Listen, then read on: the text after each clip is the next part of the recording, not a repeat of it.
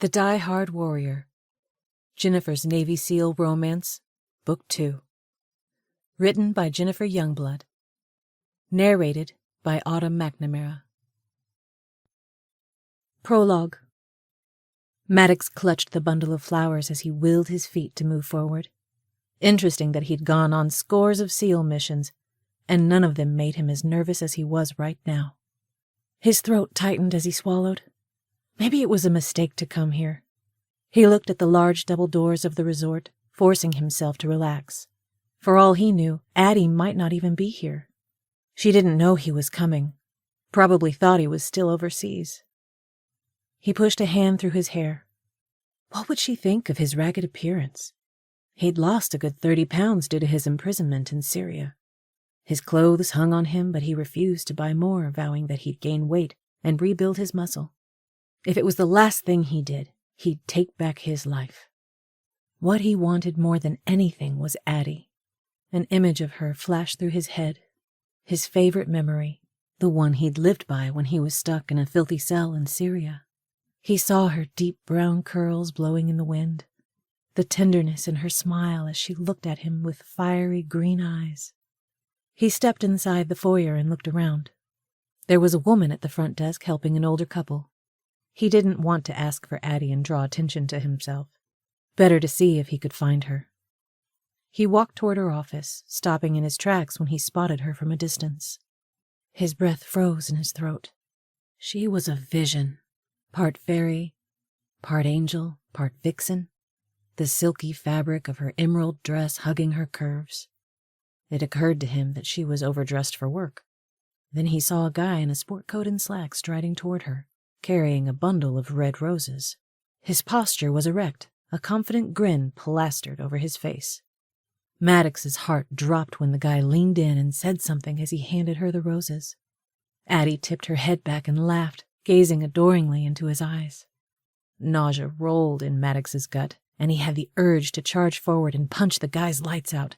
He'd make the guy bleed, make him wish he'd never laid eyes on Addie. He clutched the flowers. No, he wouldn't do that. Maddox was no longer a prisoner in Syria. Heck, he wasn't even a SEAL anymore. He was a member of polite society, the place where people buried their wounded hearts under polite trivialities and wooden smiles. His heart thudded dully in his ears as the foolishness of this endeavor flooded through him. Addie didn't want to see him. She'd ended their relationship before he even went to Syria. She was probably glad when she thought he was dead. No doubt Maddox was dead to her now. He dropped the flowers on the floor and turned on his heel, walking swiftly away before the raging part of him succumbed to the temptation to rip the guy's head off. Addie's skin prickled with the sensation of being watched as she pulled her attention away from her date. She looked toward the foyer, scanning the faces of the people surrounding her. Crazy. For an instant, she'd felt Maddox's presence. She forced a smile. "Would you please excuse me for a minute? Oh, and can you hold these?" She handed him the roses. He nodded. "Of course." Even as she walked in the direction of the foyer, she laughed at herself. She'd lost count of the number of times she'd mistakenly thought she'd spotted Maddox in a crowd. Her heart clutched, the longing for him nearly unbearable. She thought he was dead. 2 days ago, the news came that he was still alive. She'd been waiting on pins and needles, hoping he'd contact her. So far, nothing. A few paces ahead, she saw a bundle of yellow calla lilies on the floor, wrapped in green ribbon. She hurried forward, picking them up. Her heart began to pound. No one except for Maddox knew those were her favorite. Chapter 1. 6 weeks later. Addie gritted her teeth as she tightened her hold on the phone, fighting to keep her voice even. "I wish I could just drop everything and leave for San Diego this minute, but I can't. This afternoon, a trove of executives from Watermill Inc. are due to arrive for their conference." "Are you talking about those water filter guys?" "Yep," she snipped. "It's the conference I've been planning for 6 months. She hoped adding that tidbit drove her point home. She couldn't just up and leave. Sure, she was excited about the baby, but she had responsibilities. Pops let out a long sigh. It had the same effect on Addie's nerves as a pickaxe scratching metal. Isn't there someone else who can fill in for you? Addie barked out a laugh. No, there isn't. Technically, Pops was her grandfather, but he was more like a father. He and his late wife, Luella, raised Addie and Corbin, her older brother, when their parents were killed. She loved Pops more than anything, but he was the most stubborn man on the planet. This conversation was irritating the heck out of her, especially with everything else she'd dealt with this morning. It would be nice if you could be here to support your brother and Delaney. Pops lowered his voice. Corbin's putting on a good face, but I can tell he's worried about the preeclampsia. Addie pushed a curl away from her eye. Arguing with Pops was as futile as having a shouting match with a fence post. I thought Delaney was doing better. Her spirits are good, but she's really swollen. The doctor's got her on some medicine to stabilize her blood pressure in the hope that she can carry the baby until at least 35 weeks. That's 2 more weeks, right? They'd all been super worried about Delaney. She and Corbin had been through the ringer. They deserved some happiness in their lives. Please let Delaney and the baby be okay, Addie prayed silently. Yes. No way could Addie take off work right now. As much as she wanted to be there, it was smarter to wait until the baby was born and then go and visit for a few days. After this week's conference, there was a lull of about 2 weeks before the next rush was scheduled to begin. Addie planned to go to San Diego then. The baby and Delaney would be okay. They had to be. She pulled the phone away from her ear when she saw her assistant Sadie rushing towards her. The look of panic on Sadie's face caused Addie's chest to tighten. What was it now? It had been one of those mornings where everything had gone wrong. Half the staff had called in sick, the drain in the sink of the main kitchen was clogged, and it took forever to get a plumber to come out. There was a mix-up with the shuttle service, picking the water filter executives up from the airport. Addie called to confirm the appointment, but the office manager had no record of it. The woman went on to add in a snippy, condescending tone that all of her shuttles were booked. It had taken Addie 2 long hours of frantic calling to find replacements. When she finally got all the fires put out and had a minute to take a breather, Pops called, hounding her about going to San Diego. The caterers are here. They're setting up in the Alpine room, Sadie said breathlessly. Addie groaned. No, that's not right. They're supposed to be in the Skyline room. We've already set up the computer equipment for the presentations in the Alpine room. It had taken several hours and a carload of computer geeks to get everything working correctly. No way were they going to tempt fate by switching rooms. Who's supposed to be where? Pops questioned. Oh, that wasn't meant for you. I was talking to Sadie, Addie explained. She felt like a ping-pong ball zigzagging between 2 different conversations. Oh, how's Sadie doing? Pops asked.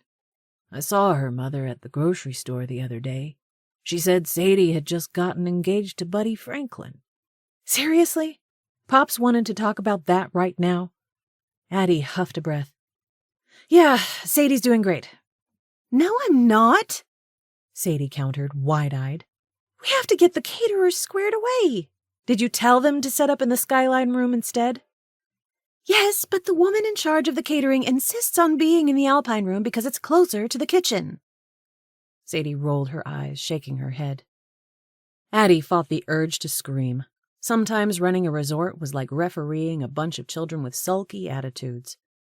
She gritted her teeth. The caterers will set up where we want them to. End of story. Sadie grimaced. All right, I'll let you tell her that. She's kind of intimidating. Intimidating my foot, Addie muttered, her blood running hotter. What's going on with your foot? Speak up. It's hard to hear you. Pops's voice was laced with irritation. Addie rubbed her forehead, thinking how she should have just stayed in bed this morning. Sorry, Pops, things are non-stop here right now. I'm going to have to call you back later. She looked at Sadie. I'll be right there. Sadie threw her hands in the air. Addie held up a finger, her voice ringing with authority. Tell them to wait for me, she ordered. Sadie nodded and hurried away. I love you, Pops. Bye. Wait a minute. Yeah? I thought you'd like to know that Maddox stopped by yesterday to check on Corbin and Delaney." The air left Addie's lungs as her pulse ratcheted up several notches. It was crazy how the very mention of Maddox's name sent her heart racing. "He asked about you." Her mind whirled. "Really?" She sputtered and was instantly frustrated with herself for getting into such a tizzy. She swallowed, sucking in a breath. "He asked about me? What does that mean? That he still cares? No, he was probably just being polite. If Maddox truly cared, he would have contacted me by now. How's he doing?" The question left her mouth before she could call it back. She clenched her hand, awaiting the answer. Pops let out a throaty chuckle. "Pretty good for a dead guy." Addie's forehead furrowed. "That's not funny, Pops." Her world had come crashing down when she got the news that Maddox and his fellow SEAL members had gone missing while on a mission in Syria. A few weeks later, they were presumed dead. It was her greatest fear coming to pass. She attended his funeral, mourned his death, beat herself up for breaking up with him. Then, like a phoenix rising from the ashes, the news came that Maddox was still alive. Oh, how she wanted to run to him then, to tell him that breaking up with him was the biggest mistake of her life. She assumed he'd reach out to her, but she'd heard nothing from him. He'd been back in the States for 6 long weeks, and nothing. She learned from Corbin, her older brother, that Maddox had retired from the SEALs and now worked for the same private security company as Corbin. That news didn't come as a surprise. Corbin and Maddox were as tight as brothers. In fact, it was through Corbin that she'd met Maddox. An unbidden image of Maddox Easton flashed before her eyes. Unruly hair, almost as curly as hers. Deep blue eyes that held a mischievous twinkle. Prominent dimples. And his larger-than-life smile. The captivating southern twang that made her go weak in the knees. She appreciated Maddox's zest for life and how he never took himself too seriously. The longing for Maddox was so strong she could taste it. Her throat was drier than sandpaper as she swallowed, trying to clear her brain. It was over between her and Maddox. She'd made sure of that. The all-too-familiar regret pinged through her as she sighed heavily. Yeah, she was an idiot. "If you were here, you could see Maddox yourself." A surprised laugh tickled her throat. "Okay, now I'm connecting the dots. You don't want me there because of Corbin and Delaney. You're trying to get me back together with Maddox." The thought sent traitorous tingles circling through her. Instantly, she was irritated at herself. Curse her treacherous body. She'd always been super attracted to Maddox. It was better that it was over between them. She couldn't live in constant fear that something might happen to Maddox. Sure, he'd made it out of Syria alive, but that didn't mean he'd make it out of future scenarios. She wasn't brave enough to love a man like that. She needed stability. A guy she could count on to be there. Not some foolhardy ex-Navy SEAL off chasing danger so he could delude himself that he was making the world a better place. She'd made the only decision she could, and she had to stand by that, no matter how much it hurt. "You miss him, Addie. You're just too dang stubborn to admit it." She was surprised at the mist that rose in her eyes as she flexed her jaw. "I don't have time to talk about this right now." Pops's voice grew intense. "Then I suggest you re-examine your priorities and make time. Nothing in this life is guaranteed, Addie. It could all be over tomorrow. Look at poor Delaney hoping and praying that all will be well with her and the baby. You have to let the people in your life know you love them. Life can change on a dime." His voice quivered as the words lost their air. Addie knew Pops was talking about Luella, his late wife and Addie's grandmother who'd spent the last few years of her life in a care center battling Alzheimer's, and then, in a cruel twist of fate, died of brain cancer.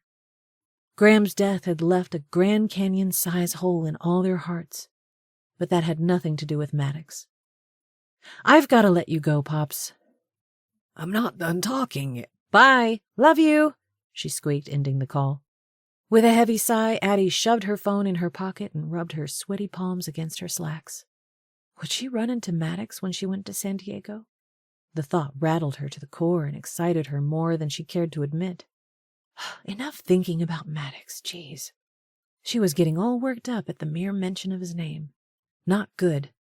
She couldn't go down that rabbit hole again.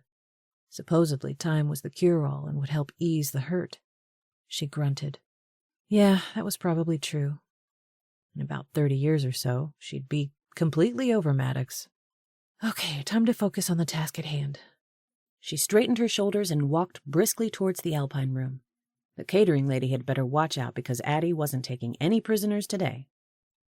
An hour later, Addie was rushing across the foyer of the Bear Claw ski resort. She was headed to a local printing shop to pick up the name tags and the lanyards for the water filter execs. Sadie had offered to go, but Addie needed a break from the hustle and bustle of the lodge. Just as she reached the double doors at the entrance, a man called her name. She stopped and turned. Jordan? What are you doing here? I thought you'd be getting ready for your cruise to the Bahamas. Aren't you flying to Florida tomorrow? Jordan Phelps crossed the distance between them with a few long steps and embraced her in a quick hug. Yes, I'm headed back to New Jersey in a few hours, and then Piper and I will leave in the morning. She looked behind him. Is Piper with you? No. He glanced around. Is there somewhere we can talk? Addie groaned inwardly. Of all the days for Jordan to show up unannounced. The executives were due to arrive in less than 2 hours. It was tempting to tell Jordan that she didn't have time to talk right now, but the words died on her lips. She and Jordan had a long history together. In fact, Addie had been the one who introduced him to his wife. Piper and Addie had been close friends ever since they met several years ago at a support group for caregivers of Alzheimer's patients. It wasn't in Addie's DNA to turn her back on a friend. She forced a smile. Sure, are you hungry? Her stomach growled as she asked the question. She'd planned to grab something to eat while she was out. Now there'd be no time for that. No, I'm good. Okay, let's go out on the terrace. Well, you can get a drink from the cafe and I'll grab a sandwich to eat while we talk. I'm starving. He nodded. I was headed out to grab some things for a conference, she explained. Let me call my assistant and ask her to pick up the items for me. I don't mean to intrude on your day, Jordan protested. She waved a hand. No worries, Sadie can handle it. I just need to call her right quick. She reached in her purse for her phone.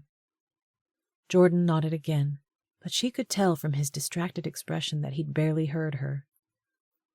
She laughed inwardly. Same old Jordan, his mind always somewhere else. Lanky with blonde hair and dark eyes, framed by trendy glasses, he reminded her of an absent-minded professor. Brilliant, but caught up in his own world. A pharmaceutical scientist with a background in biochemistry, Jordan was the most intelligent person Addie had ever met. The last time she'd seen him, he was on top of the world, telling her that the new drug he was developing at his research facility had the potential to reverse Alzheimer's. Had anyone else made such a bold claim, Addie would have laughed. With Jordan, it was different. He'd made it his life's ambition to eradicate Alzheimer's. He'd lost his mother to the disease. She was in the same care center as Addie's grandmother, which is how she and Jordan first met. They'd formed a strong bond of friendship that had turned into something more. Once Maddox stepped into the picture, however, everyone else, including Jordan, paled in comparison. After Addie's call to Sadie, she and Jordan went to the cafe where Addie selected a pre-made chicken salad sandwich and a bottle of water. Jordan also grabbed a bottle of water. Next, they went to the terrace and sat down. Addie unwrapped her sandwich and took a large bite, relishing the creamy taste of the mayonnaise combined with the crunchy walnuts and tangy grapes. I'm so glad you stopped by, she began. It's always great to see you. I just wish Piper had come with you. As fond as she was of Jordan, she was closer to Piper. Addie reached for her water and unscrewed the top, taking a large swig. She looked across the table. Jordan had pushed his bottle of water aside. Hurriedly, she took another bite and put the sandwich down, feeling a smidgen of guilt for being so concerned about eating when it was clear that Jordan wanted to talk. Well, how have you been? She prompted. It was then that Addie got a good look at Jordan. His face was pale and drawn. Worry lines carved deep around his eyes and mouth. A sense of alarm shot through her. Are you okay? He offered a strained smile. Don't worry about me. I'll be fine. She sat up straighter in her seat. What's going on? Is everything okay with the new drug? What was the name of it? She took another bite of her sandwich. PZT, he inserted. Yes, PZT. It was an acronym for a long technical word that she couldn't remember. I asked Piper how things were going. She said you're in the final phase of the lab trials and are getting ready to submit an application to the FDA. That's the plan. It sounds like things are right on track. He nodded. I'm so glad. Emotion welled in her chest. I only wish you'd developed it soon enough to save Graham and your mother. Regret flashed in his eyes. Me too, he said quietly as understanding passed between them. It had been their frustration over the disease and how it stripped away the essence of the victims that had first drawn them together and sealed their friendship. Both knew the depth of loss that came with Alzheimer's. You did what you could. Now untold others will be blessed. She reached across the table and squeezed his hand, surprised to find it ice cold. In a deft movement, he flipped his hand over and clasped her hand in his. The close contact made her uncomfortable, but she didn't want to come across as rude by snatching her hand away. His eyes held hers. Thank you. She blinked a couple of times. For what? For believing in me.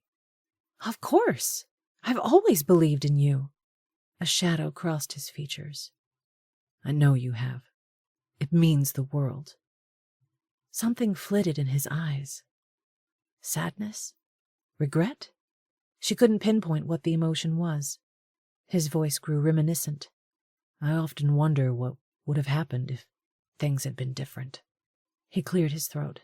If you and I had ended up together. She stiffened. He gave her a wistful smile. Before you fell head over heels in love with the military guy. She removed her hand, irritation prickling over her. Was Jordan hitting on her? Surely not. She didn't know what angle Jordan was playing, but she wasn't about to apologize for breaking up with him for Maddox. That chapter of their lives closed eons ago, and she didn't know why he was bringing it up now. You're the only one I can trust, Jordan continued. For a second she wondered if she'd heard him correctly. She gave him a hard look. What about Piper? She's your wife, your business partner. Aside from the fact that Addie knew Jordan and Piper would be perfect together, she introduced them because Piper's father, Hamilton Gentry, was a renowned brain surgeon turned researcher. Like Addie and Jordan, Piper lost her mother to Alzheimer's. Just as Addie figured, Hamilton took a keen interest in Jordan's work. He secured financial backing from investors and helped Jordan and Piper form a partnership. After Jordan and Piper were married, they, along with Hamilton, moved to New Jersey and opened a research facility. Yes, Piper too, he said absently. She loves you very much. Addie eyed him, daring him to disagree. She was fiercely loyal to her friend and didn't want Jordan saying anything negative about her. Piper's a good woman. He hesitated. She just doesn't understand. She frowned. Understand what? He shook his head, an apologetic smile touching his lips. Never mind. She could feel nervous energy radiating off him. It was both concerning and confusing. What in the heck was going on? Are you and Piper okay? A tight smile stretched over his lips. We're great. One of the main reasons I stopped by today is because I'd like to get the earrings and bracelet that match my mother's necklace. I want to give them to Piper on the cruise. I forgot to pick them up when I grabbed the necklace. Relief surged through her. Jordan and Piper were fine. Of course they were.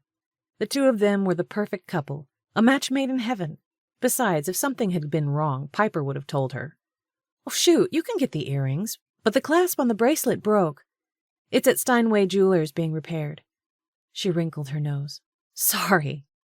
He waved a hand. No worries. A coy smile curved her lips as she crossed her arms and sat back in her seat.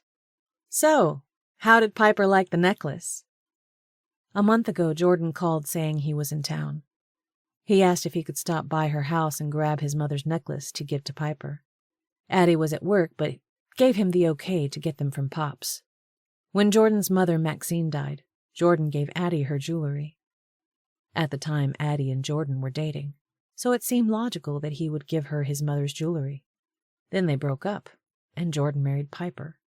Addie asked Jordan if he wanted to give the jewelry to Piper, but Jordan declined, saying that even though the situation had changed, his mother thought the world of Addie and would still want her to have the items. I haven't given Piper the necklace yet.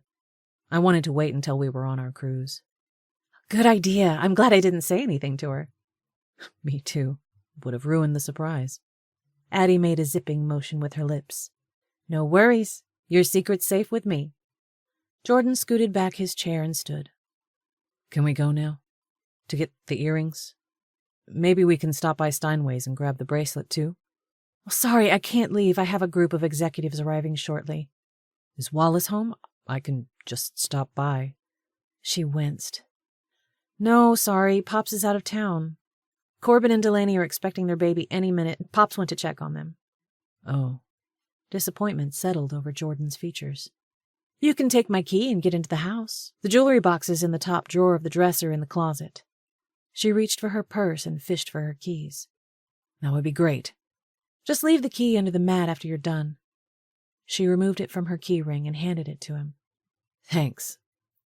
Would you like for me to call Mr. Steinway and tell him that you want to pick up the bracelet? She made a face. That is, if he's finished repairing it. That would be great, thank you. She also stood. They embraced as he kissed her on the cheek. It was good seeing you, Addie. Good seeing you, too. Have fun on your cruise.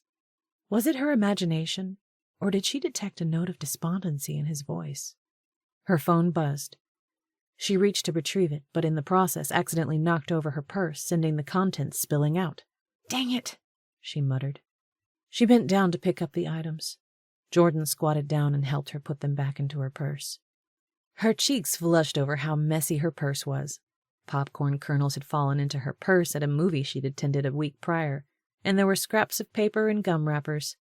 To her dismay, there was even a tampon. She grabbed it and shoved it into her purse. Sorry you had to see all that. She laughed nervously as they stood. Jordan's features went rigid, fear flashing in his eyes as he looked past her. She turned to see what he was looking at. The terrace was crowded with people, making it impossible to tell what had jolted him. Thanks for everything, he mumbled, walking away so fast that he was nearly jogging. Addie sat down to finish her sandwich, her mind replaying Jordan's strange behavior. Then she remembered she was supposed to call Mr. Steinway about the bracelet. She'd lose her head if it weren't attached. She was reaching for her phone when she heard gasps followed by murmurs. Someone's been hit, she heard a woman say. Her heart in her throat, Addie ran through the foyer and out the front doors. She clutched her chest, holding her breath when she saw a group of people encircling a person on the ground. She caught sight of a brown shoe and blue dress pants, what Jordan had been wearing. Dread screamed through her as she stepped closer. It took a second for her mind to register that the broken man on the ground was Jordan. She rushed to his side. His head was covered in blood, his hand cradling his ribs. Tears sprang to her eyes as she dropped down beside him. Oh my gosh! Call 911! She cried. Jordan, what happened? He was hit by a black sedan that sped off, a man said. Jordan gasped for breath, a dazed look in his eyes. Addie's pulse pounded against her head in hard thrusts. Oh, please let him be okay, she prayed. Hold on. Help is on the way. A burst of dizziness overtook her, and she had the feeling none of this was real. The cloudiness dissipated from Jordan's eyes for a split second as he focused on her. Addie, he breathed. She reached for his hand. I'm here. Panic rose thick in her throat as her chest constricted to the size of a pea. He needs help, she screamed, looking around wildly. Help is on the way, a woman assured her. Jordan made a gurgling sound as his shoulders convulsed. Don't try to talk, she implored. He coughed, a thin line of blood bubbling from his lips. A wave of nausea rolled over Addie. She suspected that Jordan was bleeding internally. Tears spilled down her cheeks as she watched his chest go up and down in a futile effort to get air. Jordan was dying before her very eyes, and she was incapable of helping him. "I've done things," he managed to say. "Rest. Don't talk." The anguish in Jordan's eyes seared through her like a red-hot knife. "Please," he coughed. "Forgive me." His eyes glazed, and she felt his hand go slack as his life left him. "No!" she cried, sobbing. Chapter 2. Addie knew she needed to call Piper and tell her about Jordan. A part of her wanted to shrink back and let events run their course. Sheriff Hendricks would get around to it in the next few hours. No, she couldn't wait for him. The news needed to come from her. Crazy how a few hours ago she'd been going about her life as normal, fretting over the details of the approaching conference. Jordan had done the same, coming to see her so he could get the jewelry to give to Piper. Tears glistened in her eyes. Hopefully it would bring some comfort to Piper to know his last thoughts had been of her. Addie's heart clutched. That wasn't exactly true. Jordan's last words kept replaying through her mind. What things had Jordan done? Forgive him for what? She pushed her hair out of her eyes and tucked her curls behind her ears as she took in a deep breath.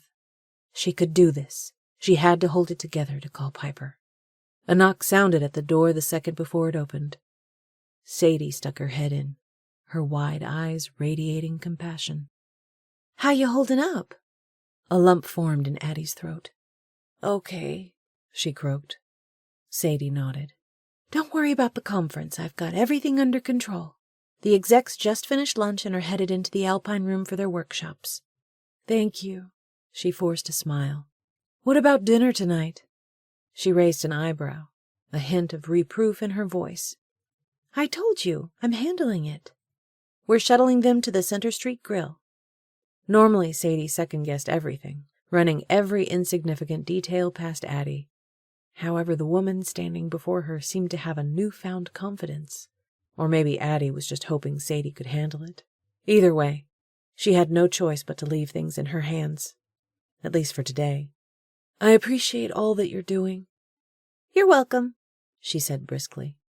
"I'd better get back to it." She offered a reassuring smile. "Hang in there." She closed the door. "I'm trying to," Addie said to herself.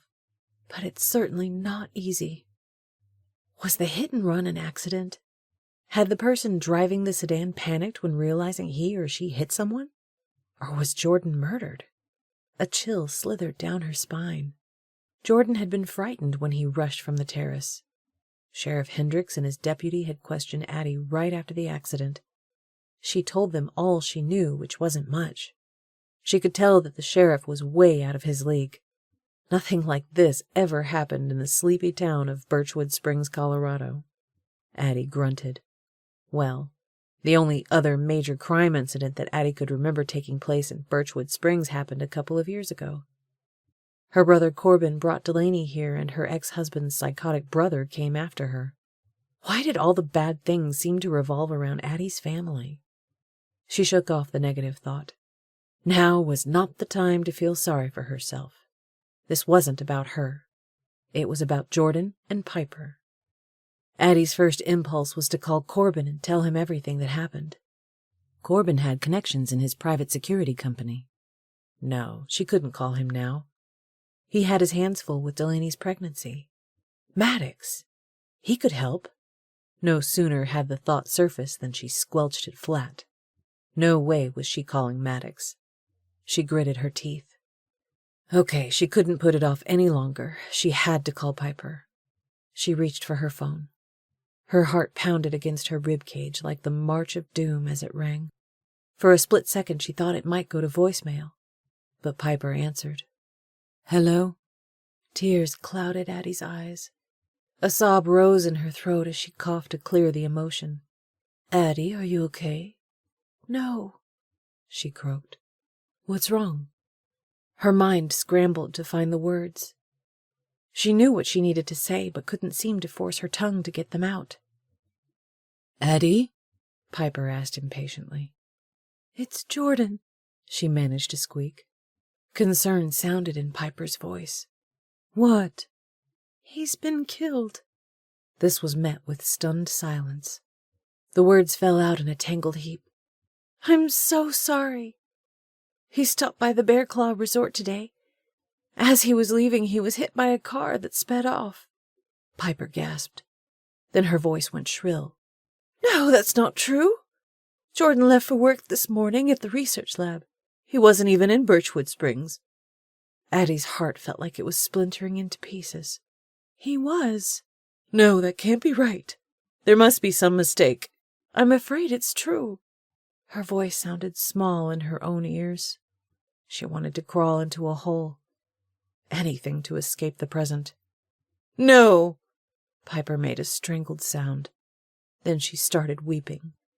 Tears streamed down Addie's cheeks. "I'm so sorry." She put a fist to her lower lip to stay the quivering. The only sounds were Piper's ragged grief. Addie wished she was there with Piper. It was so cruel to have to tell her this over the phone. But she wanted it to come from her instead of a stranger. "Piper, are you okay?"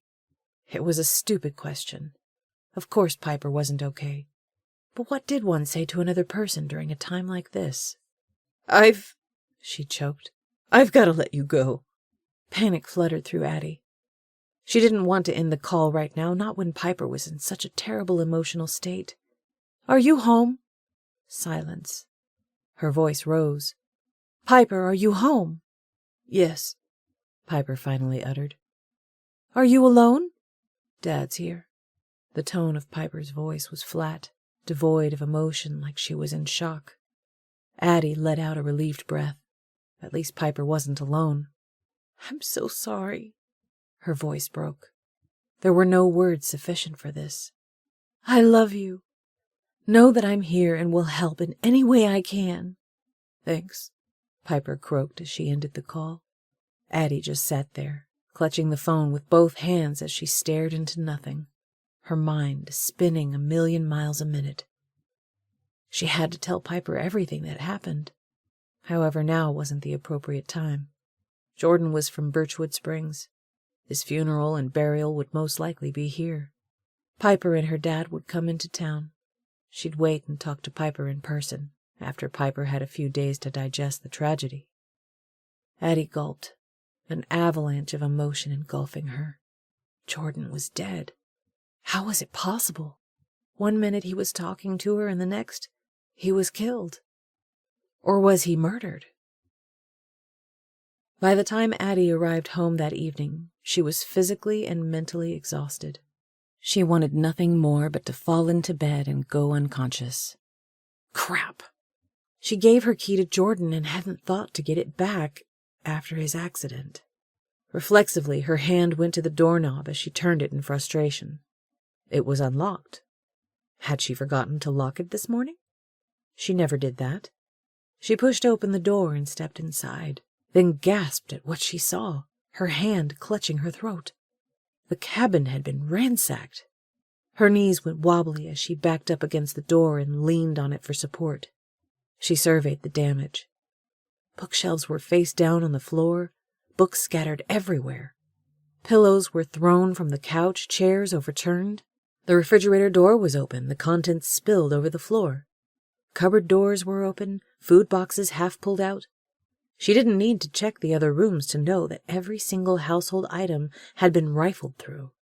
This was like something out of a horror movie. With trembling hands, she reached in her purse for her phone. Was someone still here? She looked around, her skin crawling as she feared an attack. She'd put off calling Corbin earlier, but desperate times called for desperate measures. "Please answer," she prayed. "Hey, sis." She realized she'd been holding her breath, waiting for him to answer. "Hey, I'm so sorry to bother you right now with all that you have going." "No worries, what's up?" She couldn't keep her voice from shaking. "Jordan Phelps was killed today outside the resort." Tears filled her eyes as the terrible events came rushing back. "What? How?" "It was a hit and run." "Wow. I'm sorry to hear that." "There's more." "What else?" Her heart thudded in her chest like a bowling ball bouncing on concrete. Someone broke into the cabin and ransacked everything. Instantly, Corbin went into SEAL mode, firing questions at her. Are you okay? I think so. I just got home and realized... Her voice dribbled off. Where are you now? At home, she said irritably. Had Corbin not heard her the first time? I mean, where are you in the cabin? Standing beside the front door? So you don't know if anything was taken? No. The thought of going into the other rooms was more than Addie could take right now. Has the intruder left? She shuddered. I'm not sure. Get out of there now. Call 911. Her head began to spin. Oh, okay. She rushed to the car, her heart sputtering a sickly beat as she jammed in the key with a shaky hand and opened the door. She got in and locked it, looking around at the empty space surrounding her. Shakes started in her hands going down to her toes. Her pulse was making whooshing sounds against her ears. I'm in the car, now what? Call 911. They'll come out and search the house and file a report. This is crazy. Why would someone ransack the cabin? She let out a harsh laugh. I have no idea. Do you think it's connected with Jordan's death? A headache pounded across the bridge of her nose. I don't know. She rubbed her forehead, letting out a humorless laugh. I don't know anything anymore. One minute Jordan was talking to me on the terrace, and the next he walked out of the resort and got hit by a black sedan that sped off. Corbin blew out of breath. Can you get a room at the resort? Yeah, we're not booked at full capacity. Okay, do that. I'll be there first thing in the morning. No! She exploded. You can't. What about Delaney? The silence on the other end of the line spoke volumes. Delaney needs you there. You can't desert her right now. She clenched her jaw, eyes narrowing. If she called Corbin away and something happened to Delaney while he was gone, Addie would never forgive herself. I didn't call you so you'd come here. I called because I was hoping you might be able to use your connections to find out what's going on. Long pause. Okay, I'll see what I can do. In the meantime, call 911 right now. And call me back so I'll know you're okay. Will do. She ended the call and did as Corbin instructed. As she was calling 911, Addie glanced at the darkening sky. It occurred to her that she was alone in a remote area. Pops rented cabins to tourists who visited the Bear Claw Ski Resort and the nearby hot springs. He and Addie lived in one of the cabins. Just this morning, Addie had appreciated the coolness in the fall Colorado air and how the leaves were starting to change colors. But now everything seemed ominous and threatening. Shivers snaked down her spine. If someone wanted to harm her, now would be the perfect time. The police wouldn't be able to get here fast enough. While being on the phone with Corbin helped calm her, there was little he could do from San Diego. Should she leave right now and go to the resort? No, she wanted to be here when the police came. That way she could see if anything was missing. Her jaw hardened as anger took hold. She had to remain strong, see this thing through. 911, what is your emergency? A professional-sounding dispatcher asked. Someone broke into my home. Please hurry, she added after she'd given her name and address. Chapter 3.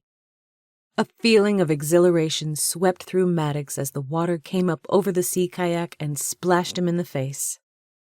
Woohoo! He yelled, loving the blast of cold wind that whipped through his hair. The kayak nose lifted in the air with the oncoming wave, then dropped a good 10 feet down into the ocean with bone-jarring intensity as the wave rushed past them. Hold on! He yelled to Felicity, who was sitting in the front. Felicity shrieked and then cursed. My hair! She lamented. Don't worry, you still look great. Yeah, right, she smirked. It was true. Felicity was beautiful. Too bad he couldn't be as complimentary about her attitude. From the time he picked her up this morning, she'd complained about everything. At the diner, the coffee was too weak, the toast stale. Maddox thought she was going to have an out-of-body experience when she saw the wetsuit that the guy at the rental place gave her to put on. You really want me to wear that grimy thing? She scoffed, wrinkling her nose in disgust. You don't have to wear it, Maddox responded with a casual shrug. Good, Felicity sniffed. If you want to go into the freezing cold water with nothing more than a t-shirt and shorts, it's your choice. He swore he could see the steam coming out of her ears as she snatched the wetsuit from the employee and stomped into the dressing room to put it on. A minute or so later, she called out to him, saying the wretched thing didn't fit. As it turned out, she had it on backwards. Maddox leaned forward, paddling with all his might to get them past the breaking waves. Getting the kayak into the water was the hardest part. Once they got past the break, it would be easier to navigate. Splatters of rain hit his face. He looked up at the leaden sky. The water was choppy, the wind picking up. In retrospect, it probably wasn't the best day to come out here. Felicity claimed to love kayaking, but watching her reaction to a few waves and rain, he wondered if she'd only said that to impress him. Felicity was slapping the water with her oar. An incredulous laugh gurgled in Maddox's throat. "What are you doing?" "Rowing! What does it look like?" she grumbled. "Certainly not rowing," he responded under his breath. "Dip your oar down deeper into the water. Use smooth strokes. Put some muscle into it." He used his oar as a rudder to turn them into the direction of the La Jolla Sea Caves. The 7 caves all had their own names and unique features. Maddox never grew tired of exploring them. "Paddle on the right side now," he instructed. "Your other right," he said dryly when she kept rowing on the left. Finally, she switched. When they got turned in the right direction, Maddox placed his oar in his lap, letting the motion of the current push them forward. "Okay, you can relax a bit," he said when he realized Felicity was still paddling. She stopped and looked back at him. He did a double take. She had streaks of mascara running down her face, and her hair looked like blonde glue matted to her head. Unfortunately, she caught the startled look on his face before he had time to recover. "What?" She touched her hair. "I look awful, don't I?" "You look fine." He hoped lightning wouldn't strike him down for telling a lie. No wonder Felicity didn't want to get wet. She looked like a drowned poodle that had black zigzags running down her face. Addie's face flashed before him, and with it came a longing that ached through his entire body. He'd brought Addie kayaking. Like him, she was in her element and couldn't get enough of the stories about the folklore and legends surrounding each cave. Addie had whooped and laughed when the waves rushed over them. She'd looked stunningly beautiful with her flawless olive skin, water droplets nestling in her corkscrew curls and shimmering like diamonds in the sun. He'd not been back to Birchwood Springs since that fateful evening when he saw Addie with another man. Despite everything, he still found himself hoping that Addie would reach out to him. Several times he'd been tempted to call or text her to see how she was doing. Then he reminded himself that she'd dumped him, said she couldn't handle being with a guy who ate danger for breakfast. "Every time you get deployed, I live in constant fear that you won't come back," she said. Maddox almost didn't come back. The mission to Syria, where he and his fellow SEAL members were captured and tortured by ISIS operatives, nearly turned out to be his undoing. The horrors of the ensuing torture at the hands of his captors still haunted Maddox. He'd gone through several rounds of therapy, including eye movement desensitization and reprocessing psychotherapy, or EMDR. Surprisingly, EMDR had been the most helpful of all his treatments. While focusing on a repetitive motion or sound, he revisited the upsetting memory. This technique was repeated until Maddox could process the trauma so that it wasn't as distressing. He'd first heard about EMDR from Creed, a fellow SEAL member who'd been in Syria with him. It seemed like a crock of crap to Maddox, but Creed kept raving about it, so he finally tried it. He was grateful to find something that helped ease his PTSD. Too bad he couldn't find a treatment that would stop him from comparing every girl he went out with to Addie. Talking to Addie's grandfather Wallace yesterday brought everything back. It made him miss Addie so much he could hardly stand it. Wallace hinted that Addie missed him and suggested that he reach out to her. He scowled. As much as he wanted Addie back, a relationship required the cooperation of 2 people. Hence the old saying, "It takes 2 to tango." Addie had made it crystal clear that she wanted nothing to do with him. What is that in the water? Felicity asked, her voice crackling with tension. Please tell me it's not a shark. He looked to where she was pointing and saw a fin. It dipped under the water and back up. He spotted another fin about 2 feet behind the first. Well, those are dolphins. Her voice grew shrill. No, they're sharks! Oh no, what are we gonna do?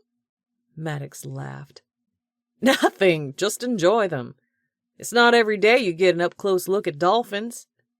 She shuddered, hugging her arms.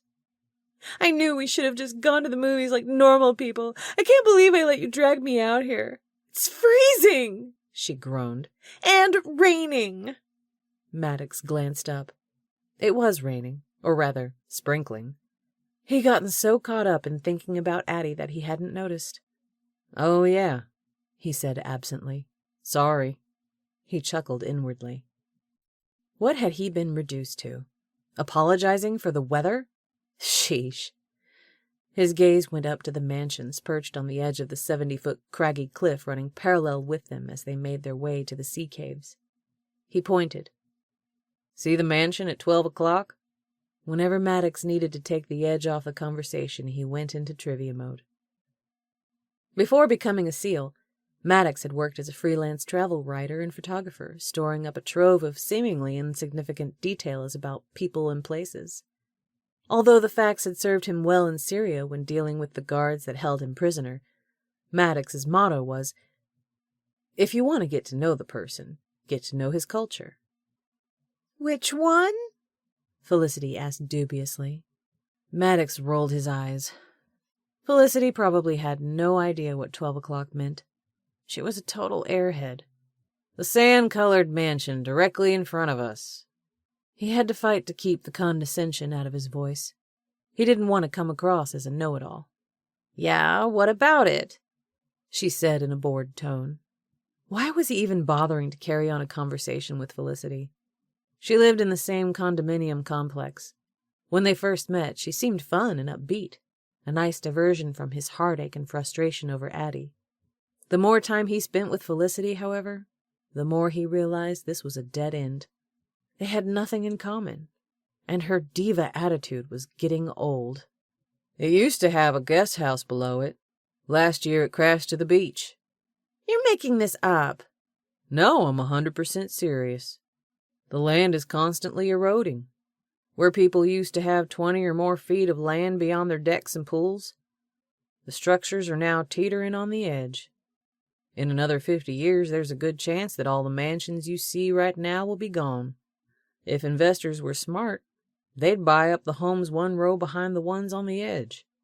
Then, as soon as their neighbors' homes crash to the beach below, they'll have an unencumbered view of the ocean.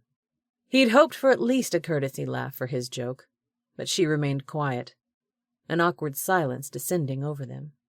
He pointed. See that mansion 3 houses to the right of the sandstone one? Yep. The children's author Dr. Seuss was friends with the owner. Legend has it that Dr. Seuss loved to attend parties there. He'd stay late into the evening, and his... She let out a loud sigh. Is there a point to this story? Maddox flinched like he'd been slapped. Had she really just said that to him? I was getting to the point before you so rudely interrupted me, she grunted. Fine. Continue. For a second, Maddox almost didn't tell her the rest. But then he decided to be the bigger person. His wife didn't like going to the parties. She'd stay home and get irritated that her husband was gone so long. She'd call and nag him to come home. The experience gave him material to write The Grinch That Stole Christmas. Huh, interesting, she said in a flat tone. Maddox made a split-second decision. All right, date's over. I'm taking you home. And I won't be asking you out again, he added mentally. Finally, she exclaimed. I'm ready to get out of this horrid wetsuit. I hate to even think of the germs lurking inside it. When they were back at the rental company changing into their regular clothes, Maddox got a call from Corbin. He answered on the first ring. Well, hey, man. Hey, Corbin clipped.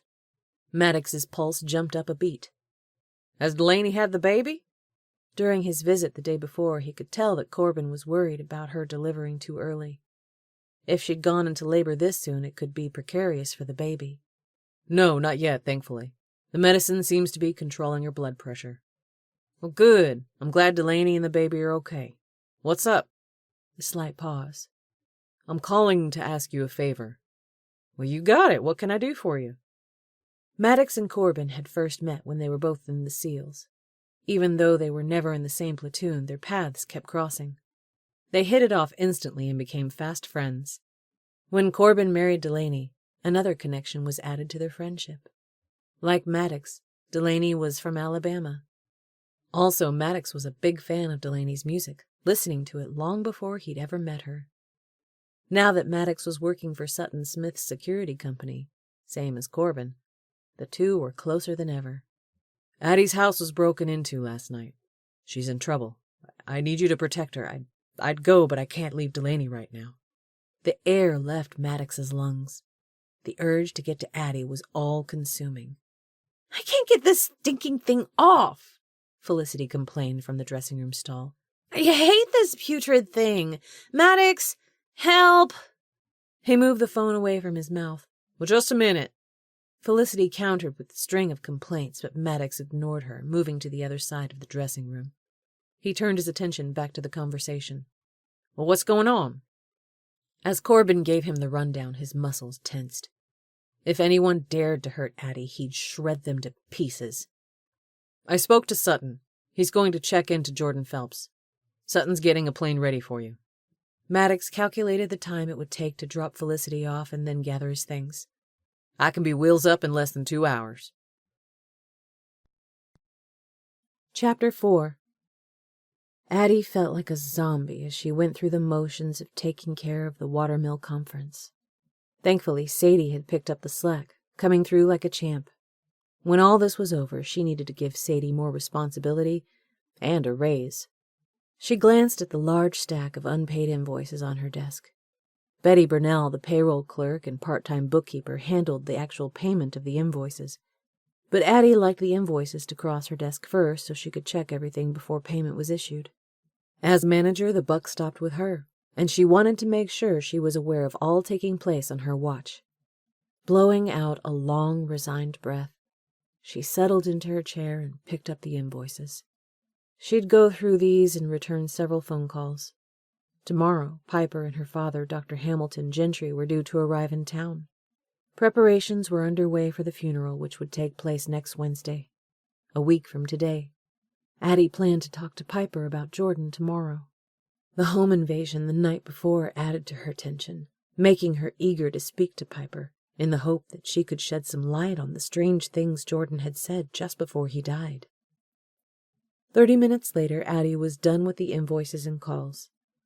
She sat back in her seat, twirling a pen in her fingers, her thoughts going to the break-in at her home. When the police arrived, or rather, Sheriff Hendricks with his young deputy in tow, Addie sifted through the wreckage trying to figure out if anything was missing. From what she could tell, nothing had been taken, which made the situation even more puzzling. What had the person or people been looking for? Her room was the worst. Documents, books, magazines, and photos were strewn over the floor. Her clothes and undergarments were removed from her dresser and heaped on the floor like garbage. She felt so violated and vulnerable. Every time she thought of someone going through her things, she felt sick. And it wasn't just her things, Pops's too. It was all Addie could do to keep going. What she really wanted was to curl up in a ball and cry. Tears glistened in her eyes as she swallowed. She still couldn't believe Jordan was gone. Her stomach growled, reminding her that she'd not eaten breakfast or lunch, and it was 2:00. The easy thing would be to grab a sandwich at the cafe. She recoiled at the thought. She couldn't do it, not while Jordan's death was fresh on her mind. The cafe and terrace were the last places Jordan had been. No way could she get a sandwich from the cafe as she had yesterday. Even if she took it back to her office to eat, it would still be too painful. She reached for her purse, slinging the strap over her shoulder. She'd run out and grab something. Getting away from the resort would do her good. Despite Corbin's protests, Addie planned to go home after work and spend a few hours putting her house back together. She assured Corbin that she'd go back to the resort to sleep. She grimaced. Staying at the resort was like being at work 24/7. She gritted her teeth, anger surging through her. She refused to be cowed by whomever was doing this. Corbin insisted on installing a top-notch security system that he could access on his cell phone. The guys were scheduled to come out tomorrow. As soon as the new system was installed, Addie was going home. Autumn was Addie's favorite time of the year. Nothing was more glorious than Birchwood Springs, with the splendor of the changing leaves and the snow-capped, hazy blue mountain range in the distance. However, Addie hardly noticed the scenery as she walked to her car and unlocked the door. She stopped, the hair on the back of her neck lifting as she looked around the parking lot. Not another person was in sight, but she felt like someone was watching her. A shiver ran down her spine as she quickly got into her car and locked the door. From the safety of her car, she felt a little bolder as her eyes combed the parking lot. Nothing. Maybe she was being paranoid. How could she not be? Jordan had been mowed over in front of the resort. It had taken her a half hour and some fancy talking to ease the water filter exec safety concerns.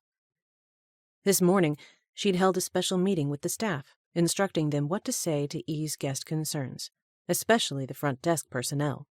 Just as Addie feared, many of the guests bombarded the front desk, asking about the hit and run. Addie clutched the steering wheel with both hands as she drove into the downtown district and turned into a parking space in front of a popular deli. Normally there were long lines, but with it being after 2 o'clock, she hoped to be in and out quickly. As she walked from her car to the deli, her skin crawled with the suspicion that she was being watched. Her pulse throbbed against her neck as she looked around. A young mother pushing a stroller came toward her. The woman offered a polite smile and nodded as she passed. "Hello," Addie said, pushing out a tight smile. An elderly man and a woman were walking arm in arm. The man held a cane, using it for support as they trudged forward. The wind picked up, cutting through Addie's lightweight sweater and raising goosebumps over her flesh. She looked up at the leaves on the nearby trees dancing in the wind, their soft rustle filling the air. Her gaze went to the parked cars. Empty. She scoured the surrounding area, finding nothing amiss. Was she being paranoid because of everything that had happened? Probably. She folded her arms over her chest, continuing into the deli. "Welcome to Grader's. Sit anywhere you'd like," a short-haired blonde said with a friendly smile. "Thanks." The woman must be new. Addie didn't recognize her. She sat down at a table by the wall. Out of habit, she retrieved a menu from the stack behind the metal napkin holder and perused the menu, knowing all the while she'd decide on her usual, a turkey club and fries. The server approached, removing her pin from behind her ear. She took Addie's order and scribbled it on her pad. "Good choice, hon." Addie bit back a smile, not wanting to tell the woman that she'd been coming here for years. She probably knew the menu better than the server. She glanced at her name tag, committing it to memory. "Cindy." "Would you like anything to drink?" Cindy asked in a sing-song voice. "Just water with lemon." "A sure thing," she quipped. "Thanks, Cindy." "You're welcome." A large smile filled Cindy's face as she nodded in appreciation. "I'll be right back with your water." In the hospitality industry, Addie had learned the value of using people's names. It created a sense of familiarity, letting the person know you cared. As Cindy strolled away, Addie sat back in her seat, taking in a deep breath. She had to laugh at herself for thinking of something as trivial as hospitality tips in a time like this. It was ingrained in her. Maybe she was trying to concentrate on something other than the fact that her former boyfriend, the husband of her best friend, was killed, and someone had ransacked her home, yet didn't take anything. Corbin assured her that he would look into the situation and call her as soon as he knew something. Addie had not heard from him today. In this instance, no news was not good news. She glanced across the room and caught eyes with a familiar face. Crap. Madison Wells, the last person Addie wanted to speak to right now. Madison had been crushing on Corbin for years. Addie used to get great delight out of teasing Corbin about Madison, which was fine because it was Corbin dealing with Madison, not Addie. Madison was eating lunch with a couple of her girlfriends, former high school cheerleaders, the same as Madison. The adage, birds of a feather flock together, ran through Addie's mind. She'd never particularly liked any of the girls. They were too superficial and snotty for her taste. Madison smiled brightly and waved. Addie held up her hand in a stiff half-wave. That's all it took for Madison to stand up and trot over. Addie groaned inwardly. It didn't take a brainchild to guess why Madison wanted to talk to her. Madison always had an agenda. "How are you?" Madison cooed, giving her an over-the-top concerned look.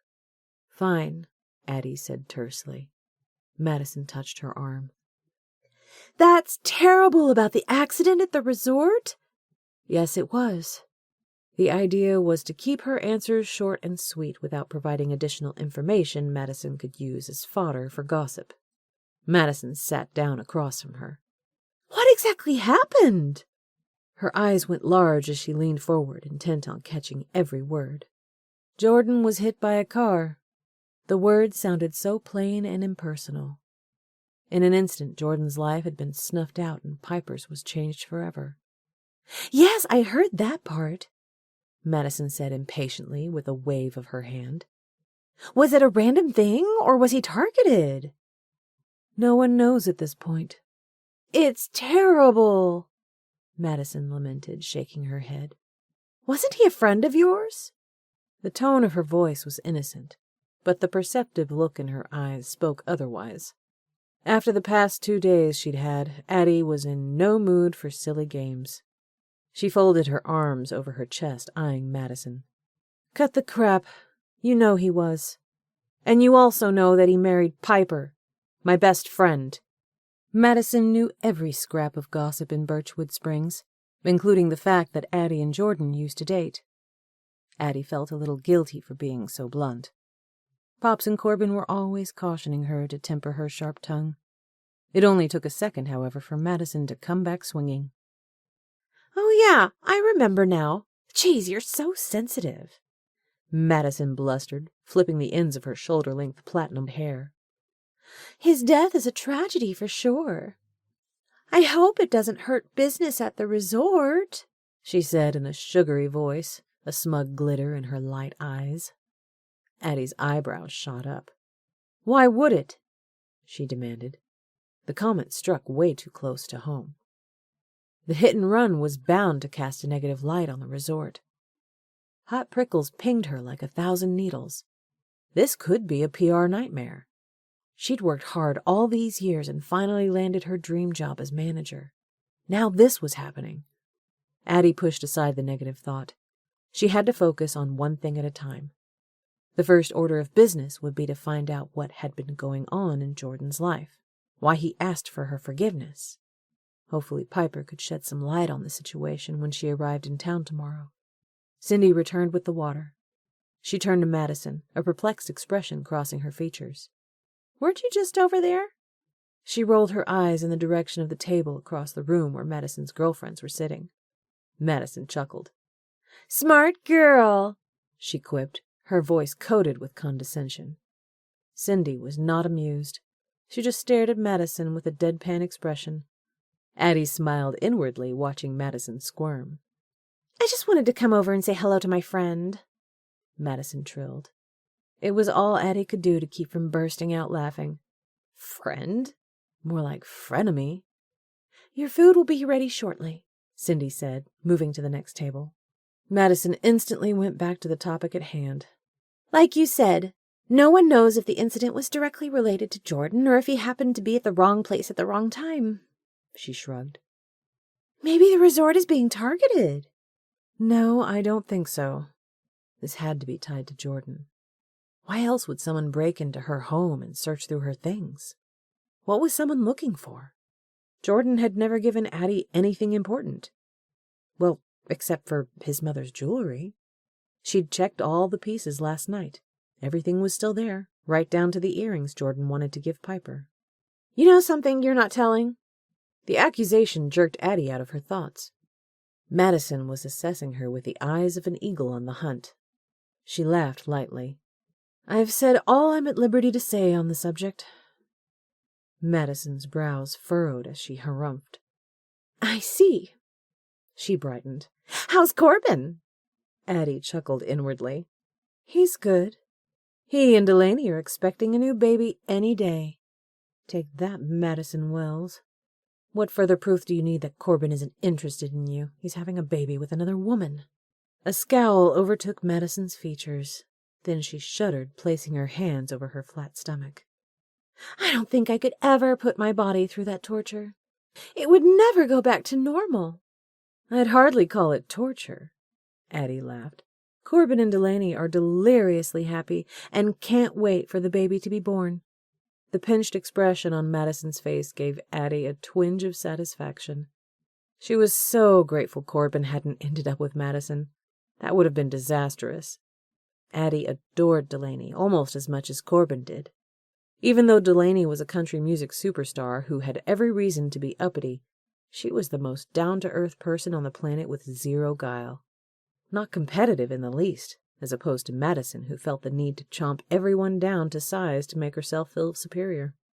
Addie knew she shouldn't rise to the bait where Madison was concerned, but she couldn't seem to stop herself. The light in the room shifted as the door to the diner opened. Addie glanced as a man entered. There was something familiar about his carriage and stride. Her heart leapt in her throat as she did a double-take. She'd recognize those unruly curls and the determined set of his chiseled jaw anywhere. The room did a quick spin. Addie had the feeling that her chair was falling out from beneath her as she fought to regain her bearings. Everyone else in the room vanished as he strode toward her with quick, purposeful steps like a man on a mission. "Hey," he said, a bemused smile tipping the corners of his lips. Funny the things her mind captured in an instant. His cut biceps, the definition of his pec muscles underneath his navy t-shirt. How he exuded masculinity. She glanced at his long legs encased in Levi's as heat crept up her neck. "Maddox," she squeaked, clutching her throat. "What are you doing here?" Chapter 5. Maddox pulled out a chair and sat down across from her. He'd wondered if Corbin would tell Addie he was coming. Judging by her bug-eyed look, Corbin hadn't. He allowed himself a moment to drink in Addie's exquisite features. How many times had he dreamt of running his hands through her thick tresses of curly hair? Most often in his dreams, her lively green-gold eyes held a twinkle of mischief. Today, however, they were shadowed with concern. There were faint circles under Addie's eyes, and she looked pale. The temptation to reach out and place a comforting hand over hers was so strong that he clasped his hands together instead, so he wouldn't make a fool of himself. Addie gave him an intense look that bordered on irritation. "Why are you here?" He tensed. "No happy to see you. I'm glad you're alive. I'm sorry I carved out your heart and stomped it into the ground." Was Addie really so heartless? Disappointment pummeled through him. What had he expected? That she would fall into his arms? Tell him that she made a big mistake by breaking up with him? That she still loved him? Only in his dreams. Anything he and Addie had shared dried up months ago. He'd do well to keep his emotions contained. He was here because of Corbin. He'd do what it took to protect Addie before getting the heck out of Dodge. Maddox realized Addie was awaiting his answer. He cleared his throat, glancing at the woman sitting beside Addie. "Can I speak to you in private?" He gave the woman an apologetic look. "No offense." A seductive smile snaked over the woman's lips. "None taken." She gazed into his eyes with a star-struck expression, like she'd just seen her first Corvette. "Your accent is adorable," she gushed. "What part of the South are you from?" she asked, mimicking his accent. He cringed. One of Maddox's pet peeves was when people poked fun at his accent. A phrase from the movie Sweet Home Alabama ran through his mind. "Honey, just 'cause I talk slow doesn't mean I'm stupid." He caught Addie's amusement from across the table. She knew exactly how he felt about the topic. The distance between them shrank, and they shared a silent exchange. For an instant the connection between them ran stronger than steel. Then Addie seemed to realize what was happening and quickly looked down. "I'm sorry, did I say something wrong?" The woman looked back and forth between Maddox and Addie, a befuddled look on her face. Maddox shook his head and chuckled under his breath. The woman obviously meant no harm. "No, you're good." He tried to catch Addie's eyes, but she wouldn't look at him. "The name's Madison. What's yours?" "Maddox." The woman leaned in, an open invitation brimming in her light eyes as she brushed her hand against his. "Are you new in town?" An embarrassed laugh hiccuped in his throat as he looked at Addie. Her face had turned darker than an eclipse, and she looked like she wanted to scratch the blonde woman's eyes out. A jolt of surprise raced through Maddox. Was Addie jealous? The notion kindled hope in him. Normally, he'd give the man-hungry Barbie the brush off. However, this could work to his advantage, and be payback for seeing Addie with another man. Of course, Addie had no idea that he'd flown in to see her. Still, it hurt all the same. Maddox flashed a large smile, which he was sure looked goofy. "Yes, I just arrived." The woman let out a throaty laugh as she made a point of panning over him with an appreciative eye. "Oh, honey, from the looks of it, I'd say you arrived a long time ago." Maddox's skin crawled and he felt like a piece of slimy meat. Addie's eyebrows shot up, her features twisting in a hard amusement. "Maybe I should leave you two alone." "Maybe you should," Madison agreed, touching Maddox's arm. Inwardly, he recoiled. Forward women always turned him off. Madison was obviously on the prowl. He second-guessed this plan to make Addie jealous. It was working, but no way could he stand to be around Barbie for any length of time. She made Felicity look like the catch of the century, and she hadn't impressed him. The sad truth was that no woman could compare to Addie. Not only was she beautiful, she was spunky and smart. Simply being in her presence made him feel more alive than he'd felt in a very long time. Too bad she wanted nothing to do with him. He wondered about the guy he'd seen with Addie. Were they involved? The notion sent a fireball of jealousy spiraling through him. A server approached with a plate of food. She placed it in front of Addie, but her eyes remained trained on Maddox. "Hey," she said, interest lighting her features. "Oh no, not her too." "Hey, how you doing?" Maddox said with a curt nod. What was it about the women in this town? They acted like they'd never seen a man before. If only Addie were 1/10 as enamored with him. Even when they were together, she'd played it cool, always making him work for her affection. As frustrating as it was, he liked that about her. "Can I get you something to eat?" the server asked. A wicked idea took root in his mind. "Just an extra plate." He looked at Addie. "I'll share with her." Her eyebrow lifted. "Oh, no, you won't." "Well, come on, Addie," he drawled, laying his southern accent on thick. "It'll be like old times." He reached over and grabbed one of her fries and plopped it into his mouth. "Fine," she relented, rolling her eyes. "One extra plate coming right up. What would you like to drink?" "Club soda with lime." "You got it," the server clipped, walking away. "My name is Madison, by the way." "You said that already," Addie said dryly. "But in your defense, it must have flown right out of your head." She wrinkled her nose, a cheeky smile curving her lips. "All that air." Maddox coughed to cover his startled laugh.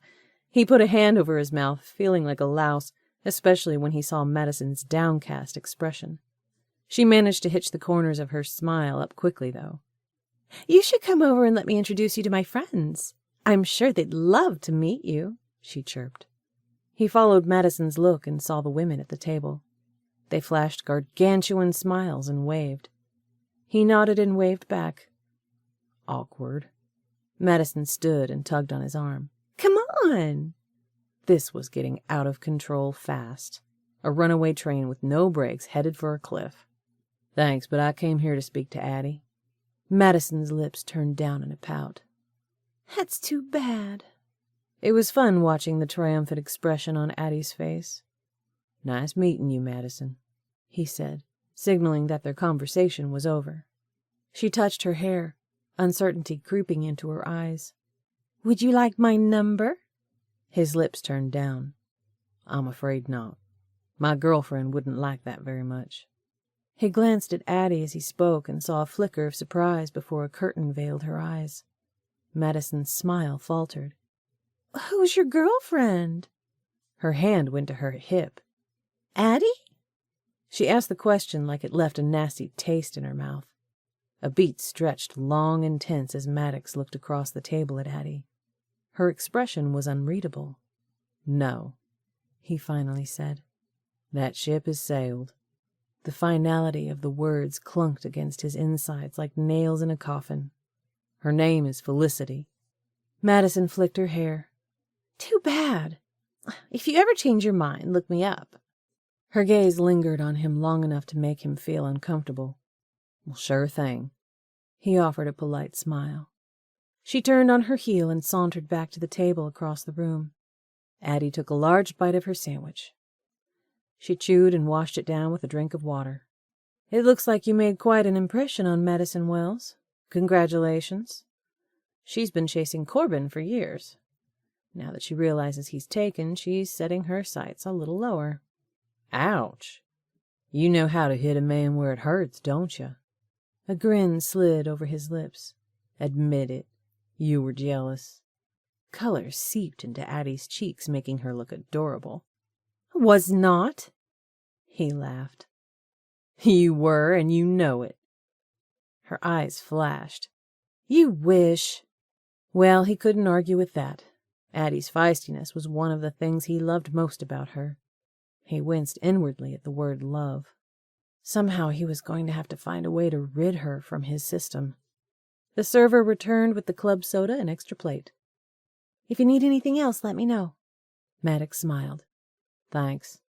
Addie kept eating. He motioned at the food. Are you going to share or what? She pursed her lips. I suppose. He slid the empty plate towards her. She reached for a handful of fries and plopped them on his plate. Then she placed half a sandwich beside the fries, the half she'd eaten from. He laughed in surprise. Seriously? Her eyes met his in defiance. Seriously, you charge in here unannounced and interrupt my lunch. She shoved the plate in his direction. Beggars can't be choosy. Man, Addie had moxie. Never a dull moment with her. All right. I guess I'll take what I can get. He took a bite of the sandwich. It was very good. You never did answer my question. Huh? He took a drink of the club soda, appreciating how it burned down his throat. She leaned forward. Why are you here? He rolled his eyes, growing tired of Addie's accusatory attitude. It shouldn't take a genius to connect the dots. Corbin sent me to protect you. She'd been about to take a bite of a fry. Instead, she threw it down. Are you kidding me? Nope. He put a fry in his mouth and made a point of chewing it slowly. He wasn't going to let Addie get him riled. He'd promised Corbin he'd help, and that's what he was here to do. She scoffed, shaking her head. Oh, this is just like my brother to use Jordan's death as an opportunity to get us back together. He tensed. Don't flatter yourself, darling. This has nothing to do with our past relationship. Yes, I was upset when you dumped me, but I moved on. Something indiscernible flashed in her eyes. With Felicity? He had the urge to laugh uncontrollably. Felicity? Couldn't he have come up with a better option than her? Her eyes widened. You know why I broke up with you. Yes, you explained your reasoning very thoroughly. The hurt and anger rushed back with a vengeance. She clutched her napkin. I thought you were dead. Sorry to disappoint you. He was surprised to see tears glistening in her eyes. I went to your funeral, mourned your death. A gush of tenderness crowded out the anger. This time he couldn't stop himself from touching her hand. Electricity zinged through him when their skin connected. He could tell from her startled expression that she felt it too. For a second, he forgot about his own heartache and thought about everything Addie had been through. In her defense, it would be hard to love someone with a dangerous profession. He'd come very close to not coming back from Syria. While he and his fellow SEALs had escaped, they were still living with the emotional scars. Even though he was no longer a SEAL, his profession was still just as dangerous. I'm sorry for all the turmoil I've put you through. She jerked like she'd not heard him correctly. I mean that. She'd not moved her hand from underneath his. Warmth from her skin seeped into him, and he felt like time had been peeled away, that they'd never been apart. Then, in the time it took for him to take his next breath, something changed. She removed her hand and sat back, drawing into herself. What in the heck had just happened? Sometimes Addie completely mystified him. There was only one way to make this job work. He had to clear the air once and for all, put her at ease about the relationship. Look, you don't need to worry. I didn't come here to try and start things up with you. Liar, his mind screamed. I came because Corbin said you were in trouble. He couldn't come, so I took his place. Her lips formed a tight line. I see. I'll always care about you as a friend. The words rang false in his own ears. Like I told Madison, I'm with someone else now. Felicity. Yes. He forced a smile. So you see, you have nothing to worry about. Her eyes went harder than granite. That's good to know. She scooted back her chair and stood. You know what? I appreciate you coming, but I don't need any help. He jumped to his feet. How can you say that? He lowered his voice. You don't know why someone killed Jordan or why your home was broken into. Corbin's worried sick about you. Even as we speak, he's getting his boss to check into the situation. You mean the billionaire philanthropist Sutton Smith, who's also your boss? Yes. He didn't know how much Addie knew about Sutton's private security company, so he figured it was better to keep the conversation generic. She raised her chin.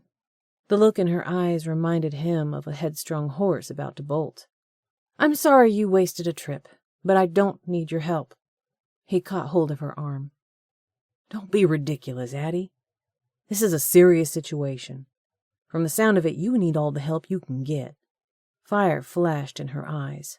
Not from you. She jerked her arm out of his grasp.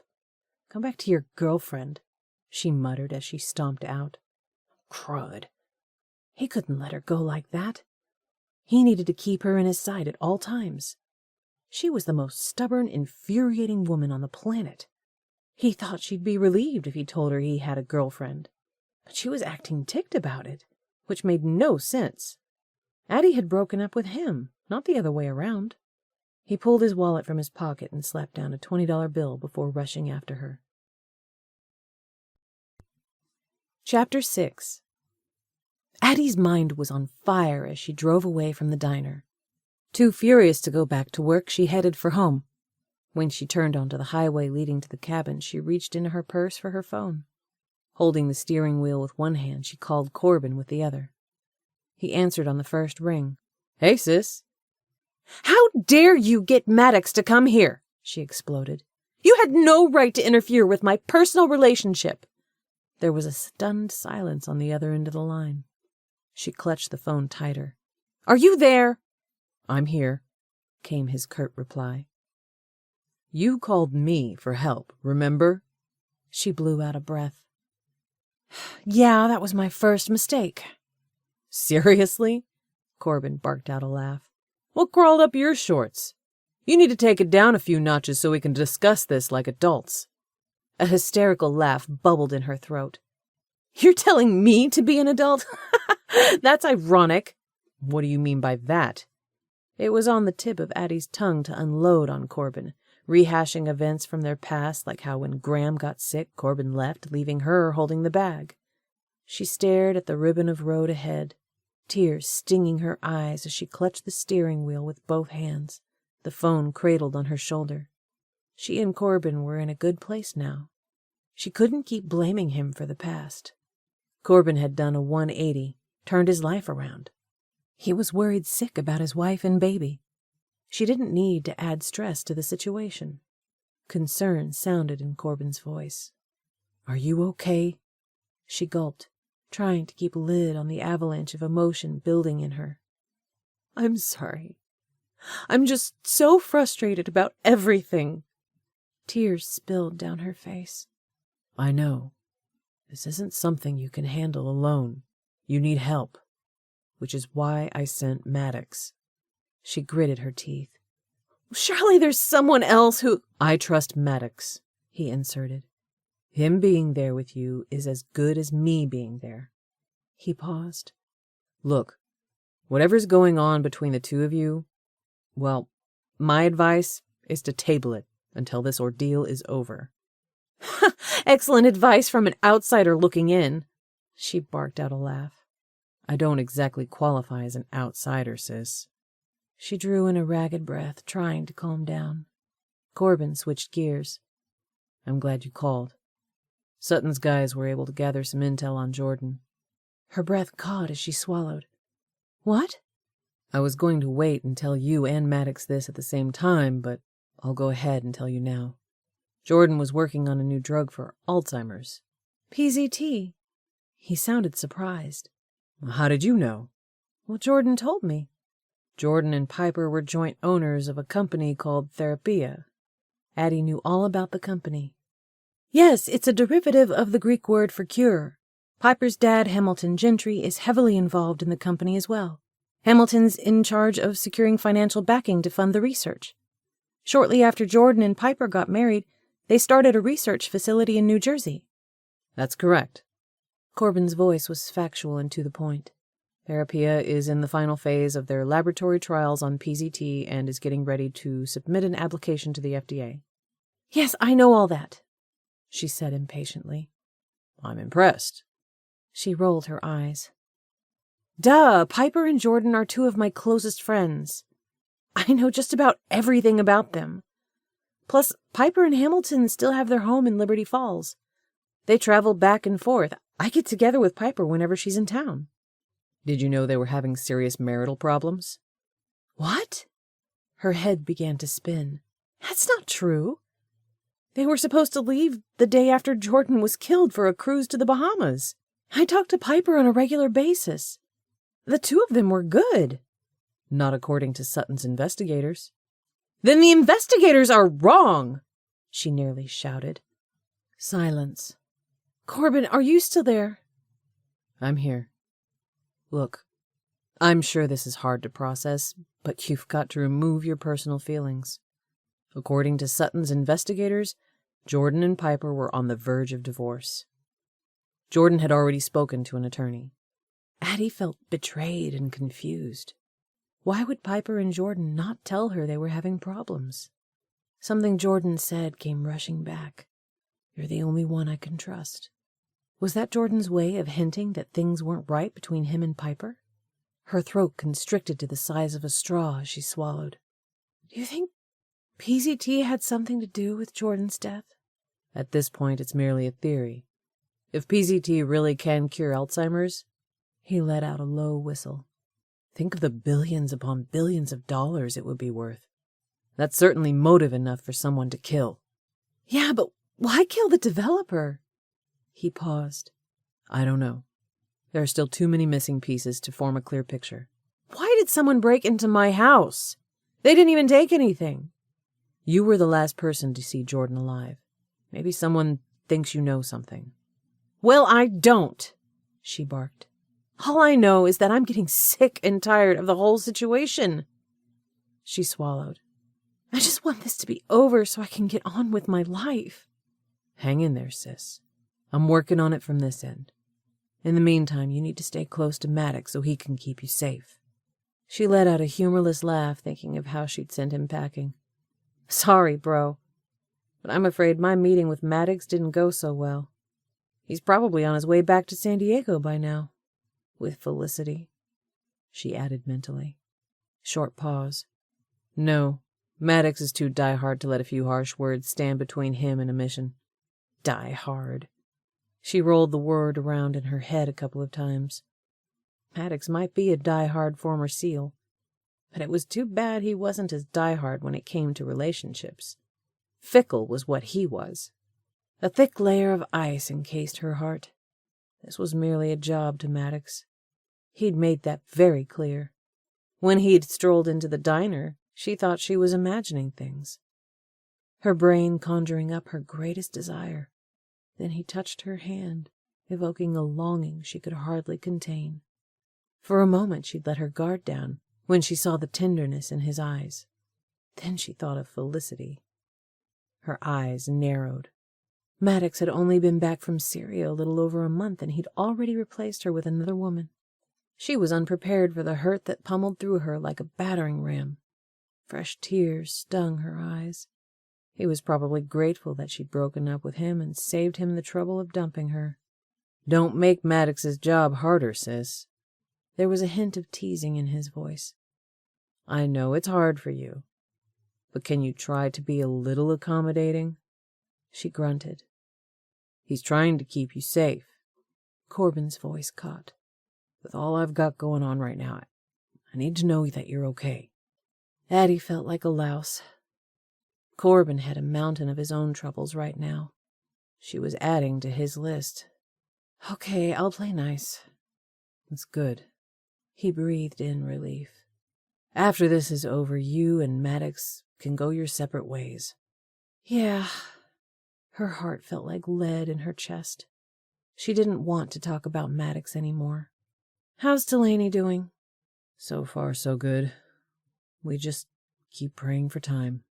It's like walking a tightrope, making sure Delaney's health is okay while trying to keep the baby in her womb long enough to be out of the danger zone."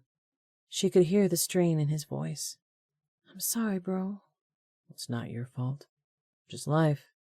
Both Addie and Corbin knew how unfair life could be. Their parents had taken an anniversary trip to Mexico. They were mugged and killed outside their hotel for a few measly dollars. Thankfully, Pops and Graham had stepped up to the plate and raised them. Then, Graham was diagnosed with Alzheimer's. Unfortunately, fate couldn't leave it at that. Graham also developed brain cancer, which ultimately killed her. Addie and Corbin knew all too well that bad things could indeed happen.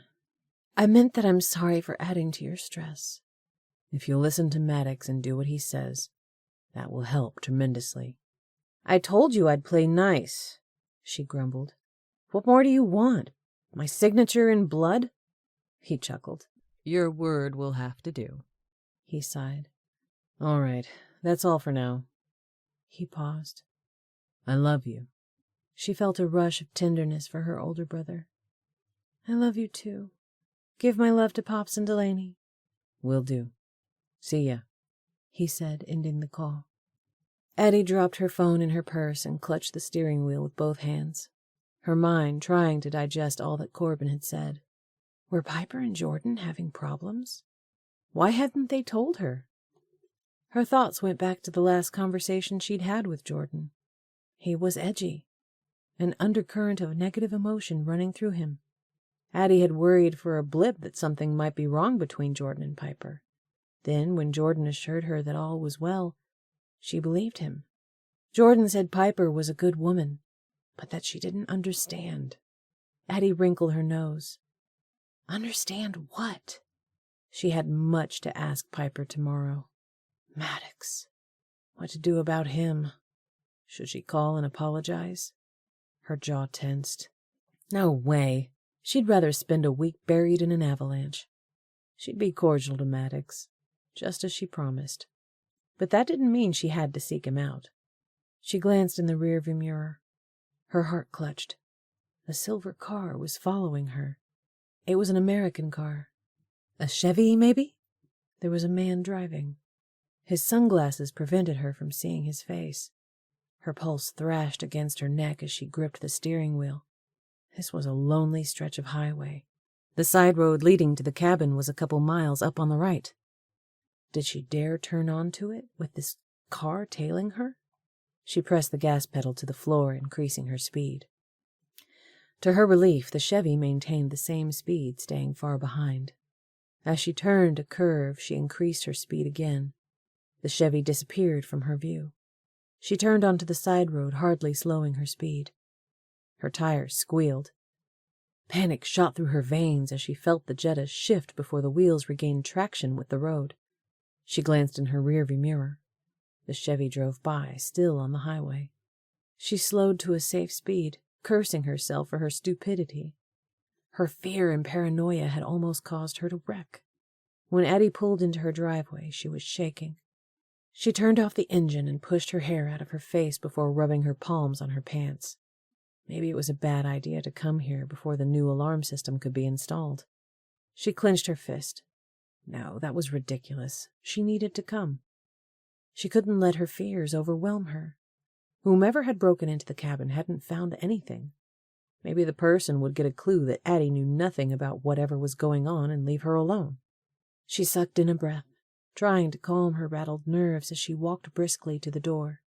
The empty space around her felt menacing as she pushed the key into the lock. The cabin next door had long-term renters, the Ridleys, an older couple. Unfortunately, they were currently in Florida visiting their grandkids. 2/3 of the other cabins were temporary renters, people who'd come to enjoy the fall colors or the hot springs. Technically, Addie was alone. The knowledge sent a shiver down her spine.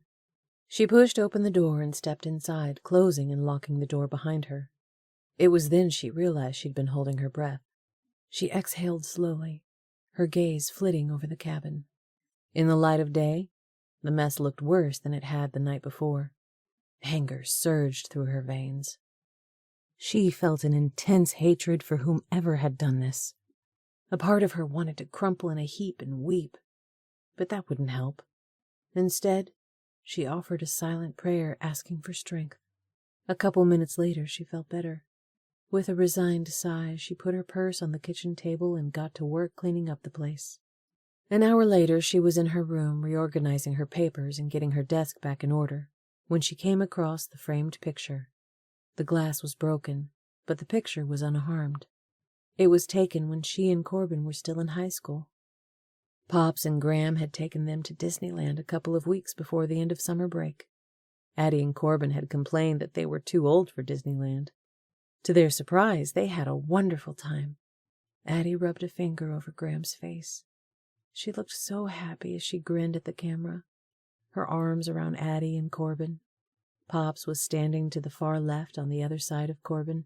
Instead of looking at the camera, he was looking at Graham, an expression of pure adoration on his face.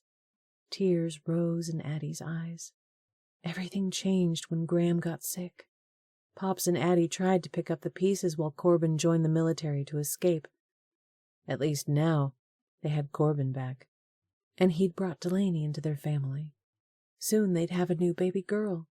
Addie hoped everything would be okay with the pregnancy. Please let Delaney and the baby be okay, she prayed. Addie placed the photo in its rightful place on her desk and bent down to retrieve more papers. She heard a noise. She froze, her pulse jumping into overdrive. Ever so slowly, she went to her bedroom door and peered out. Relief surged through her when she saw that the hallway was clear. Gaining more courage, she stole down the hall toward the living room. Her eyes scoured the combination living room and kitchen. It was also clear.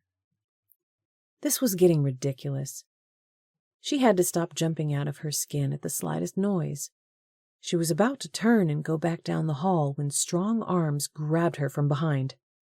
She let out a yelp, horror twisting through her as she fought against the arms. "Help!" she screamed. A hand went over her mouth. She ground her heel into her attacker's foot. He grunted and released his hold. Addie darted for the door. Before she made it a foot, she was tackled from behind. She hit the wood floor, but hardly felt a thing as she rolled over, clawing and hitting. The man backed away and stood. It registered in her mind that he was wearing a black ski mask.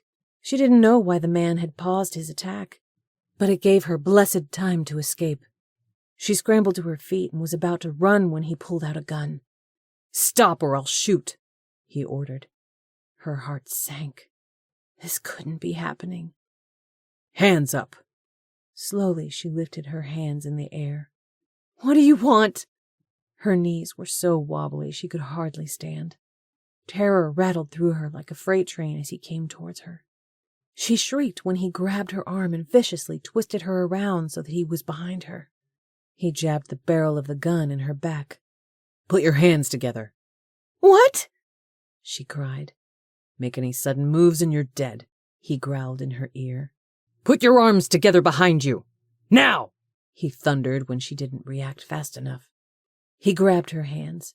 She felt a thin band of plastic around her wrists and heard a zipping sound. He opened the door and thrust her through it. Her mind raced, trying to figure a way out of this. The urge to live was overwhelming. She didn't want to die. Not here. Not today. He pushed her forward across the front porch. A cry of dismay gurgled in her throat when she saw the silver Chevy. She should have listened to her instincts that screamed the car was following her. How stupid she'd been to push Maddox away. "Who are you?" "No talking." He thrust the gun further into her back. Instinctively, she arched her back, trying to relieve the pressure of the gun at her spine. They went down the steps and to the car. She felt movement and heard a click. The trunk opened. A new terror seized her as she realized what was happening. "No!" she cried. Adrenaline surged through her as she went nuts, twisting and fighting. He grunted in surprise, dropping the gun. She bolted. Better to be shot running than to be placed in a trunk only to face who knew what horrors. She made it across the gravel driveway before he yanked her hair and pulled her back. She howled in pain as he grabbed her arms and carried her back to the trunk.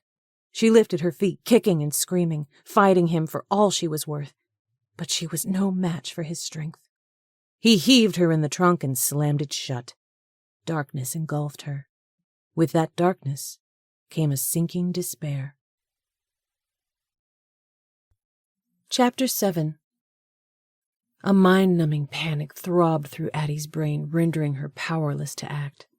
She tried to remember what she'd learned about being locked in a trunk.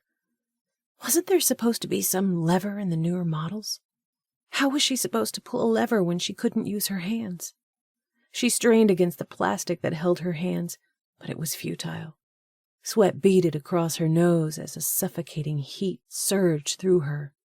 Her lungs were bound with iron. She couldn't breathe. A prayer for help went through her mind. "Please help me." She had to be strong.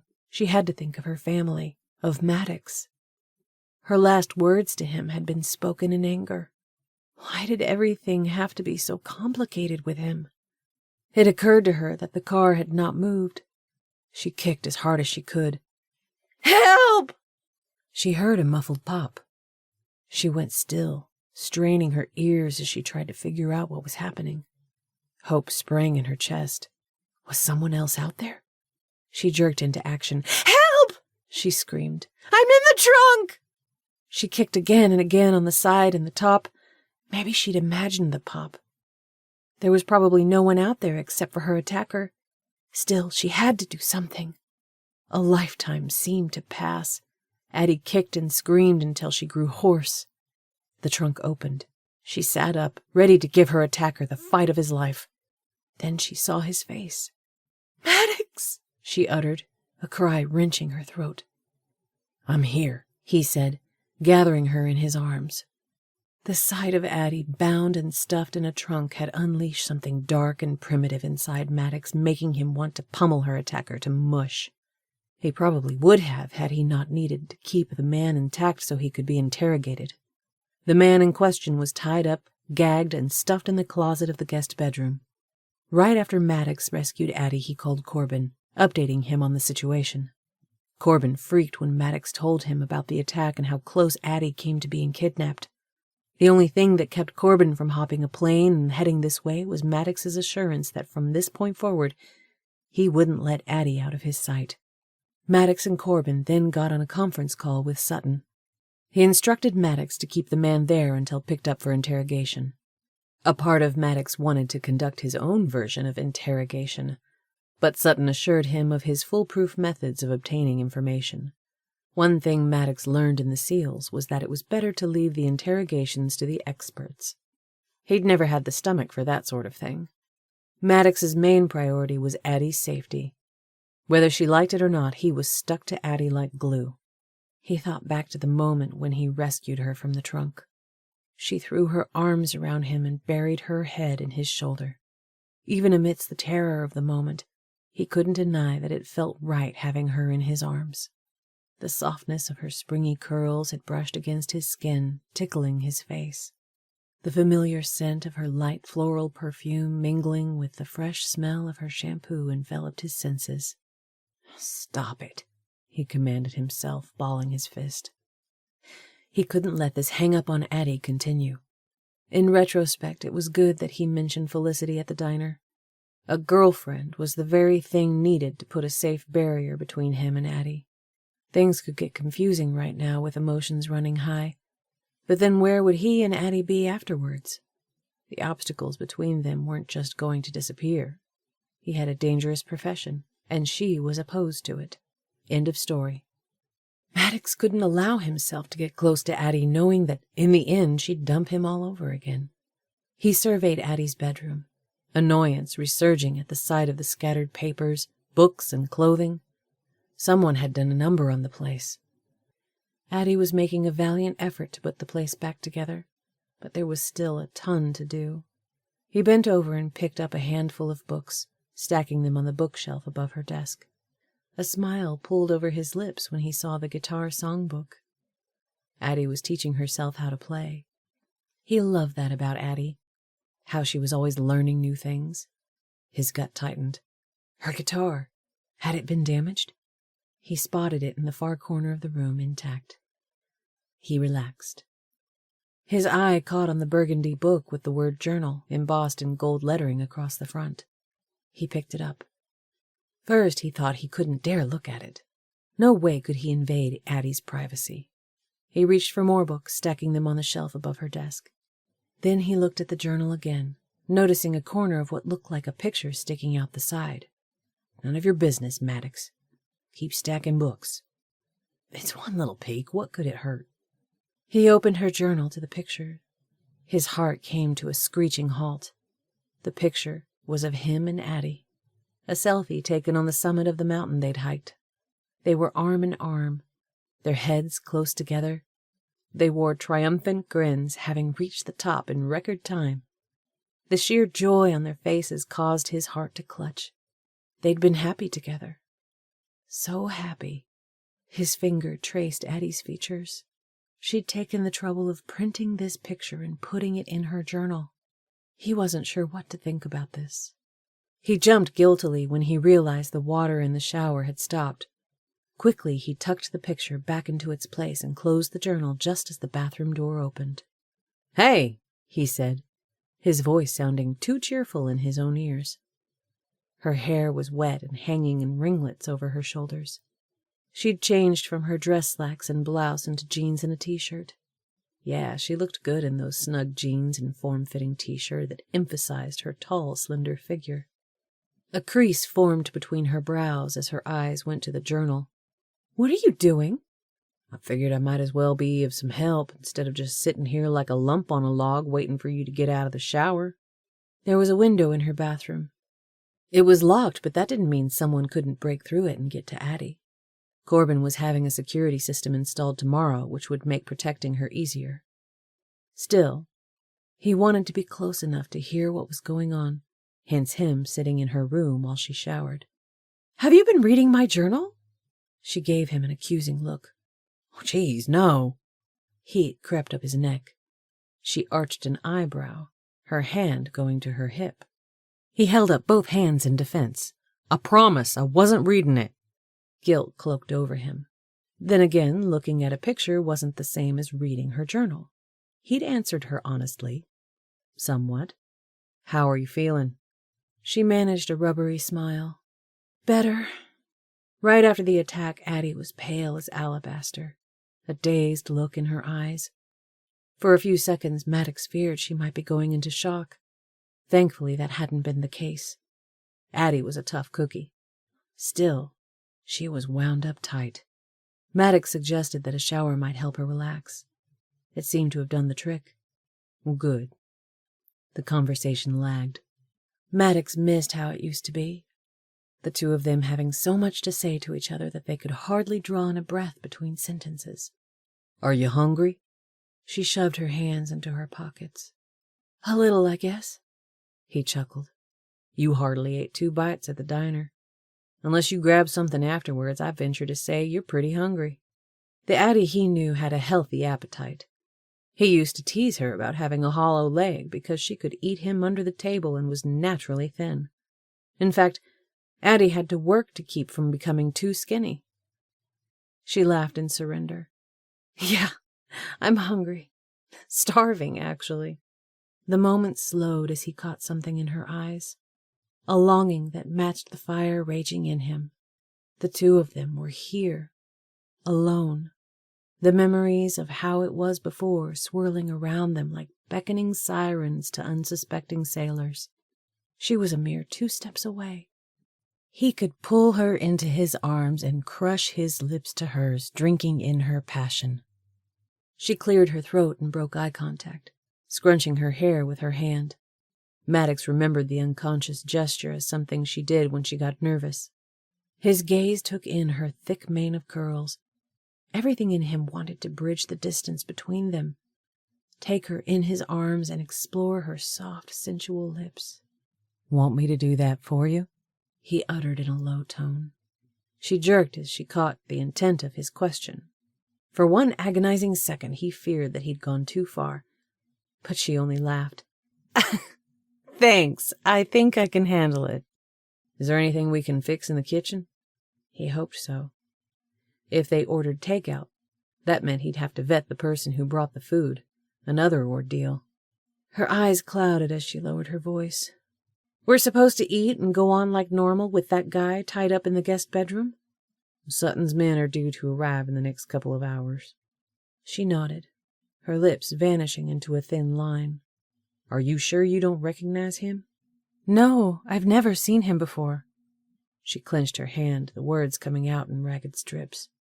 "Do you think he's the one who killed Jordan?" "I don't know." He clenched his jaw. "But you can rest assured that Sutton will beat it out, get to the bottom of it." He amended when he saw her stricken expression. The kidnapper was in his early 30s, an average-looking Joe with hard features and thinning hair. Maddox punched him a couple of times, demanding to know who he was and who'd sent him, but the guy sat in stony silence. He had no identification, no phone, nothing. He snapped a picture of the guy and texted it to Corbin and Sutton, knowing that Sutton would run it through a database. Addie shuddered, her eyes taking on a haunted look. "I keep thinking about what might have happened if you hadn't shown up when you did." Maddox didn't like to think about that either.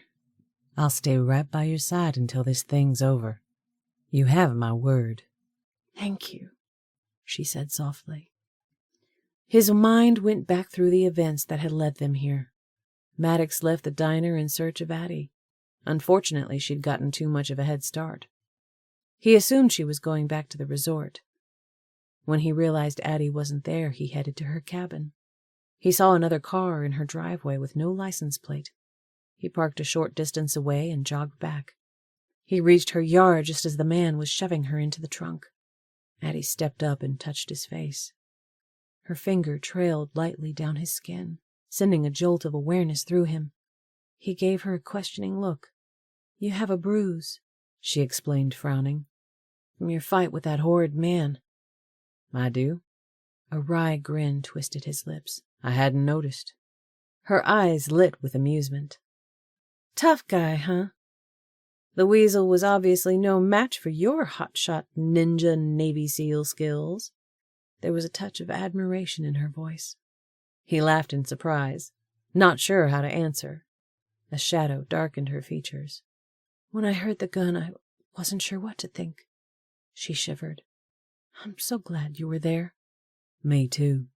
The attacker had an elementary level of combat skill, but he was no match for Maddox's SEAL training, meaning he wasn't special ops. After they got some food in their systems, Maddox planned to question Addie in hopes that he'd find a common thread to help him figure out why she was being targeted. "Is there something in the kitchen we can fix for dinner?" he prompted. We have a few cans of soup. I can make some grilled cheese sandwiches. She scowled. Thank goodness I put the food back in the fridge last night after the break-in. Otherwise, the perishables would have been ruined. He touched her arm as the familiar attraction zinged through him. I'm sorry for all that you're going through. I know it's rough. Thanks, she said, offering an appreciative smile. Their gazes locked as something akin to attraction flashed in her eyes. For one wild moment, Maddox got the distinct feeling that Addie wanted to kiss him. To his disappointment, she took a step back, as if to put as much distance between them as possible. It's for the best, he reminded himself, even though he really didn't believe it. Addie motioned to the shelf above her desk. I appreciate you putting things away. A sheepish grin tugged at her lips as she rocked forward on the balls of her feet. I'm sorry I accused you of reading my journal. Laughter simmered in her eyes. Read anything interesting? His eyes rounded as he coughed. Ouch! The guilt was killing him. She laughed slightly, brushing his arm. Just teasing. This was the Addie that he craved, the playful one who kept him on his toes. He motioned with his head. Shall we? Sounds like a plan. She held up a finger.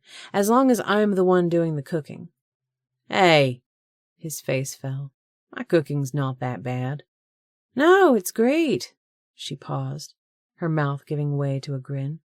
If you don't mind Mojave Desert dry and charred like a brick. He rolled his eyes. I burned the pancakes one time and never hear the end of it. Just like a woman to never forget. Never, she uttered, her eyes holding his. What the heck was happening here? A part of him wanted to call Addie out, demand to know why she was sending him mixed signals, but he didn't want to throw a monkey wrench in the gears. Better to let it ride, see where the road took them. He offered a slight bow and a flourish of his hand. After you, ma'am. She clucked her tongue. Always the perfect gentleman. She tipped her head, her emerald gold eyes sparkling with mischief. You know I never could resist that Bama boy charm, she quipped, traipsing out. He stood there for a moment befuddled. Watching her move was fascinating. The confident bounce in her step, the graceful lines of her lithe body with just the right amount of curves, her rich chocolate hair bouncing jauntily on her shoulders. Was Addie flirting with him or toying with him? Jeez. How in the heck was he supposed to remain unaffected by a woman like her? She was playing him like a fiddle. You comin', hotshot? She called over her shoulder. You don't have to ask me twice, he uttered, feeling like a gullible moth going helplessly to the flame. Chapter 8. Despite the circumstance, being here with Maddox was exhilarating. Addie glanced at his rugged profile, his unruly curls, the determined set of his chin. His penetrating eyes, framed by dark lashes, were a deep ocean blue. He caught her gaze and smiled, displaying his splendid dimples. A goofy grin spilled over his lips, and she felt like she was 16 again. The prudent thing to do was to remain guarded around Maddox, but the brush with danger had pickled her brain and made her reckless. Breaking up with Maddox was the biggest mistake of Addie's life. When she believed him dead, her heart had shattered to pieces. She realized then that not having Maddox in her life was far worse than living with the fear of something terrible happening to him. Then she learned he was still alive. Oh, how she wanted to run to him, beg him to take her back. Then her stubbornness had set in. She hoped he would contact her, but nothing. Well, until today, that is, when he waltzed into the diner and saved your life, her mind added. She owed him some latitude for that. While it was tempting to just pick up where they left off before the breakup, she had to keep reminding herself that Maddox was here because of his loyalty to Corbin. She knew he still cared about her on some level. She could see it in his eyes. Obviously, he hadn't loved her as deeply as she had him, or he would have contacted her. There never would have been a Felicity. What kind of woman was this Felicity? Is everything okay? You have a strange expression on your face. She forced a smile. Yep. A dry laugh rumbled in her throat, her voice going high-pitched. Well, aside from the fact that my house was ransacked and someone tried to kidnap me, I'm peachy. He frowned. You're acting strange. Am I? She chuckled. Well, chalk it up to the day. Yeah, I guess you have good excuse for sure. They were sitting side by side on the couch. Maddox angled to face her. Okay, let's start at the beginning. I want to hear every detail, starting with when Jordan came to the resort. She let out a long breath, gathering her thoughts. How stupid of her to fret over Maddox's girlfriend when she should be trying to unravel the mystery before them. Her life could be at stake, and she was thinking about Maddox. You stupid, stupid woman. Maybe you should start telling me about how you met Jordan. Graham and Jordan's mother were at the same care center. Both had Alzheimer's. Jordan and I struck up a friendship. She paused, the awkwardness of the conversation hitting her. Discussing her romantic relationship with Jordan wasn't something she wanted to do with Maddox. The two of us dated for a while. Maddox's features tightened. Interesting. Why did you break up?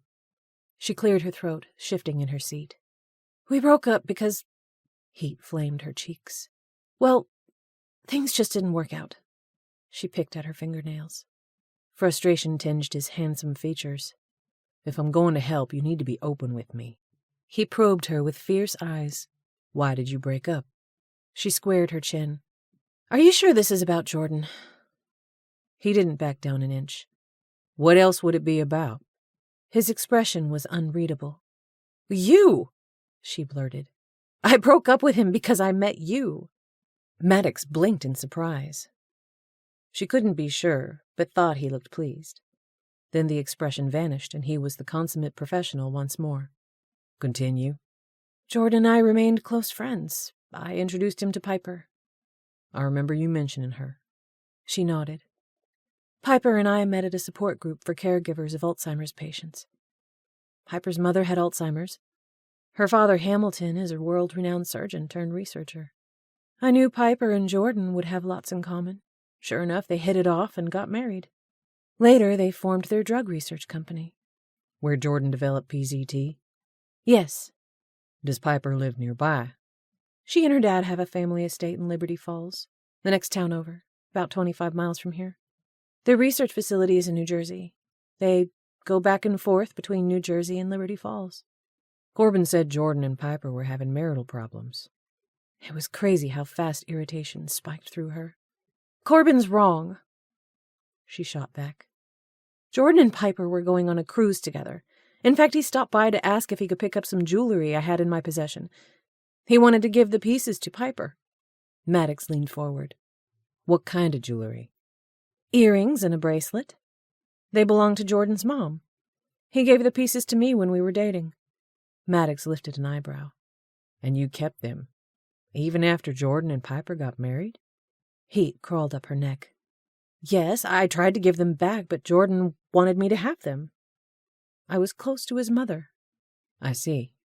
See what? She fired back. Jordan still had feelings for you. Her throat tightened. That's ridiculous, she squeaked. He left Piper. I was just a friend. Do you still have the jewelry? Yes, it's in my room. None of it was taken during the break-in. He rubbed his chin, a look of intense concentration settling over his features. Tell me everything Jordan said to you. She repeated the conversation. He looked thoughtful. Okay. From what you said, here are the points of interest. Piper's a good woman, but she doesn't understand. You're the only one I can trust. And then he asked you to forgive him. She wrinkled her nose, more confused than ever. None of it makes any sense. I'm hoping to get more information tomorrow when I meet with Piper. Good. He tipped his head. Corbin said Jordan was meeting with a divorce attorney. It seems strange that he and Piper were leaving on a cruise the following day if they were having severe problems. Exactly. She folded her arms over her chest. Did Jordan give you anything the day he stopped by? No. He let out a breath. Tell me again everything that happened, leaving out no details. Seriously? How many times do we have to go through this? As many times as it takes to get to the truth. She told him again, right down to the part about Jordan helping her collect the items in her purse. I got the feeling that he'd seen someone or something that frightened him. I tried to see what he was looking at, but the terrace was filled with people eating lunch. She spread her hands. People come and go all the time at the resort. I have no idea who Jordan was looking at. His brows furrowed. Maybe the guy who tried to kidnap you. Yeah, maybe. Someone must think that Jordan either told you something or gave you something. She threw up her hands. Assuming this is even about Jordan. He rubbed his chin. From where I'm sitting, I'll bet this is about PZT. A drug with the potential to cure Alzheimer's could be worth billions. That's what Corbin said. A new light came into Maddox's eyes. Let me see your purse. Huh? You said you tipped over your purse and Jordan helped you put the contents back. Yes, she said, not sure where this was going. Is it possible that Jordan slipped something into your purse without your knowledge? Well, yeah, I guess. Anything is possible, I suppose. She scrunched her eyebrows. Why would he do that?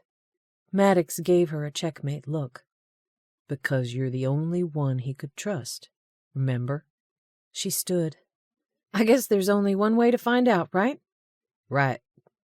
She retrieved her purse and sat back down beside him.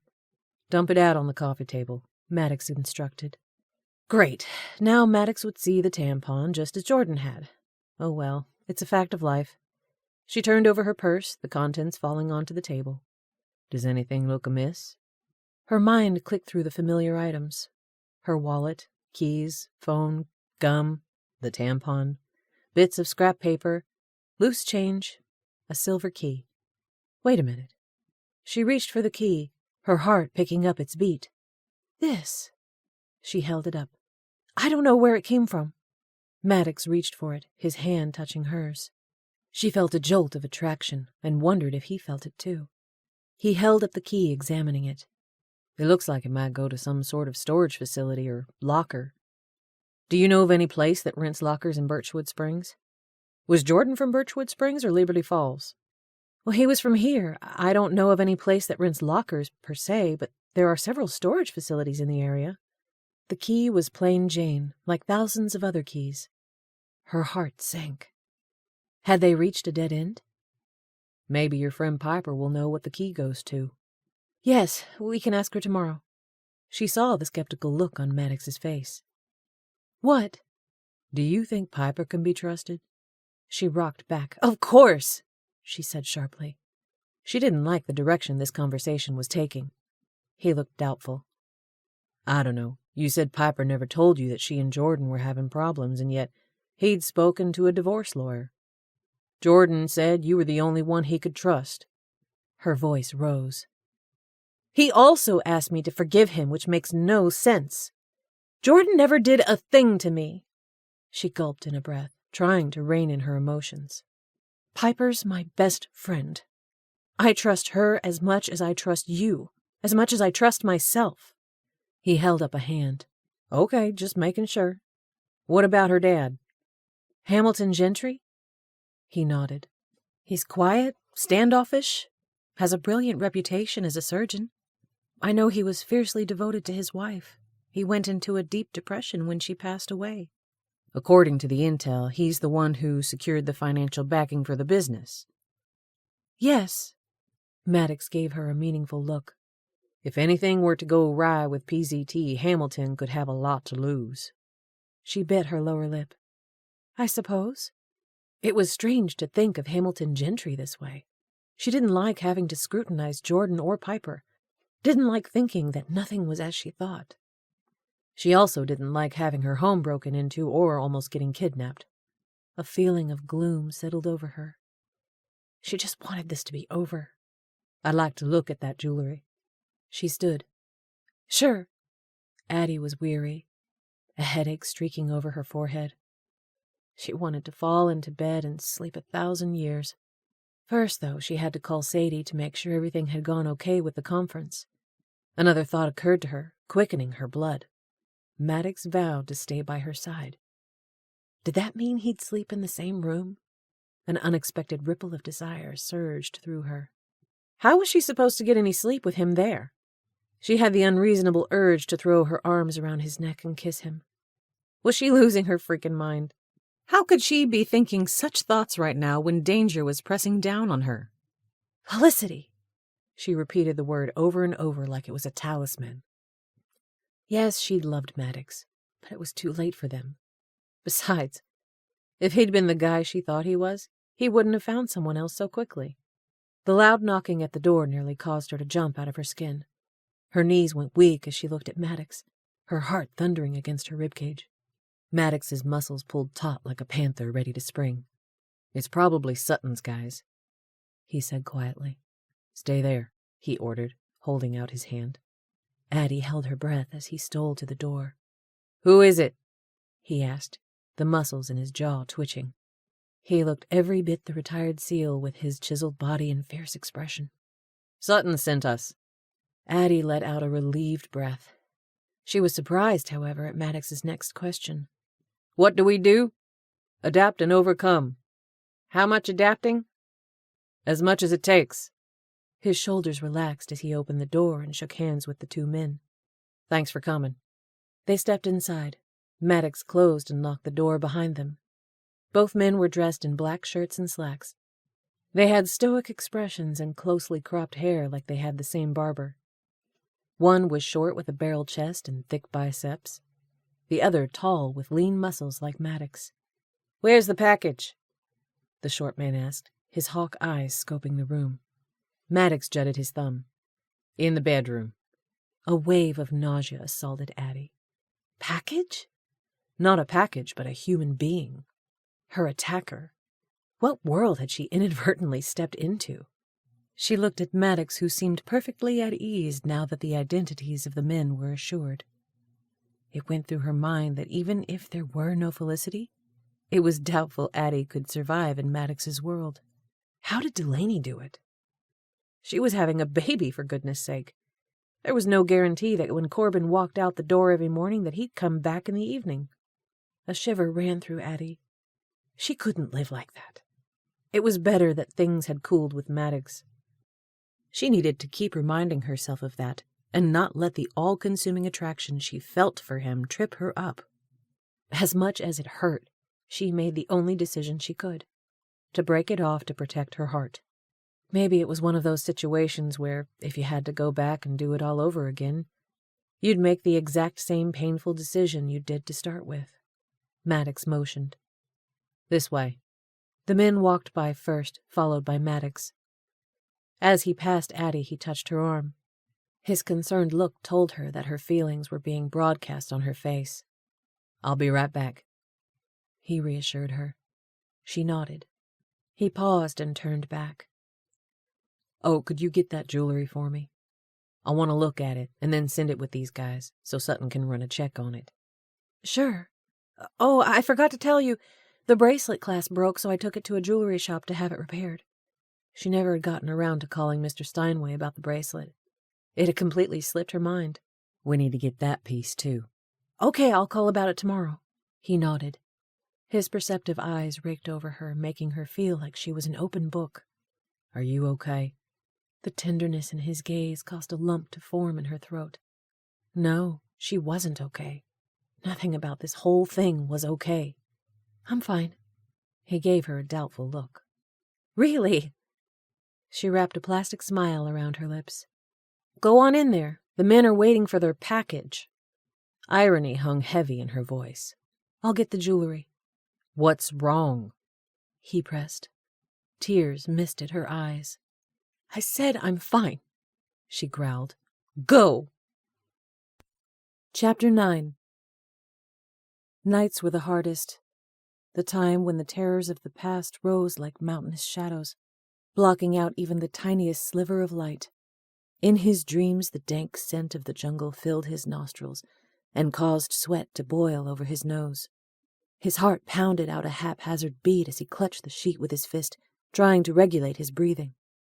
He'd dreamt of his captivity in Syria, suffered the hollow gnawing of his empty stomach, choked on the rancid water, felt the sinking desperation of fear that he wouldn't make it out of there alive. His only consolation had been the camaraderie of his fellow SEALs. He was grateful his buddies were part of Sutton's private security team. The offer had been a package deal, all of them or none. Maddox was grateful for this new chapter in his life. He just wished he could lick this infernal PTSD. While it was his greatest desire to move forward and leave the past behind, his mind couldn't seem to get the memo. Maddox took in a breath, willing his body to relax. In through the nose, out through the mouth. Why had the PTSD hit him tonight? Maybe it was because he was worried that he wouldn't be able to protect Addie from whatever was coming. A shiver slithered down his spine, causing the sweat on his brow to run cold. Today had been a close call. Had he arrived a few minutes later, Addie would have been gone. He had to remain vigilant and not let his personal feelings for Addie prevent him from protecting her. He was on a pallet beside Addie's bed. He'd lain awake long after she'd fallen asleep, thinking about her. Something had shifted when Sutton's men came to get the attacker. Addie had become withdrawn, cool. He knew she was fighting her own demons about Jordan and Piper, but he got the feeling that her change in attitude had something to do with him. Addie was a hard woman to figure out. One minute he felt like they were getting closer, and the next, there was a skyscraper-sized barrier between them. He propped his arms behind his head, noting with satisfaction that his breathing had returned to normal. Relaxation techniques helped tremendously, and it didn't hurt to have something other than his own past to focus on. He grinned, thinking how he didn't mind shifting his thoughts to Addie. He cocked his ears to listen for her breathing. Silence. Panic seized him as he sat up. He glanced toward the window and saw a flash of lightning. A second later, a loud clap of thunder sounded. "Hey," Addie said, sleep coating her voice. "It's stormy." "Yeah." The wind picked up, sending rain splattering against the window. He angled to face her bed. Another flash of lightning lit the room. He caught the outline of her face and realized she'd scooted to the edge of the bed and was lying on her side looking down at him. A deep ache trickled through his body. It was torture being this close to the woman he loved when he couldn't take her in his arms. "How long have you been awake?" "Long enough to hear you mumbling in your sleep." "What language were you speaking?" Crap. There was no telling what he'd said. Often the dreams were so terrible that he woke up screaming. "Arabic." "I'll bet it was terrible over there." "Yes," he admitted. "How did you survive?" He let out a long breath. "The only way I could. One day at a time." She'd probably laugh him into scorn if she realized how often he'd thought of her while he was in captivity. It was his favorite area of refuge that his brain could go to. Thunder boomed, shaking the cabin. Rain poured onto the roof, sounding like endless nails pinging the shingles. "I love the sound of the rain." Her voice had an ethereal quality, like she was still partway in a dream. He punched his pillow to adjust it and lay back down, trying to find a comfortable spot. "I remember." "Really?" "Yeah, I remember everything about you." "Such as?" He smiled at the note of interest in her voice. "You have an insatiable appetite for salty fries and mint chocolate chip ice cream." "Speaking of which, that sounds really good right now." He chuckled. "Well, I don't know about the fries, but I'd go for some ice cream." "We'll have to pick some up tomorrow." "Good idea." "What else?" she prompted. "Your level head and forthright personality make you an excellent manager." "Well, thanks," she said with gusto, and he got the feeling she was smiling. He laughed to himself, knowing this next one would set her off. Teasing Addie was immensely rewarding because she always rose to the bait. "You couldn't be on time if your life depended on it." "Hey," she countered, "that's not true." He suspected her lower lip was thrust out in a pout. "Uh-huh," he drawled. "You know it is." She grunted. "For your information, I've been trying to do better about that, moron," she added in a sulky tone. "Touché," he laughed. "What else?" she demanded, a definite edge to her voice. He grinned. "Let's put it this way. If you looked up stubborn in the dictionary, your picture would be right next to it." "Am not." Are too. Am not, she huffed. Take it back. What's wrong, Addie? He goaded. You can't stand to hear the truth. The truth is that you're a big fat jerkwad. He heard a flurry of movement, realized she'd sat up. A second later, she was flogging him with her pillow. Laughter rose in his throat. Hey, now! He raised his hands to shield his head. A second later, he grabbed the pillow. Give it back, she ordered. Not in your life. He put it under his head, stacked on top of his other pillow. Yeah, that's much better, he drawled. The other pillow you gave me was flatter than roadkill under a semi-truck. She sniggered, then burst out laughing. You're such a moron, she said in a sing-song voice. Can I have my pillow back? She asked sweetly. I don't think so, Sugar Lips. She groaned. Sugar Lips? Seriously? What else do you remember about me? No matter how much you watch those silly Christmas movies on the Hallmark Channel, you cry at the end. True, she conceded. But who doesn't? I don't. She smirked. Yeah, because you're a hardened Navy SEAL. Ex-Navy SEAL, he corrected. The name may have changed, but the job's still the same. The tone of the conversation had shifted faster than the government in a third world country. He cringed at the bite in Addie's voice. There it was, the one thing they could never get beyond. His profession. Superman has to save the world, she said dourly. He stiffened. As Irish philosopher Edmund Burke said, the only thing necessary for the triumph of evil is for good men to do nothing. This was met with a stony silence that crawled over him like a dozen hornets. I'll have you know that I'm doing a lot of good. Yeah, you're humble about it, too, she shot back. You sure you're not on some thrill-seeking ride, running from real-life responsibility? The game was afoot now, each of them volleying to get their point across. Not everyone who joins the SEALs is running from something. Some are running to something. Or using it as penance. The comment was a knife in the gut. Addie knew him too well. Knew how to hit him where it hurt the most. His eyes narrowed. You sound just like my mama. How's your mama, by the way? She said lightly. Is she still the belle of the country club? He grunted. More like the queen. Addie laughed. Yep, she rules the roost for sure. Like somebody else I know, he muttered under his breath. I love your mama. She's a hoot. Well, she loves you too. Even though Maddox and Addie had never spoken of marriage, his mama was already picking out invitations and planning the wedding when Addie dumped him. His mama was almost as devastated about the breakup as he was. Not really, but she was crazy about Addie. Is your daddy still trying to get you to become an attorney and join his firm? No, he gave up on that years ago, he said mechanically, still smarting over Addie's jab. Darkness cocooned around him, making it easier to open a conversation about sensitive issues. You know, you shouldn't keep blaming me for Corbin's mistakes. He's the one who ran out on you. I didn't. He was tempted to add that Addie was the one who gave up on them, not the other way around. And you shouldn't spend the rest of your life feeling guilty about BJ's death. Time to move on, she snipped. He flinched. Had I known you were going to keep throwing BJ in my face, I never would have told you about him. Yeah, well, the same goes for Corbin. The chasm between them expanded larger than the ocean as they lay there like defiant warriors, refusing to give up their ground. His thoughts went to BJ. In his high school days, Maddox was an extreme sports fanatic and dreamed of one day making it to the X Games. All that changed the day BJ was killed in a dirt biking accident. Maddox and BJ were determined to prove which of them was the toughest. They started out jumping makeshift ramps and hills.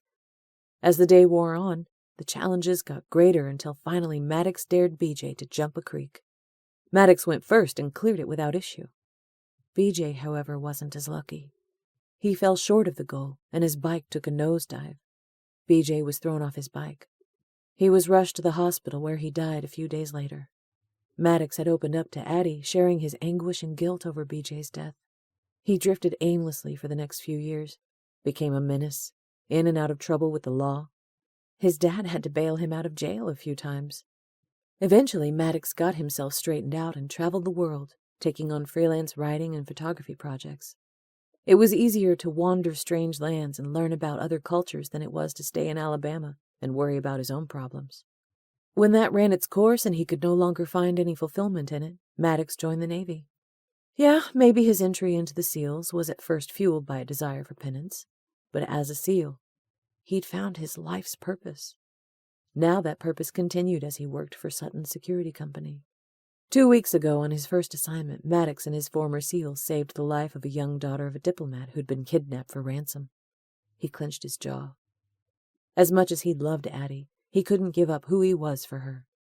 Doing that would mean running the risk of losing himself and his newfound purpose. The problem was, he still hadn't figured out how to live without Addie. She consumed his thoughts every day. Now that he was here with her, the longing intensified to the point where he could hardly stand it. He wanted both, his profession and Addie. Was that too much to ask for? He turned over so his back was to her. A good night's sleep was what he needed more than anything. Nights were the hardest. It would all look better in the morning. I'm sorry I brought up BJ. Her voice was melancholy, ponderous. He grunted in surprise. The sincerity of her words circled around him, and he felt himself soften. He let out a sigh. No sense in harboring grudges. It's all right. I'm sorry I brought up Corbin. Even though Addie had forgiven Corbin for leaving home when her grandmother got sick, she still carried the scars. No problem. She paused long enough for him to wonder if she'd say anything else. For what it's worth, I'm sorry, she added, her voice cracking. He turned to face her. Sorry for what? Thunder rattled the window. I'm sorry I can't be more like Felicity. It was all he could do to halt the incredulous laugh before it escaped his mouth. What? I'm sorry I wasn't brave enough to be there for you through thick and thin. He swallowed, processing what she'd said. His heart clutched as emotion lodged thick in his throat. A single tear trickled down his cheek. Addie Spencer, you're the bravest woman I've ever met. Her voice grew strangled. If that were true, we'd still be together now. It's not too late, he said quietly. He held his breath, waiting for her to respond, feeling as though everything were hanging in the balance. 1 second crawled by. 2. Good night, she croaked. He swallowed his disappointment. Good night, he clipped, hoping the monotony of the falling rain would help him go back to sleep. Chapter 10. The next morning, Maddox awoke to the tantalizing smell of bacon. He sat up and rubbed his aching shoulders. No wonder he'd had a nightmare about his captivity in Syria. Sleeping on this pallet was only a few steps up from sleeping on the hard floor of his cell. He felt like he'd been rolled over by a bulldozer. He guessed it was around 3 a.m. when he finally drifted off to sleep. Thankfully, there were no further nightmares. His gaze went to Addie's bed. It was empty. He sprang into action, getting to his feet. The bacon smelled amazing, causing his mouth to water. It dinged in his brain that Addie was cooking breakfast. What kind of second-rate protector was he? He couldn't afford to sleep in. How long had she been up? Alone in the kitchen. A moving target. He reached for his phone. His heart sank when he realized it was 8:30. He couldn't remember the last time he'd slept this long. He pushed a hand through his hair. He was grungy, in desperate need of a shower. First, though, he needed to check on Addie to see if she was okay. Not bothering to get dressed, he lumbered downstairs in the t-shirt and boxer shorts he'd slept in. He paused for a second at the sound of Addie's voice filling the air. She was standing in front of the stove, stirring something in a skillet. A grin tugged at his lips as he watched her dance to the upbeat tune of the pop song she was singing. He loved how Addie was so impulsive and in the moment, not giving a rip what anyone thought of her. In his parents' world of old Southern money, image was everything. Every word and action was carefully measured to make the right impression in high society. Desire simmered in Maddox's stomach as his gaze flickered over Addie's thin waist, the gentle swaying of her hips. her curls swishing happily on her shoulders. Even in jeans and a simple sweater, she was the most captivating woman he'd ever laid eyes on. He surveyed the kitchen and combination living room. Everything was put back together and cleaned up spick and span. Addie had been busy. "Good morning." She jumped, her free hand going over her chest. "Oh my gosh, you scared me." She whirled around, her cheeks going rosy like sun-kissed apples. "You caught me singing, I'm afraid." "You have a beautiful voice." A nervous laugh rumbled from her lips. "Well, I'm no Delaney Mitchell." The distance between them shrank as his eyes held hers. "No, you're 100% Addie Spencer," he murmured appreciatively. Her eyes rounded as she cleared her throat. So dang frustrating. In the next instant, the skyscraper barrier rose between them. He could literally see Addie withdrawing from him. "You should have woken me up." Her voice had a forced cheerfulness. "Nah, you needed the sleep. Besides, you looked so cute this morning, all curled up in a ball." Her eyes bubbled with laughter. "Snoring like a foghorn, I might add." Heat crawled up his neck. "I don't snore." "Do too." She winked, her hand going to her hip as she waved the spatula out beside her. She made a point of looking him up and down.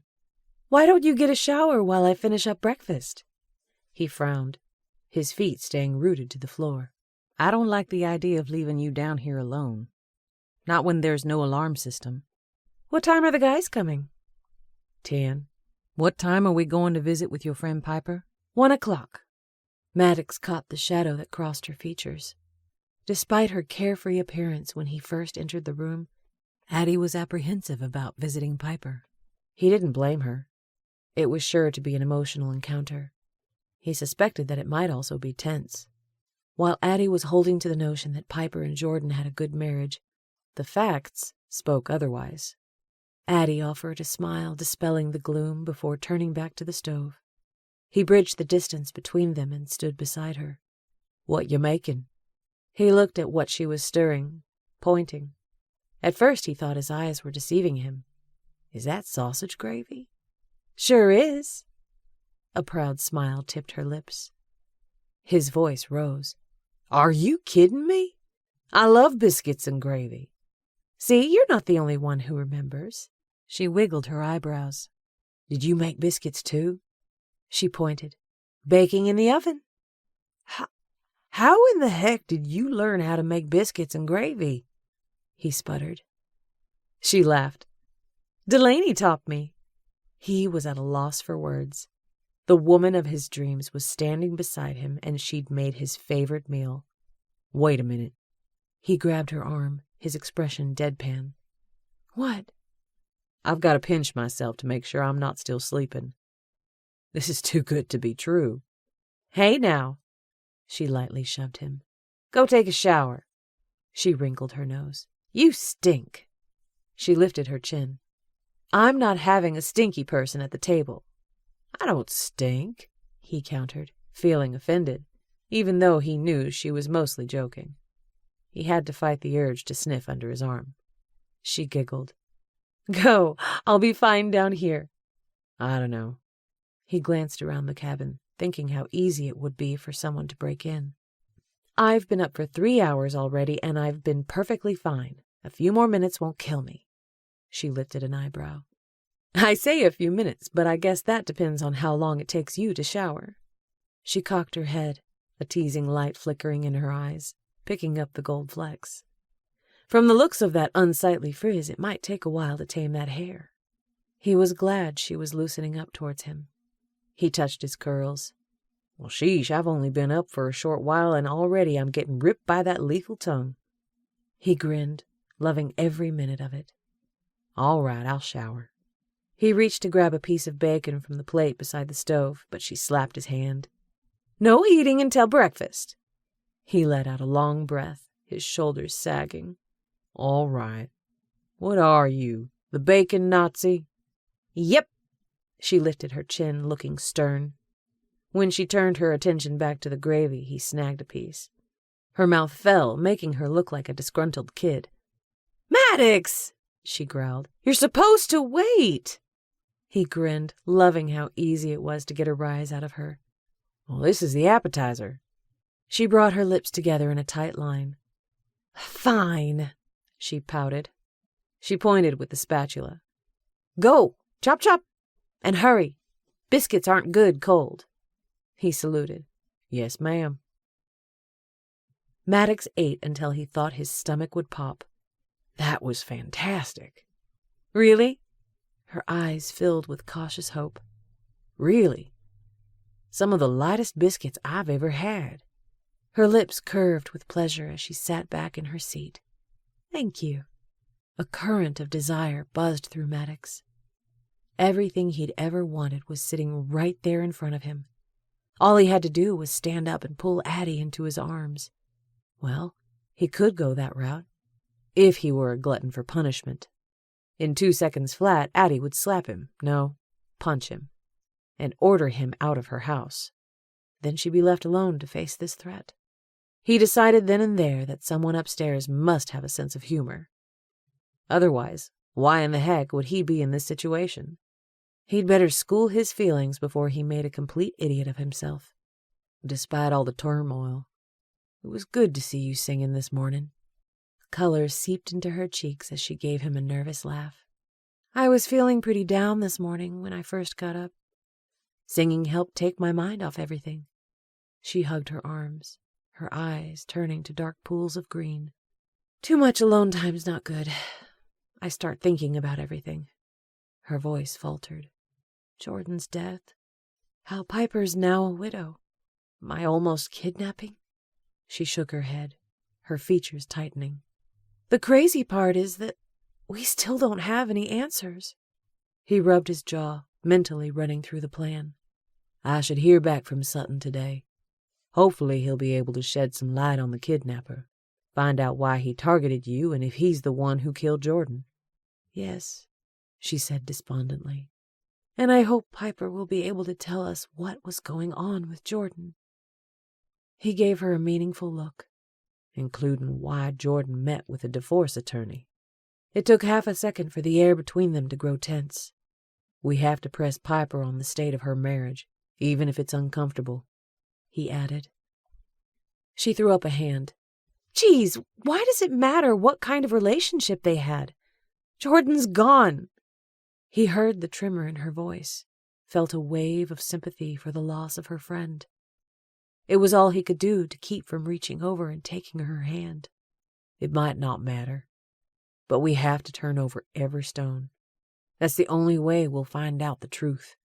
He eyed her, knowing his next comment would set her off. Nevertheless, it needed to be said. I've been thinking about the key Jordan gave you.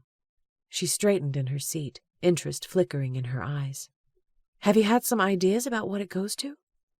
A few. He waved a hand. But that's not what I want to talk about. She cocked her head, looking thoughtful. Then what? Jordan gave the key to you, not Piper, his wife. Does that not strike you as odd? Her forehead raised. I don't know. Not necessarily. We were good friends, and I happened to be in the same location where he was. You didn't happen to be there. He made air quotes. Jordan came to see you. She frowned, wariness seeping into her voice. To get the jewelry for Piper. Yeah, that's what he said. She gave him a hard look, spitting out the words. I have no reason to doubt that Jordan came to see me to get the jewelry. And yet he happened to drop a key into your purse. Now someone's out to get you. He fought the urge to roll his eyes. Do you not see a pattern here? You don't have to get smart about it. Her jaw tightened. I don't understand why you're so determined to throw Piper under the bus. It took effort to keep from raising his voice. I'm not trying to throw anyone under the bus. Jordan said you were the only one he could trust, meaning that he might not have trusted Piper. That's all I'm saying. That's absurd, she scoffed, her face turning red. Of course he trusted Piper. He held up a hand. You've got to remove your emotions from this. Look at it analytically. She shook her head, her voice crackling with emotion. I just lost one of my closest friends. My best friend lost her husband. Her nostrils flared, the words falling like concrete blocks from her lips as she balled her fist. Forgive me if I'm a little emotional. The conversation was spiraling out of control. He had to rein it back in. I get it. What you're going through is tough, but I'm not the enemy here. Then stop acting like it, she shot back. They sat eyeing one another until Maddox spoke. All I'm saying is that it might not be wise to let Piper know we have a key. She gave him an incredulous look, throwing her hands in the air. How many times do I have to tell you that you're wrong about Piper? Her eyes misted. She loved Jordan, and he loved her. He gave her a measured look. How much do you trust Piper? Implicitly. Her green eyes flashed, chin tilting up in defiance, ready to take him on. She was stunningly beautiful and so dang stubborn. He drummed his fingers on the table, thinking aloud. So, you think we should tell Piper about the key? She flicked her wrist. Absolutely. If there's even the slightest chance that Piper knows what it could go to, then it would save us time. True, he conceded. She sat there, glaring like he was public enemy number one. From the way you're going after Piper, I'm beginning to think you have a chip on your shoulder about women. He laughed in surprise. No, not all women. He gave her an appreciative look, his gaze lingering on her long enough to evoke a deep flush over her cheeks. Just one headstrong beauty with the corkscrew curls and a sharp tongue that could lacerate metal. She fast blinked a couple of times, then let out a nervous laugh. All right, Bama boy. You're putting on the charm a little thick, she blustered, touching her hair.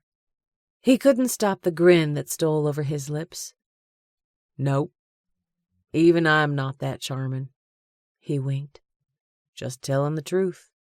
Her face blared like a beacon, her mouth moving jerkily like she was at a loss for words.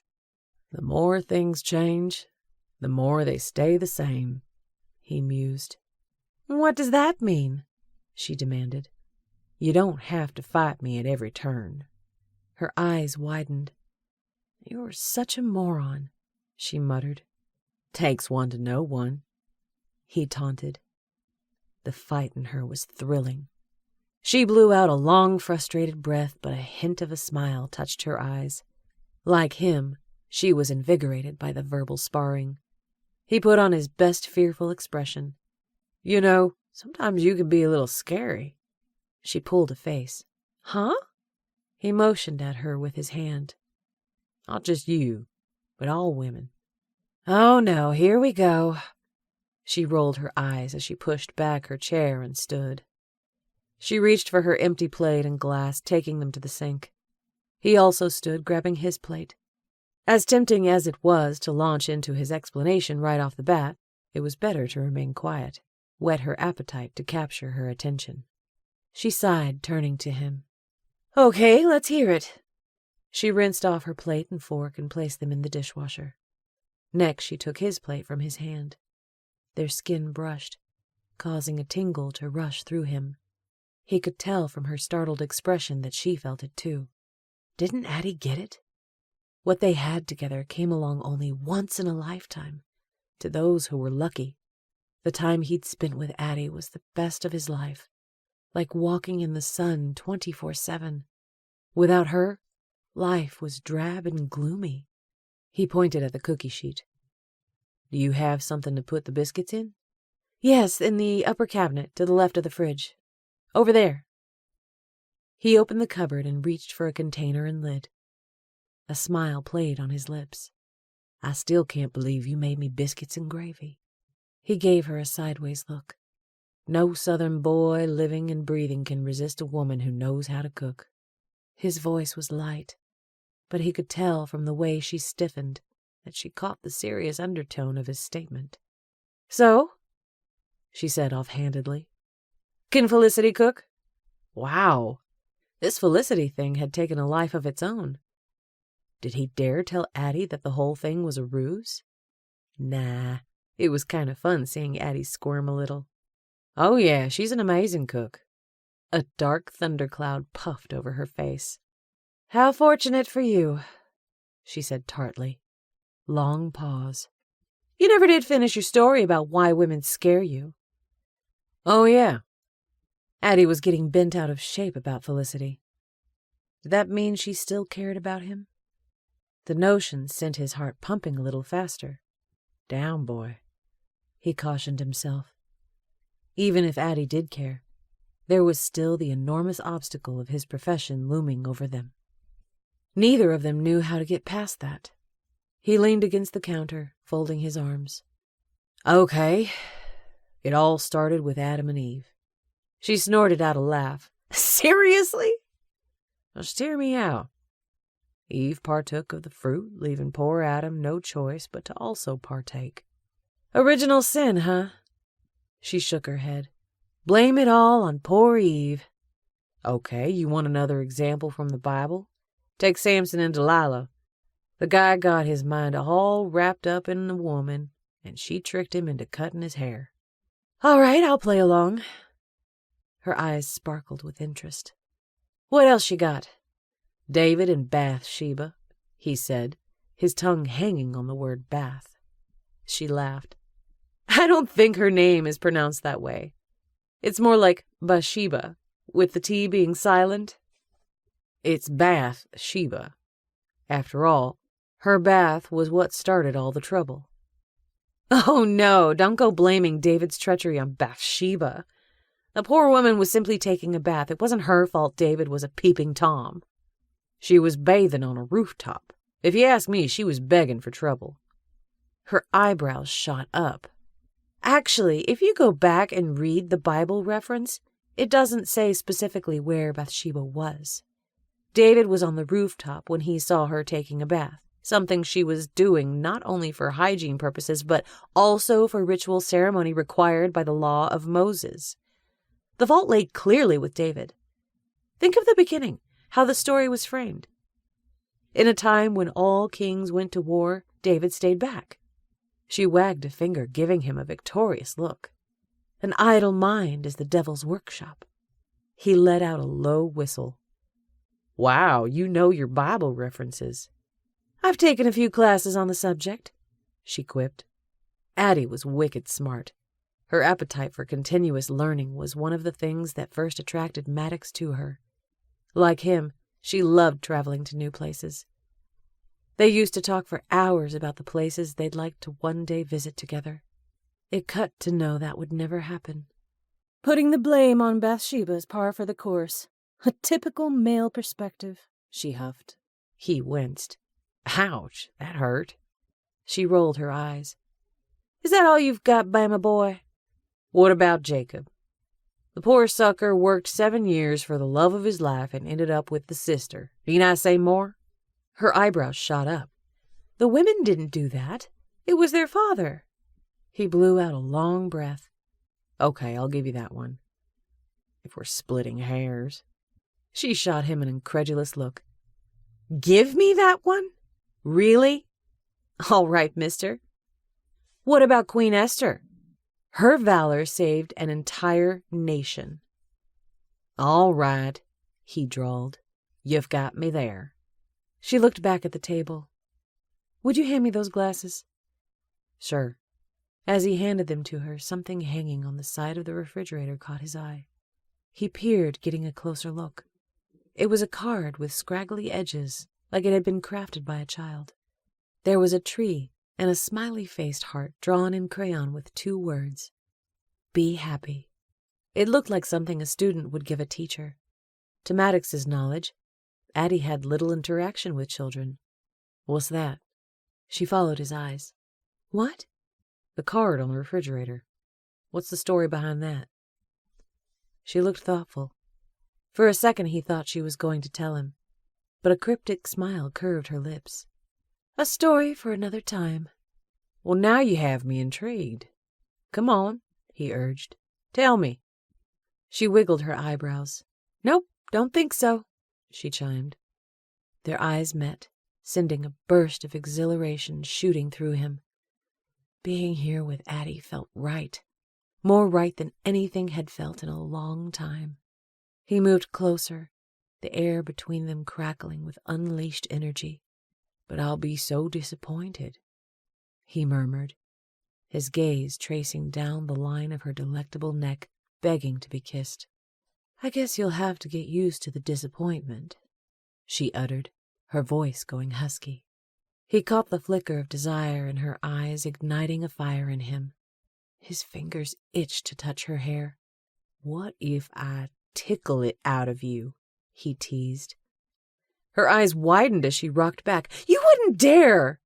"Oh, yes, I would," he grinned, reaching for her.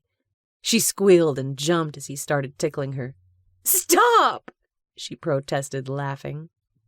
"Okay, if I must, I must." He blew out a long, dramatic breath. Her lips curved into an unencumbered smile. For an instant, the problem seemed to vanish like morning mist over a lake, giving way to the rising sun. This is what contentment was. Being with the woman he loved, doing simple things, like cleaning the kitchen. He realized she was studying him with a bold, reckless glint in her vivid green eyes, like she was challenging him to kiss her. Blast it! The wise thing to do would be to walk away to protect his heart. "Walk away!" the voice in his head commanded. But Maddox had never been one to walk away from a challenge. A silent exchange passed between them, making him ultra-aware that they were alone. He stepped closer, his finger trailing lightly down the curve of her jaw. The intimacy of the moment enveloped them like a silken parachute. "You know, it's not fair," he said softly. Yes, he might be jumping out of a plane, but he had a parachute, right? She cocked an eyebrow, moving so close he could feel her warm breath on his face. "What's not fair?" His heart slammed against his ribcage like an out-of-control drummer. Somehow he managed to keep his voice light. "The way to a man's heart is through his stomach." "That's what I hear." A sensuous smile curved her lips. Like him, Addie never did anything halfway. She fought hard and loved hard. His kind of woman from the word go. "You made me biscuits and gravy." He wound a tendril of her hair around his finger. "How's a man supposed to resist that?" he uttered, sliding his arm around her waist. His eyes traced the outline of her soft, full lips. "I could kiss you right now." "Not if I kiss you first," she said fiercely.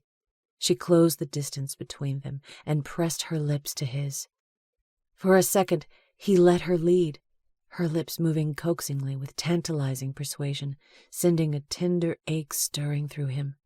Then the need for her grew as his mouth took hers. Fire and brilliance cut a path through him, a dozen volcanoes erupting at once. Instinctively, he ran his hand up her back and threaded his fingers through her thick mane of glorious curls. Both gave as much as they got, passion running a swift river through his blood. Torment and exquisite joy warred within him as he pulled back, his gaze caressing the lines of her extraordinary face. The admission of his traitorous heart tumbled from his mouth like the haggard confession of a war prisoner tortured to the brink of breaking. "Addie, I love you," he was about to say, but she patted his cheek. "Do me a favor." A playful grin swirled over her lips. "Sure," came his dazed reply. He'd cross a dozen deserts, climb Mount Everest, anything she wanted. "Give my regards to Felicity." While he was standing there, jaw dropped to the floor, trying to figure out how to answer, she sauntered away. When she reached the door, she glanced back over her shoulder. "Finish cleaning up, would you? I need to get ready before the alarm guys come. Then we can head to Piper's. Afterwards, I need to stop by the resort to check on the water filter conference." "Sure." He rubbed his neck, wondering what in the heck had just happened. 1 step forward, 10 steps back. The story of his life, he thought glumly, as he reached in the cupboard to grab a container for the gravy.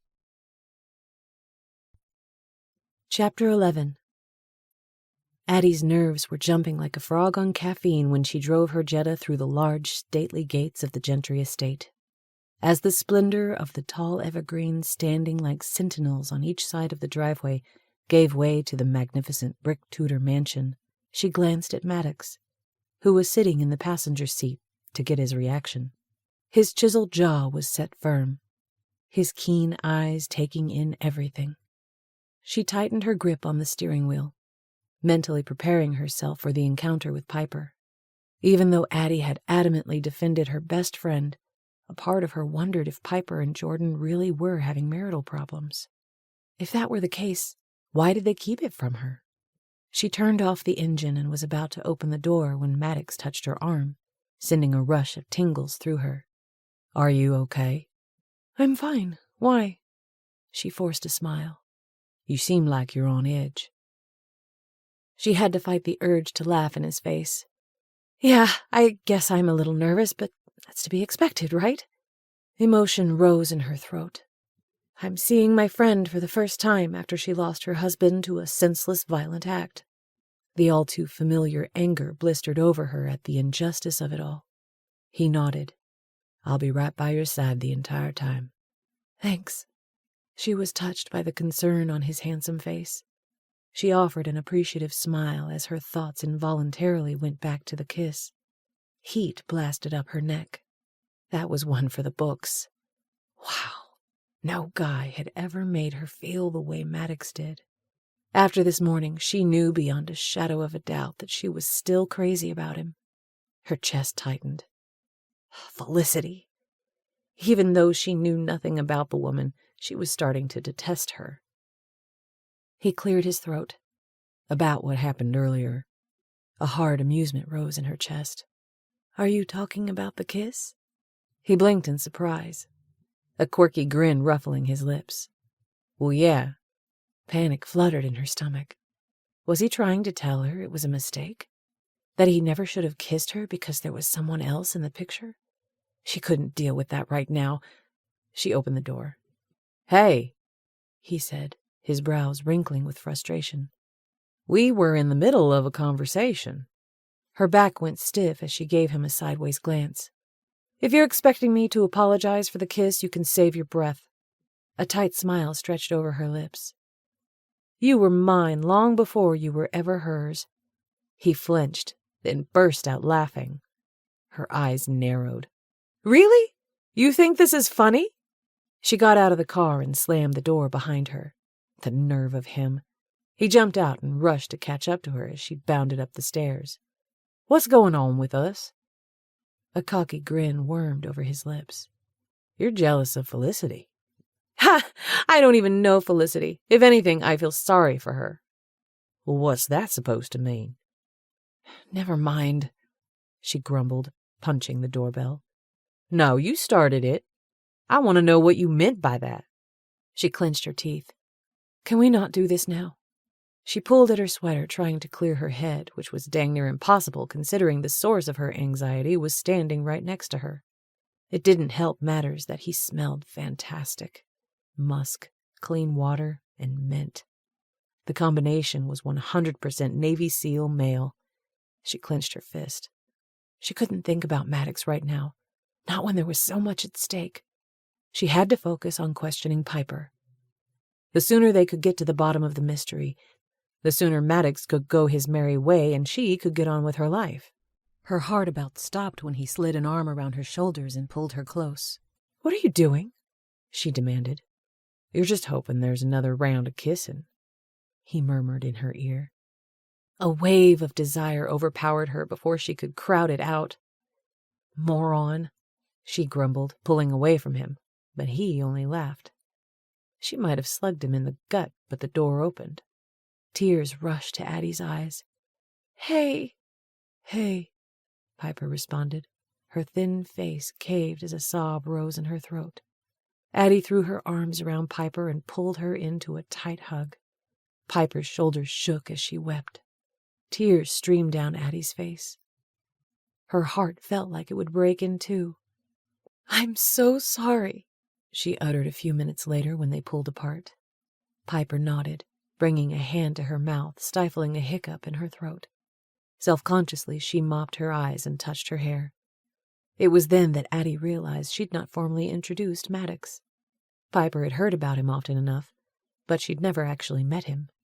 She motioned. "This is Maddox, my—" She scrambled to come up with the right words to describe him, not for Piper's sake, but for Maddox's. "Her friend," he inserted, a hint of amusement in his ocean blue eyes. Recognition touched Piper's expression. "Of course. You're Addie's Navy SEAL."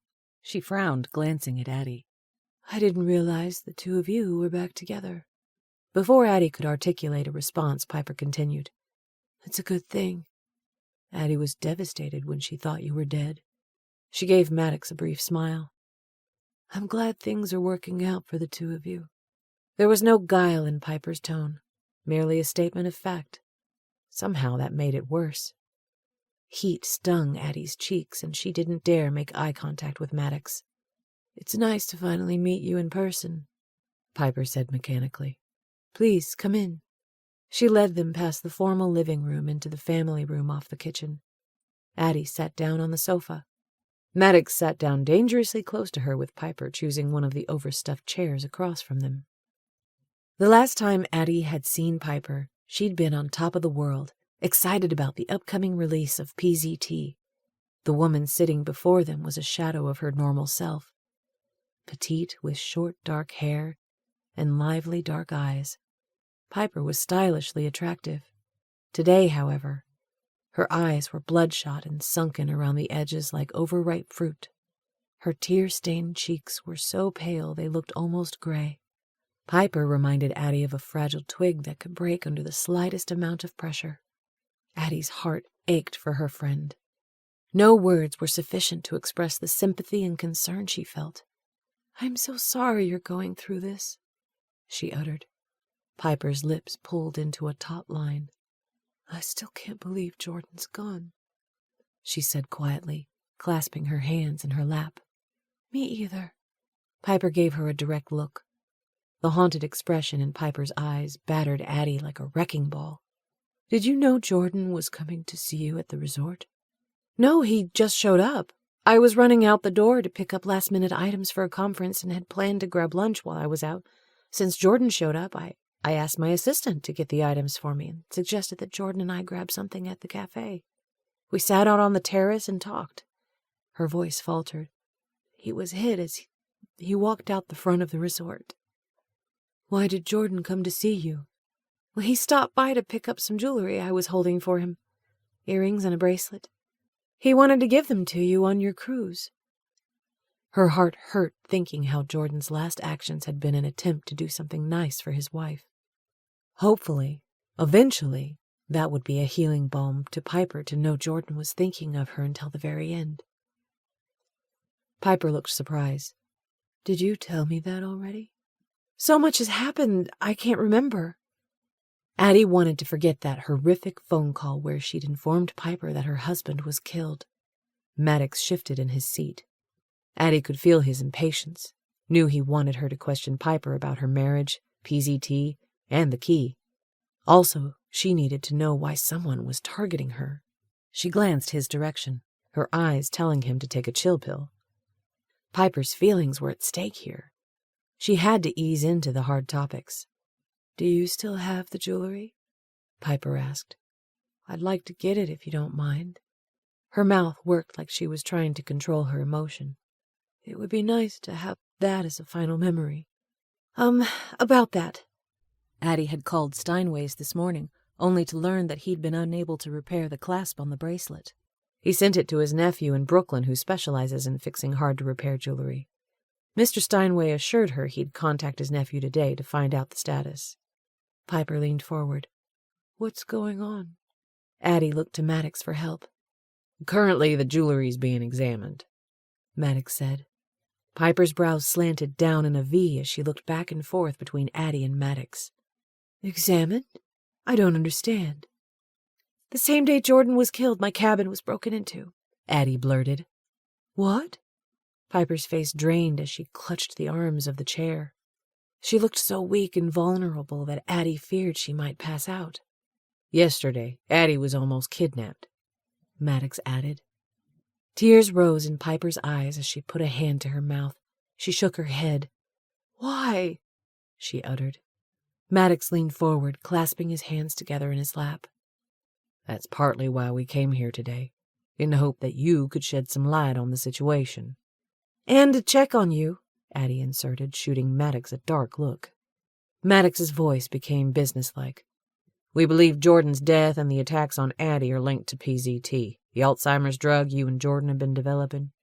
Addie halfway expected Piper to jump up and lash out, but she just sat there. When she spoke, Addie never could have imagined the words that would come out of her mouth. "I'm so sorry that Jordan involved you in this," Piper said. The blood left Addie's head, making her feel dizzy. "What?" A river of heat flushed through her body when she saw Piper's guilty expression. "What are you talking about?" Her back went ramrod straight as she leaned forward. "Were you and Jordan having marital problems?" Piper folded her arms tightly over her chest. "Yes," she finally admitted. The word hit Addie like a slap in the face. She looked at Maddox, expecting to see an "I told you so" expression on his face, but she saw only sympathy. "Why didn't you tell me?" she asked, turning her attention back to Piper. A single tear dribbled down Piper's cheek. "I don't know." She let out a half laugh, swiping her runny nose. "I was embarrassed, humiliated." She rubbed her hands on her jeans. Jordan was having an affair. The breath whooshed out of Addie's lungs. "What? No, Jordan wouldn't do that to you." Piper's eyes hardened. "Unfortunately, he did." Addie tried to process what she was hearing, but her mind buzzed like an overcrowded beehive. "I don't understand. He loved you." Maddox touched her arm, giving her a quick, reassuring smile before turning his attention to Piper. "Maybe you should start from the beginning and tell us everything." Piper nodded. "A little over 6 months ago, Jordan started acting strange, keeping late hours, making impromptu trips, becoming secretive. Like how he came to see me unannounced on the day of his death and didn't tell you where he was going." Addie didn't realize she'd spoken the words out loud until Piper answered. "Yes. At first I attributed Jordan's erratic behavior to stress. PZT is in the final testing phase, and we're getting ready to submit our drug application to the FDA." Addie nodded. "Jordan mentioned that." Piper's features tightened. "Did Jordan also tell you that he planned to sell the formula to our competitor, Barrett Medical?" Addie's throat constricted to the point where she felt like it might swallow her tongue. Her words came out breathless. "Jordan was a good person. He loved you. He was honest." She clenched her hands. "He wouldn't do that to you." The words sounded small and insignificant in her own ears, like she was shouting against the wind. "Above all, Jordan wanted to help cure Alzheimer's." Her voice quivered with intensity.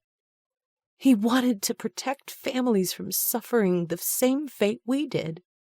Jordan's mother, your mother, Graham." Piper's eyes were a curious mixture of pity and anger. "I know. It's hard to believe." She grunted out a laugh. "I could hardly believe it myself at first." Her voice took on a faraway quality as she stared past Addie into space. "My dad came to me, told me his suspicions. There were rumors that Jordan was working a secret deal with Blanche Ritchie, the VP of Barrett Medical." Her jaw hardened. "Eventually, I hired a detective. I discovered that the rumors were true." Her eyes streaked with pain. "Further, I learned that Jordan and Blanche were having an affair." The current was rushing so swiftly that Addie could hardly keep her head above water. "The two of you planned to go on a cruise the following day. You told me so yourself." She eyed Piper, daring her to deny it. "Why would you do that if your marriage was on the rocks?" Piper crossed her legs and wrapped her hands around her knees. "Jordan had a falling out with Blanche. He realized she was in cahoots with another man and only using him to get the formula for PZT. Jordan severed all communications with Blanche. He and I started seeing a counselor." Her voice broke. "I thought everything was fine." "Why didn't you tell me any of this was happening?" Rocks knocked together in Addie's stomach. She and Piper shared everything, or so she thought. You don't know how much I wanted to. Piper gave her a pleading look. Jordan was embarrassed over his actions, and I just wanted to move on. Maddox interrupted the conversation. There's something I'm not getting. He tilted his head. You said PZT is in the final testing phase and that the drug application will be filed with the FDA in the near future. Piper nodded. Correct. Jordan was part owner of your drug company, right? Yes, he and I were partners in Therapia, Piper answered. Her expression was one of annoyance, like she didn't understand why he was interjecting himself into the conversation. After my cabin was ransacked, Maddox came into town to protect me, Addie explained. He's trying to get to the bottom of why someone's targeting me. Understanding registered on her features. I see. Piper looked at Maddox, the lines on her face smoothing. You were saying? Maddox scooted to the edge of the sofa. Once PZT hits the market, it will potentially be worth billions of dollars, correct? Piper spread her hands. That's the hope. Assuming the drug works, Maddox added. Oh, I assure you it works, Piper countered, lifting her chin. Okay, so you have a revolutionary drug that works, about to hit the market. Maddox's tone grew musing. Jordan is half owner of the company that developed it. He's in the driver's seat. Why would he want to sell it? Addie frowned. An excellent point. She looked at Piper, awaiting her explanation. Piper let out a long breath. Getting a drug on the market is a long, painstaking process. It can take years to complete the process. Jordan grew impatient with the red tape. He wanted to cut to the chase and release the drug ASAP to get it to as many people as possible. Barrett Medical has a history of circumventing the system. I'm sure Blanche promised Jordan the moon, she added bitterly. Told him everything he wanted to hear. Piper's expression grew grim as her eyes met Addie's.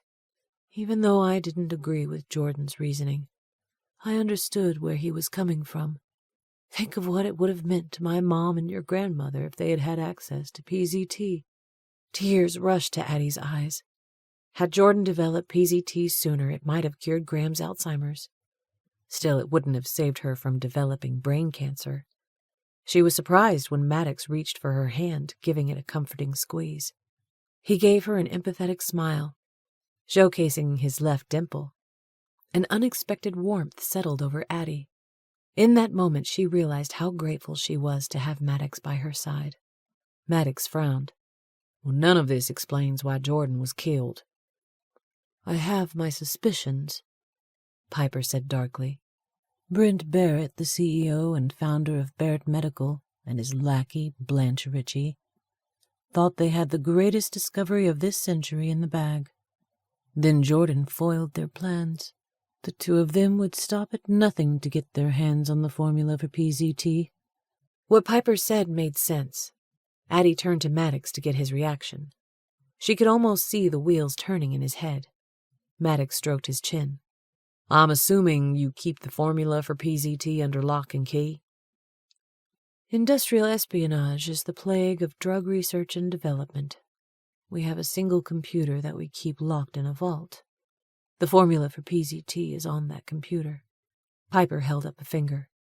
However, we suspect that Jordan kept a personal copy. Your entire theory hinges on the idea that PZT actually works, Maddox said. Piper lifted an eyebrow. I assure you it works. The tension in the room grew palpable. A second later, Piper's father entered. Maddox and Addie moved to stand. Hamilton held out a hand. Don't get up. He sat down in the chair next to Piper. She did the introductions. Maddox, this is my dad, Hamilton Gentry. Maddox is a close friend of Addie's.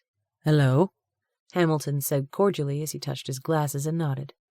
He offered a polite smile to Addie. Nice to see you. You too. As close as Addie was to Piper, she hardly knew Hamilton. To her, he would always be Dr. Hamilton Gentry, the renowned surgeon who was a little uptight for her taste. Mid-height, Hamilton was wiry with dusty blonde hair going silver around his temples and thinning on top. In other words, he was the quintessential picture of a successful doctor. He turned to Piper, a brief smile touching his lips. "What did I miss? I was in my office on a phone call," he explained. Maddox was questioning the effectiveness of PZT, Piper said. Piper's tone was neutral, but Addie could tell from the tight pull of her jaw that she didn't like Maddox calling her work into question. Addie didn't blame her. In Maddox's defense, however, he was turning over every stone to discover the truth. "I told Addie and Maddox that I believe Brent Barrett or someone at Barrett Medical is responsible for Jordan's death, that they were trying to steal the formula for PZT. Maddox asserted that my theory hinges on the validity of PZT." Addie leaned forward. "Even if that's true, it still doesn't explain why someone would be after me." Hamilton's brows darted together, concern seeping into his eyes. "What?" "Well, someone broke into my cabin and tried to kidnap me." A shiver ran down Addie's spine as she hugged her arms. A stricken look came over Hamilton. "Are you serious?" "Unfortunately, yes," Maddox answered. Piper gave Addie a probing look. "Did Jordan say anything to you? Give you the formula? Obviously someone thinks he did, or you wouldn't be a target." Addie had never been blessed with a poker face. She knew the answer was broadcast in her expression. Piper leaned forward, eyeing her. "Addie?" Rather than answering, Addie turned to Maddox. She'd been fully prepared to tell Piper about the key this morning. Now, however, everything was muddled and confusing. Never in a million years would she have dreamt that Jordan and Piper would have kept so much from her. She couldn't help feeling betrayed by them both. Especially Jordan. How could he stoop to having an affair? Did loyalty mean nothing to him? Clearly he was not the man she thought he was. So much for her ability to judge character. She gave Maddox a questioning look. He nodded. "It's okay. Tell them." "Tell us what?" Piper asked, an edge in her voice. Addie tucked her hair behind her ears. "Right before Jordan left the terrace where we were having lunch, he dropped a key into my purse." Piper frowned. "What sort of key?" "Show her," Maddox prompted. Addie bent over and reached for her purse, placing it in her lap. She retrieved the silver key and held it up. "This? What does it go to?" Piper asked. "We were hoping you could tell us," Maddox inserted. Addie handed Piper the key. She examined it. "It could go to almost anything." Disappointment sounded in her voice. "Did Jordan have a gym membership or storage facility?" "Not that I know of." Piper looked to her dad for help. "I have no idea." Hamilton shook his head regretfully. "Jordan's behavior was so strange at the end. Who knows what was going through his head?" Addie caught the note of bitterness in Hamilton's voice. His distaste for Jordan was twofold. He'd been unfaithful to his only daughter, and he was sabotaging the company Hamilton helped him create. "Wait a minute." Piper's voice grew animated. "When Jordan's mother passed, he put her things in a rented storage unit until he and his siblings could sort through her will. I assumed after everything was taken care of, Jordan would have no further use for a storage unit." She paused, tilting her head. "I wonder if, maybe, he still had it." "Well, there can't be that many storage facilities in Birchwood Springs," Maddox said. "Let's start by calling those." Piper frowned, a hint of accusation in her eyes as she looked at Addie. "Why did he give you a key?" "We were working things out. I thought Jordan and I were building trust." Her voice hitched. "And yet he went to see you without my knowledge." Addie grunted, hating feeling guilty for something over which she had no control. "I wish I knew." "Someone, presumably from Barrett Medical, must think you have the only other copy of the formula for PZT," Hamilton said. "They think it's easier to get to you than to break into a secure vault." Fear lurked in Addie's throat. "Well, I don't have it," she spat. Piper's eyes held hers. "Did Jordan give you a hint about what the key could go to? What did the two of you talk about during lunch?" "Just chit-chat, mostly." But I could tell Jordan was on edge. No way Addie was going to tell Piper that Jordan said she was the only one he could trust. He'd also said Piper didn't understand. What didn't she understand? Piper gave her a perceptive look. There's more. I can tell. The words seemed to tumble out of Addie's mouth of their own accord. Jordan said you were a good woman, but that you didn't understand. She cringed at Piper's wounded expression. I'm sorry, but those were his words. Piper leaned back in her seat, looking deflated. Hamilton put an arm around her shoulders. Are you okay? He asked, his voice surprisingly gentle. There was obviously another side to him that Addie hadn't seen. Clearly he had a soft spot for his only daughter. Yeah. Piper offered a weak smile. I'm sorry. This is just so hard. I'm sure Jordan meant that I didn't understand his need to fast-track PZT to market. Makes sense, Maddox said. There was something else Addie needed to add to the conversation. Jordan's strange words at the end. Just before Jordan died, he asked me to forgive him. Piper let out an audible gasp. What do you think Jordan meant by that? Addie continued. Piper looked at her dad as the silent exchange passed between them. Finally, Hamilton spoke. Show them the video. Piper's eyebrow lifted. Do you think that's wise? A grim determination set over Hamilton's features. At this point, it seems to be the best option. Chapter 12. What you're about to see is highly confidential, and could cause us grief if word of it ever got out. Piper eyed Addie and Maddox. I need your promise that you will keep this to yourselves, she added when they remained quiet. Okay, Addie agreed, her gut churning with uncertainty. Maddox squared his jaw. Sorry, I can't make any promises until I know what we're dealing with. The air held its breath as Piper looked at Hamilton. Finally, he gave her the okay to continue. She held up the remote and pressed a button. A picture came on the screen. Addie instantly recognized the elderly woman. That's Priscilla Roseman. She and Jordan were in an office sitting across from one another. Maddox turned to face Addie. Do you know her? She was an Alzheimer's patient at the same care center with my grandmother and Jordan's mom. Jordan peered into the camera and announced the date of the interview, a little over a year ago. State your name, Jordan said. Priscilla Marie Roseman. Your birth date? November 3rd, 1945. How many children do you have? 4. 2 boys and 2 girls. How many grandchildren? Priscilla smiled.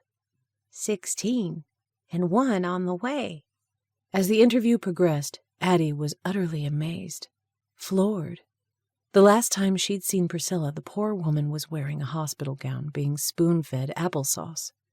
The Priscilla on the interview was nicely dressed, well-spoken, completely lucid. She spoke of her career as a nurse, how much she missed her late husband, how she was looking forward to leaving the care center and going back to her home, where she planned to take up gardening.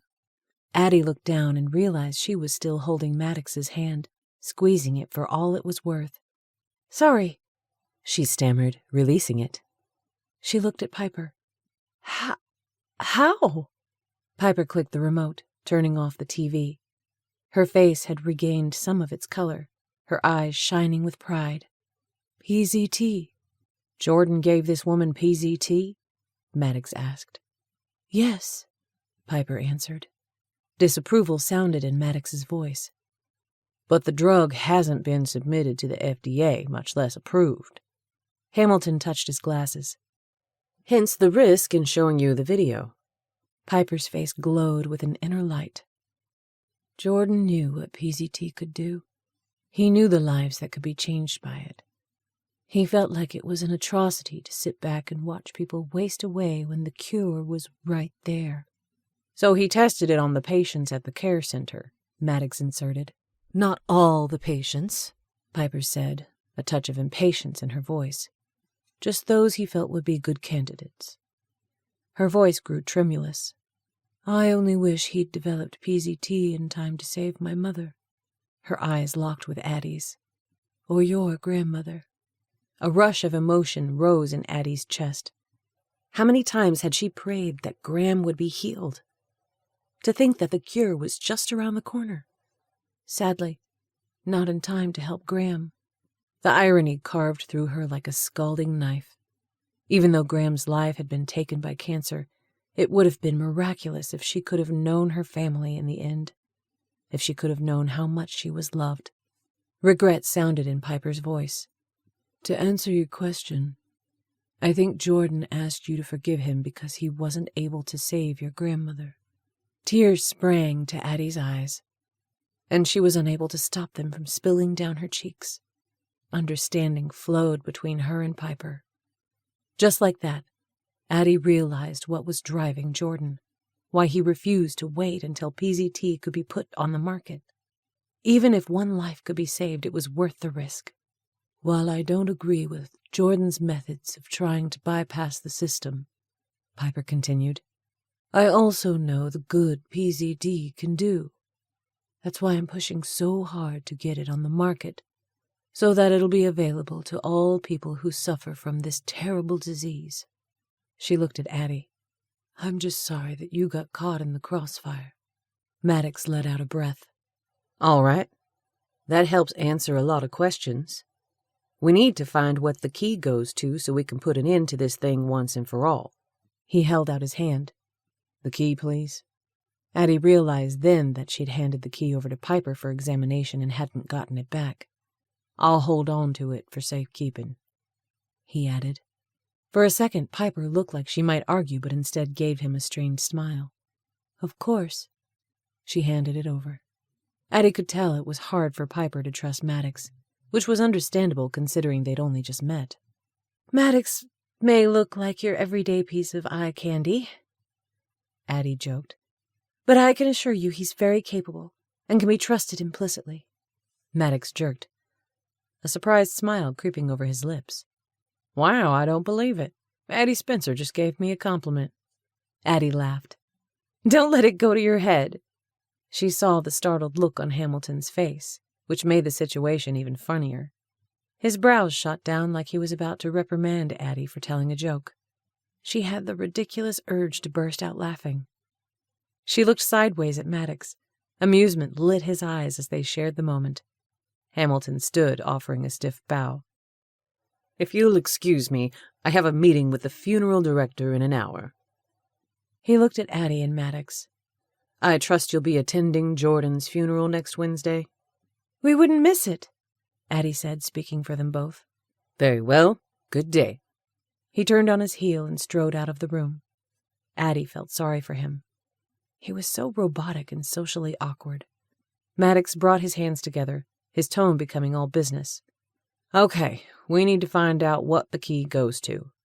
I'll get my computer, Piper said, and look up storage locations. His lips pressed together in a determined line. All right, no time like the present. Maddox looked out the car window at the passing trees ablaze with the crisp, tawny colors of fall. His gaze traveled up the clear blue sky touched with tufts of stringy white clouds. The storm the night before had left everything fresh and clean. Addie chuckled. Look at you, salivating over the landscape. I'll bet you wish you had your camera right now. It would be nice, he agreed. Under a different set of circumstances. Yeah, if we weren't on some wild goose chase to find out what the key goes to, or if someone weren't trying to kidnap me. Or worse. She shuddered. He touched her arm, the familiar zing racing through him when their skin touched. Don't worry, I won't leave your side until this is over. Promise. Addie gave him an appreciative smile before turning her full attention back to the road. She tightened her hold on the steering wheel. Do you really think it could be that simple? That the key goes to Jordan's storage facility? We can only hope. His thoughts went back to the conversation with Piper and Hamilton. What's your take on the things Piper said about Jordan? Which part? The part where she said he was trying to sell the drug formula to Barrett Medical. His question was met with silence, making him wonder if she was going to answer. To tell you the truth, I'm not sure what to think. Does it sound like the Jordan I knew? No, not in the least. Her voice hardened.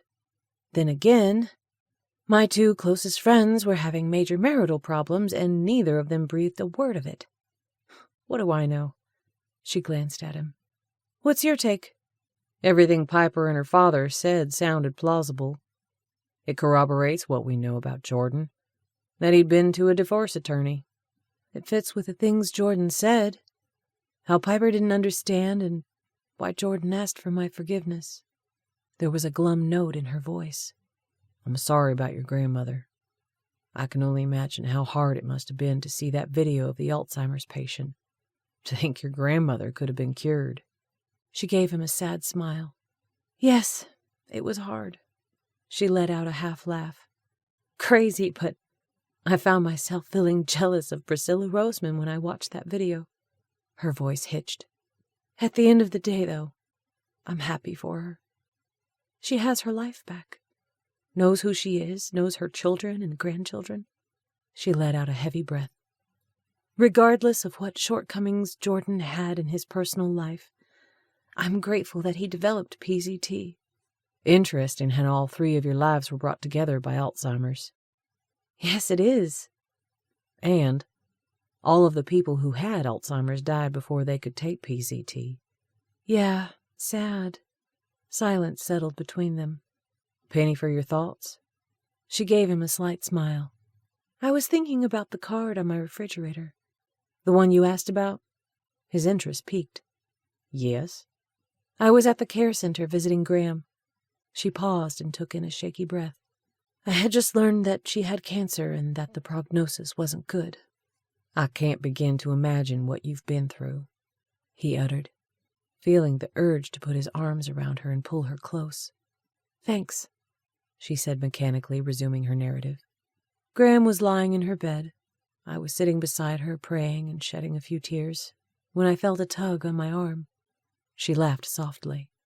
I looked, surprised to see a little girl standing in front of me. She had these big brown eyes that seemed like they could see into your soul, her hair in braids. She never said a word, simply smiled and handed me the card before bounding out of the room. I looked down and read the message. Be happy. Her voice caught. I knew in some inexplicable way that my prayer had been answered by that little girl. Later I found out the girl was there with her mother. Priscilla Roseman is her grandmother. A tear slipped down Addie's cheek. She wiped it with the palm of her hand, a self-conscious laugh issuing from her throat. I'm glad that Priscilla now knows what a wonderful granddaughter she has. Addie took in a deep breath and shot Maddox a brief smile, shrugging her shoulders. Now you know the rest of the story. Thank you for sharing that, he said quietly. Addie was truly 1 in a million. No wonder he'd fallen so hard, so fast for her. There was so much he wanted to say to her right now. He wanted to take her by the arms and shake some sense into her, make her realize that the 2 of them were meant for one another, make her realize that he still loved her, had never stopped loving her, that she consumed nearly his every thought. Hey, I want you to know that, regardless of what happened between us in the past, I'm glad I'm here with you. Her expression was unreadable as she stared at the road ahead of them. Thanks. He got the feeling that his words had fallen flat. She drew in a deep breath as if trying to bottle up her emotion. He'd gotten a glimpse into her soul, and now the dark curtains had been pulled over the window. She was once again the tough, capable, take-crap-off-no-one girl. Heck, he loved that aspect of Addie, too. She looked in the rearview mirror at Piper, who was following them. Maddox glanced in the side mirror to make sure no one was tailing Piper. All seemed to be okay, for now.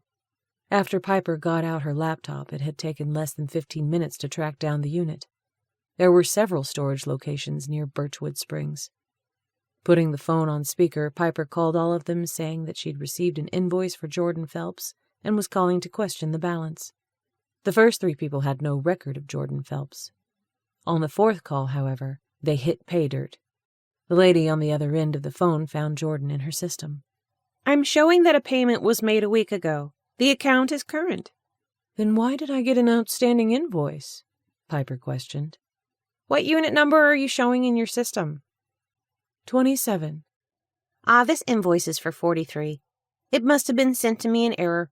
I'll just shred it, thanks, she clipped, ending the call. Feeling his gaze, Addie looked his direction. What? The mood between them was way too somber. Maddox had to do something to lighten it. I was just thinking it was around the same time last year when we traveled down this very road to the trailhead where we hiked. Remember? How could I forget? She chuckled. Hiking is a loose term, though. We mostly walked, while you snapped pictures of the landscape and every animal that moved. He laughed. If I'm remembering correctly, we also made time for a few other things, he said in a low, husky tone. We gathered around that cozy fire, sitting so close you couldn't wedge a sheet of paper between us. Quite similar to what occurred this morning, actually. A grin tugged at his lips. You were the first to kiss me then, too. Color fanned her cheeks. No, you've got it wrong. I distinctly remember you kissing me first, she grumbled. At any rate, I thought Southern gentlemen weren't supposed to call attention to those types of things. He ignored her smart remark. Of course, it was more than just kissing around the fire. He drank in her profile. Dainty nose, chin set in iron determination, full rosy lips, tangles of brown ringlets spilling over her shoulders. Her slender hands were gripping the steering wheel with a vengeance, and the stormy look on her face told him it would only be a matter of seconds before her temper blew. There was some hugging involved, a little necking. Stop! She shoved him hard, the motion causing the car to weave into the shoulder of the road, the warning hum of the textured asphalt reverberating loudly against the tires. Whoa, Nellie! Maddox yelled, holding onto the dash. Addie clutched the wheel, correcting her mistake as she swerved back into their lane. You trying to kill us? You started it, Addie sulked. I was just playing around. Didn't expect you to run us off the road. I didn't, she said tartly. We barely went on the shoulder. Barely, huh? That's an understatement. She grunted. Maddox's phone buzzed. He fished it out of his pocket. Let me guess, Addie said, her voice loaded with irritation. It's Felicity. Nope, he said pleasantly. It's Sutton. He swiped to answer. Hello. In true Sutton form, his boss launched right into the conversation. I have some information on the kidnapper. Maddox glanced at Addie, could feel the interest radiating off her. I'm all ears. All right, thanks for the intel. Heart of a warrior. Maddox clipped after several minutes, ending the call. Addie scrunched her nose. Heart of a warrior? Her voice had a teasing edge. What was that about? Kind of has an Indiana Jones meets Braveheart feel to it. Just a phrase we say to each other. Helps us remember our purpose. Normally he didn't mind Addie razzing him, but not about that. She laughed. Okay. She switched gears. What did Sutton say? The attacker's name is John Wilson. He's from North Dakota. Has a long rap sheet that includes burglary, attacking a police officer, and domestic violence. He was contacted on the dark web by an anonymous person who hired him to kidnap you. For what reason? Wilson didn't know. He was to be given further instruction after he had you in his possession. Great. We're no closer to finding out who's behind this than we were before, Addie spouted. Not necessarily. While John Wilson didn't know the identity of the person who contacted him, he was paid half his fee up front. And get this, the payment was deposited electronically into his bank account. Well, that was stupid.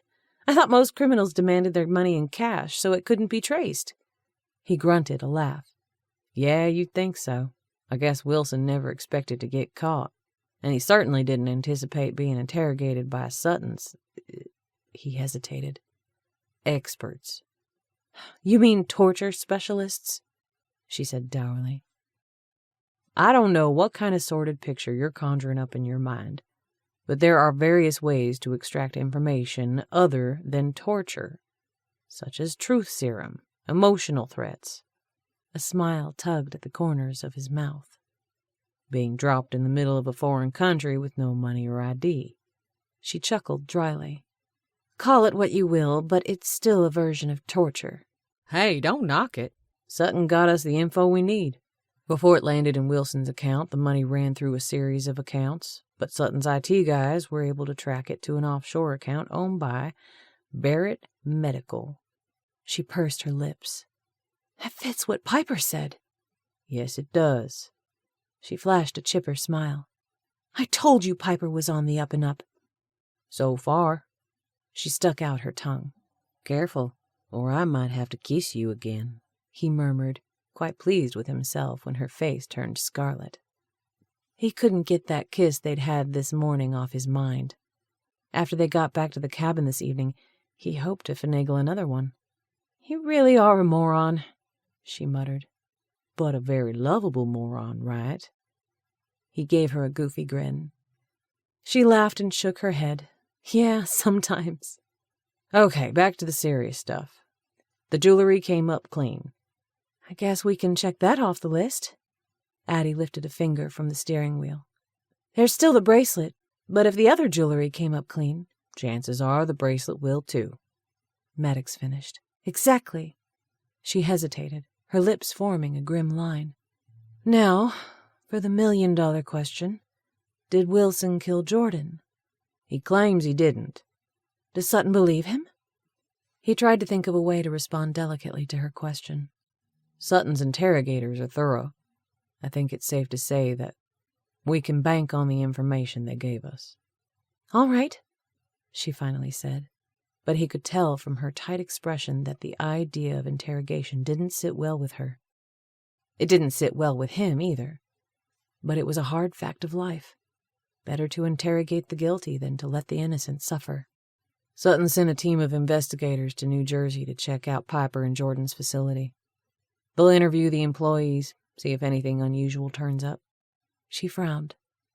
Do you really think that's necessary? No stone unturned, remember? Disapproval coated her voice. Need I remind you that Piper's my closest friend? I don't want her to think I'm checking up on her. He tensed. Need I remind you that my job is to protect you? To do that effectively, I need to know all the angles. She thrust out her lower lip in a pout. Fine, but would you mind telling Sutton to make sure his guys are stealthy about it? I've already lost one friend. I don't want to lose another. I think I can handle that. Man, she was a fireball, fighting him at every turn. There was another tidbit to his conversation with Sutton that he wasn't ready to tell Addie. Sutton suggested that it might be beneficial for Maddox to go to New Jersey and question Brent Barrett in person. That way, Maddox could gauge his reaction. Maddox was all for it. But no way was he leaving Addie's side. She'd have to go along too. He wasn't sure how she would feel about that. He decided to wait until tonight to broach the subject. First, he wanted to see where this key led. She frowned. You know, there's something about this whole thing I don't get. What's that? What does Sutton get out of all this? A startled laugh broke through his throat. Excuse me? She shot him an agitated look like she didn't appreciate him laughing at her question. Corbin's my brother. Of course he would feel responsible for me. You're here because Corbin's one of your best friends and you want to help him. Yeah, that's partly true, but I also care about you. He caught her look of surprise. Thanks, she said, giving him a slow, soft smile that did funny things to his insides. She tightened her hold on the steering wheel. So, what's Sutton's angle? Is Corbin paying him to help me? I don't know the details of what Corbin worked out with Sutton, but I would venture to say that Sutton's helping because that's the type of person he is. Money's no object for Sutton. He's a multi-billionaire. Sutton would offer his resources to Corbin out of sheer loyalty.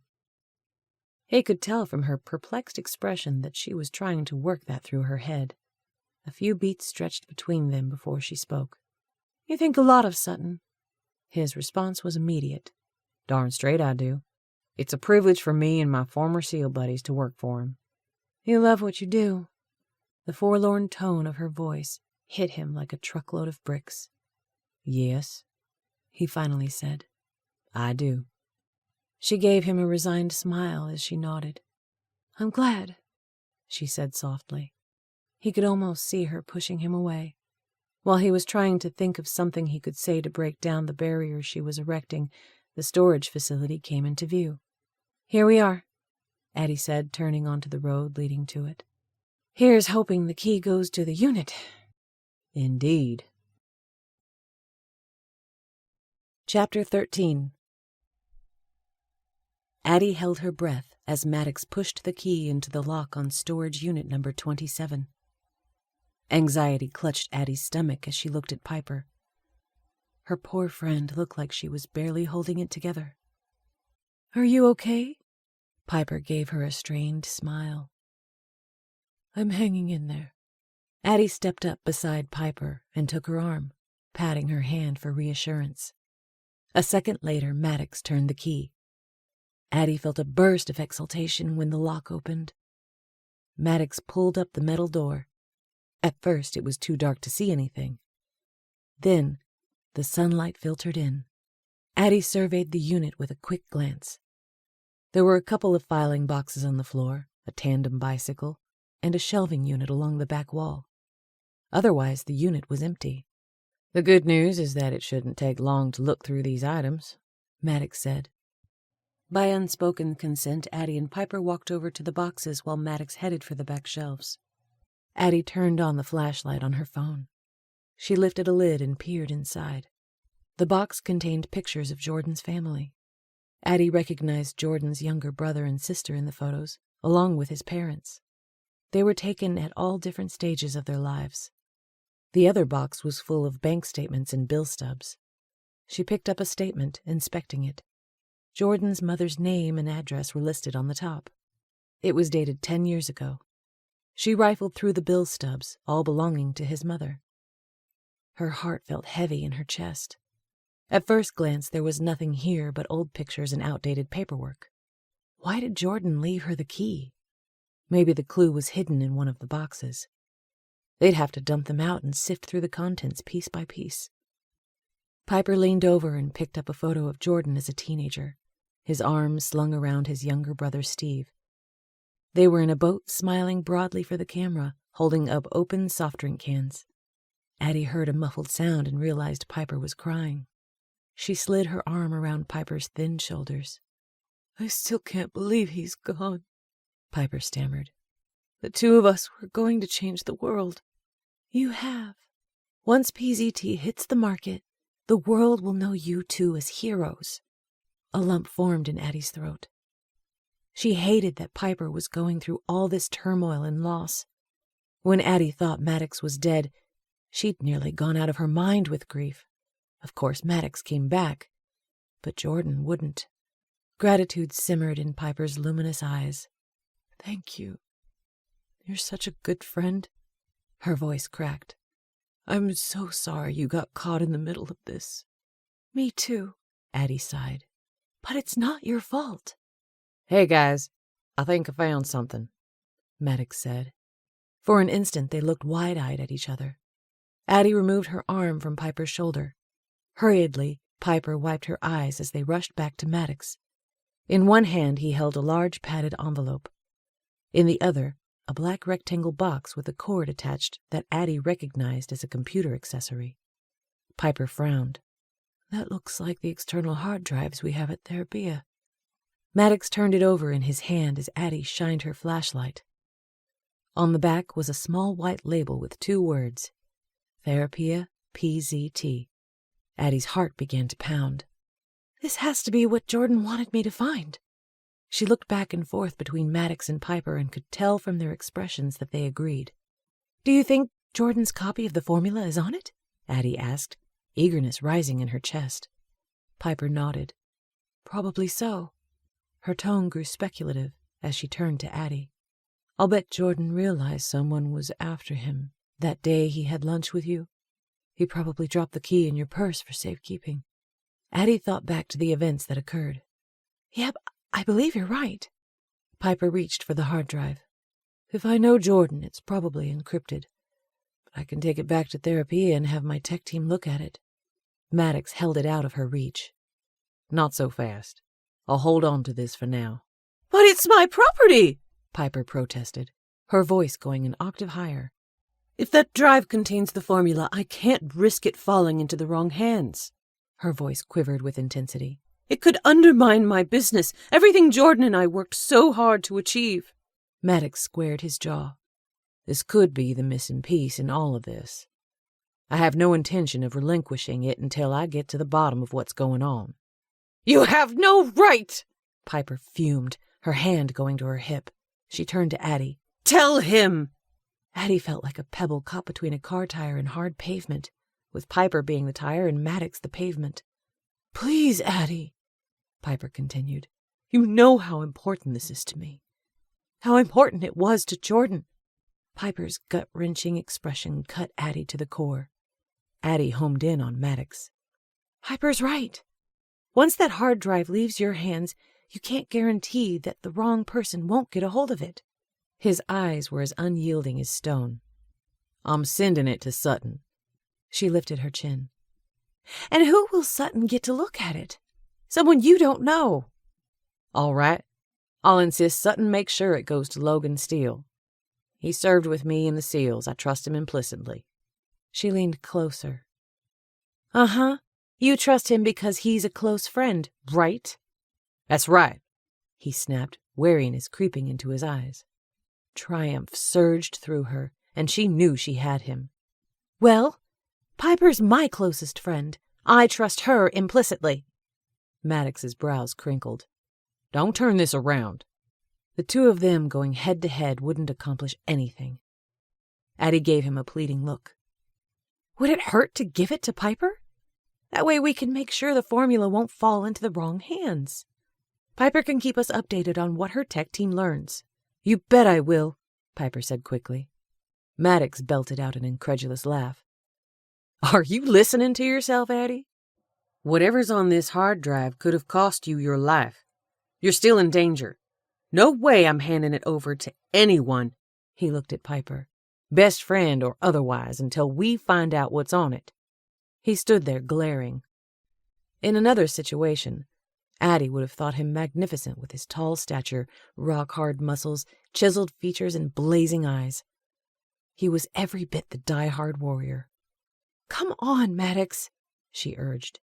Piper's business is on the line. She lost her husband. Like Piper said, Jordan most likely dropped the key in my purse because of the situation. Had Piper been there, he would have given it to her instead. Maybe he would have, maybe he wouldn't. He blew out a breath, his eyes never leaving Addie's. While I appreciate your loyalty to your friend, my job is to protect you, even if that means protecting you from your good intentions. His jaw clenched. The hard drive stays with me. Piper gave him a rigid look. How do we know we can trust you? I trust him, Addie countered. She was surprised that the admission had come blurting out. Even so, the truth of her words hit home. She trusted Maddox more than anyone outside her family, even more than she trusted Piper. This doesn't concern you, Piper argued, eyeing Maddox. Anything that concerns Addie concerns me, he countered, locking gazes with Addie for one long moment. Addie felt the blood quickening through her veins. Then came the wave of familiar desire. What she didn't expect, however, was the blanket of comfort that covered her. Addie was so very grateful to have Maddox in her corner. Maybe there was no hope of them ever getting back together. Maybe her stupid fear of this dangerous profession had pushed him into the arms of another woman. But here and now, she knew that a part of him still cared about her. Right now, that was enough. Time to step up to the plate, even if it meant ostracizing her best friend. She turned to Piper. You know, maybe Maddox is right. The man he works for is honorable. If the formula for PCT is on that hard drive, we'll make sure it stays safe. After it's checked out, we'll return it to you. You have my word. Piper's jaw worked like she wanted to say more. Instead, she clamped her lips shut and waved a hand of dismissal as she turned to go. Addie's gut tightened. Wait! Don't leave upset! She was about to charge after Piper when she heard a series of loud pops. "Get down!" Maddox shouted, lunging for her. They toppled to the cement floor, his body shielding hers. She became aware of the weight of his body and was appreciative of his protection. Her heart sank, however, as she looked up. A masked man wearing all black had Piper in a chokehold, pointing a gun at her temple. "Hand over the drive," the man ordered, "or the woman gets it." He tightened his hold on her neck. Piper gurgled and coughed. "Please, don't hurt me," she stammered, her eyes wide with fear. Addie felt Maddox move slightly. It occurred to her that he was reaching for his gun. Of course Maddox had a gun, but she'd not thought twice about it until now. "Don't move," the man growled in a raspy voice like he had a frog in his throat that he couldn't clear. Maddox froze. "Push the drive towards me," the man ordered. "Now!" Addie realized that the drive was a foot to their left. Maddox must have let go of it when he rushed to protect her. Piper's voice trembled as she spoke to the gunman. "You don't have to do this. Whatever someone's paying you, I can pay more." "Shut up!" he screamed, clutching her in a vice grip. She yelped in pain. Terror clawed down Addie's spine. "Do what he says," she said in a low tone to Maddox. She couldn't bear the thought of anything happening to Piper. Time seemed to stop. Finally, Maddox cursed under his breath, pushing the drive forward. The gunman released Piper. "Give it to me," he ordered. Piper stumbled forward and reached for it with shaky hands. She turned and went back to the gunman. Addie expected him to jerk it from her hands, but he grabbed Piper instead. Piper let out a cry, sobs bubbling from her throat. Addie felt her own eyes mist. "You've got what you want! Let her go!" The gunman held Piper as a shield as he backed out of the storage unit. Maddox sprang to his feet. "Stay here," he ordered, charging after the gunman with his gun drawn. The next instant, shots were fired. Addie's heart nearly stopped. Had Piper been shot? Maddox? Shakes rippled through Addie's entire body as she stood. Not heeding Maddox's command to stay put, she rushed outside. Piper was crumpled in a heap on the grass, her hand clutching her throat as she gulped for air, half crying, half choking. A stab of fear shot through Addie. Where was Maddox? Her knees went weak when she saw him jogging toward them, a furious expression on his face. "He got away," he growled. Numbly, Addie pushed her feet forward. When she reached Piper, she dropped to her knees. As she pulled Piper into a hug to comfort her, a tingle of thought pricked Addie's mind. The gunman's voice was raspy. Strip that away, and there was something familiar about it. For the life of her, she couldn't place it, though. Chapter 14. What's your risk assessment? Is it safe to say the threat is over? Maddox pushed a hand through his hair as he considered Corbin's question. It's possible, assuming the formula was on the hard drive. His gaze fell on Addie in the kitchen making dinner. Her movements were deft and graceful as she opened the fridge and pulled out a head of lettuce and tomatoes. Warm brown ringlets bounced softly on her shoulders as she moved. If it's not? Corbin asked, his voice tense. Maddox tightened his grip on his cell phone. Then we're back to square one. Maybe it was paranoia due to his time in the SEALs, but he couldn't shake the feeling that they weren't out of the woods yet. Addie pulled a knife from the drawer and began slicing a tomato. He could tell from the tilt of her head that she was listening to his conversation. Is that Corbin? He pulled the phone away from his mouth. Yes. Tell him I said hello, she said loudly. Did you hear that? Maddox asked into the phone. Yep, sure did. How does Addie feel about going to New Jersey? We haven't had a chance to discuss it yet, Maddox said evasively. Addie's ears perked up as she gave him a questioning look. Corbin chortled out a chuckle. You better get on the horn, dude. I talked to Sutton before I called you. He's sending a jet to pick you up in the next few hours. Maddox let out a breath. I'm planning on taking care of that next. The inquisitive look on Addie's face let him know that he'd be taking care of it immediately after he ended the call. How are Delaney and the baby? The pause on the other end of the line let Maddox know the answer to his question was not good.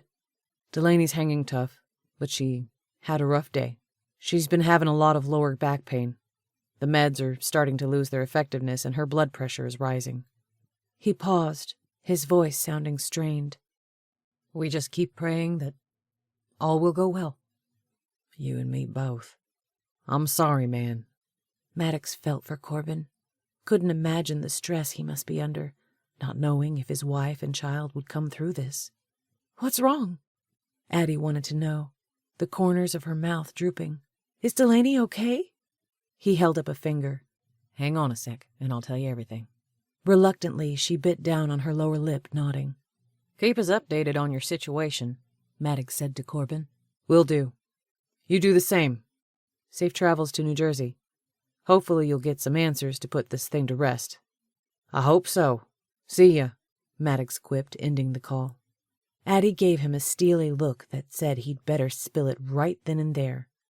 All right, what's going on? Don't sugarcoat it, she warned.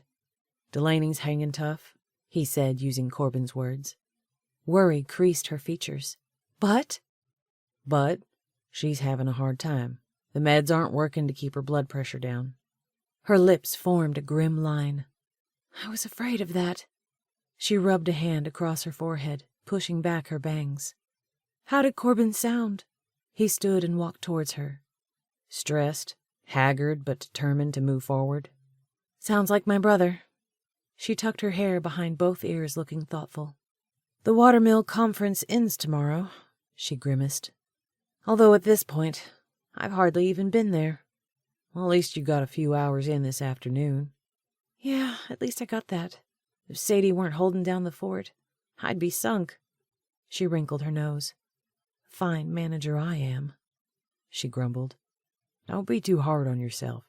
You've had a lot to deal with. She grunted. That's an understatement.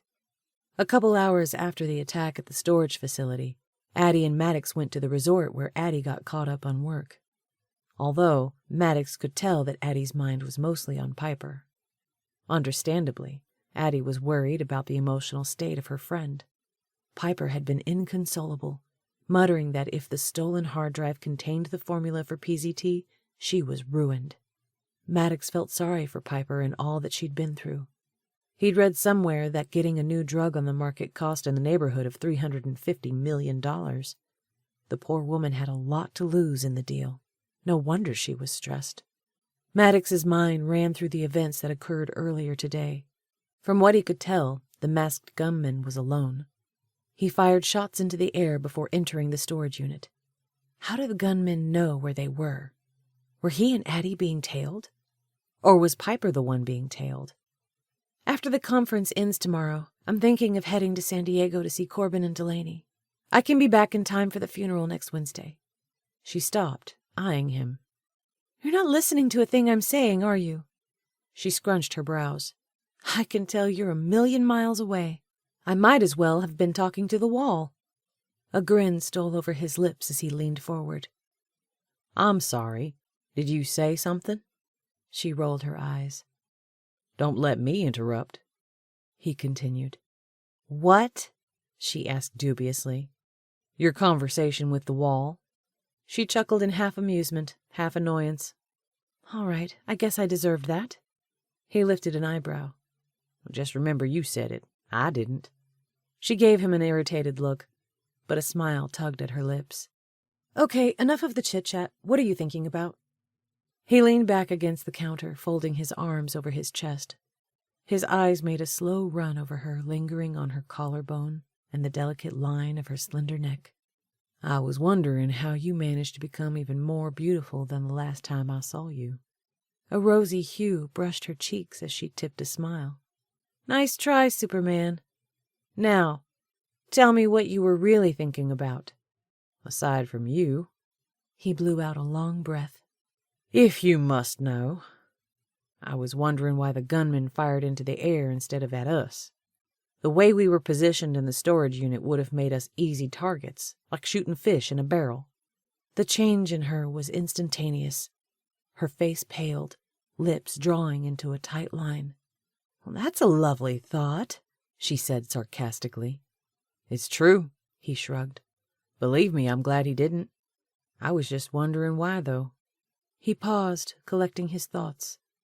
Also, how did he know we were at the storage unit, and that we found the hard drive? Do you think he's been following us? Her eyes widened with concern. He pondered the question. I don't think so. I'll make a point of being aware of my surroundings. His mind went through the checklist of his security routine. He'd swept the cabin for bugs a few times and checked the new alarm system. Also, he made a point of sweeping Addie's car for bugs every time they got in. Everything was clear on their end. I wonder if Piper and Hamilton's home is bugged. If someone were listening in on the conversation, he would have known where we were headed. Exactly. Should I call Piper and tell her? That's probably a good idea. He paused. Although at this point I'd venture to say the damage has already been done. A stricken look crossed her features as she looked around, lowering her voice. Do you think the cabin is bugged? No, I've been checking. We're in the clear. She nodded in relief. He motioned at the veggies she was chopping. What you making? She looked down.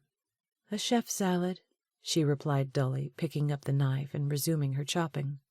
He could tell her mind was still on Piper and the problems. Sounds good. Well, you might not say that when you hear what kind of dressing we have. She tore the lettuce and placed it in a glass bowl. He groaned. Don't tell me. Blue cheese? A smile tipped her lips. Yep. You know how much I hate blue cheese. Her eyes sparkled with amusement.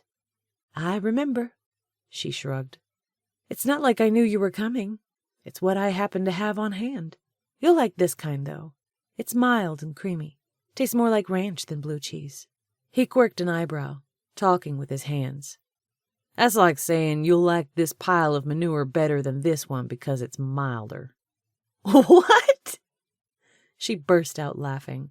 That's the most ridiculous thing I've ever heard. She shook her head. I can't believe you're comparing blue cheese dressing to manure. He sighed in defeat. You're right. I shouldn't be comparing it to manure. That's right. She flashed a victorious smile. He pumped his eyebrows. I should be comparing it to mold. That's what it is. Is not, she countered in annoyance. Sure it is. Where do you think the blue veins come from? Mold. He pulled a face. That's why it smells so gosh awful. His tone grew speculative. You know, in Papua New Guinea, blue cheese is known as the cheese of the dead. You're making this up, she said, but he could tell from her intrigued expression that some tiny part of her wondered if he was telling the truth. It's because of its decaying properties. When the elderly tribe members are getting ready to pass to the other side, a ritual is held. The elderly are given blue cheese to help speed up the decaying process and hurry them along their journey. The look of shock and outrage on her face was too much. He couldn't hold back the laughter. Her eyes widened and then narrowed when she realized he was teasing her. Her lips turned down and she gave him a self-deprecating grin.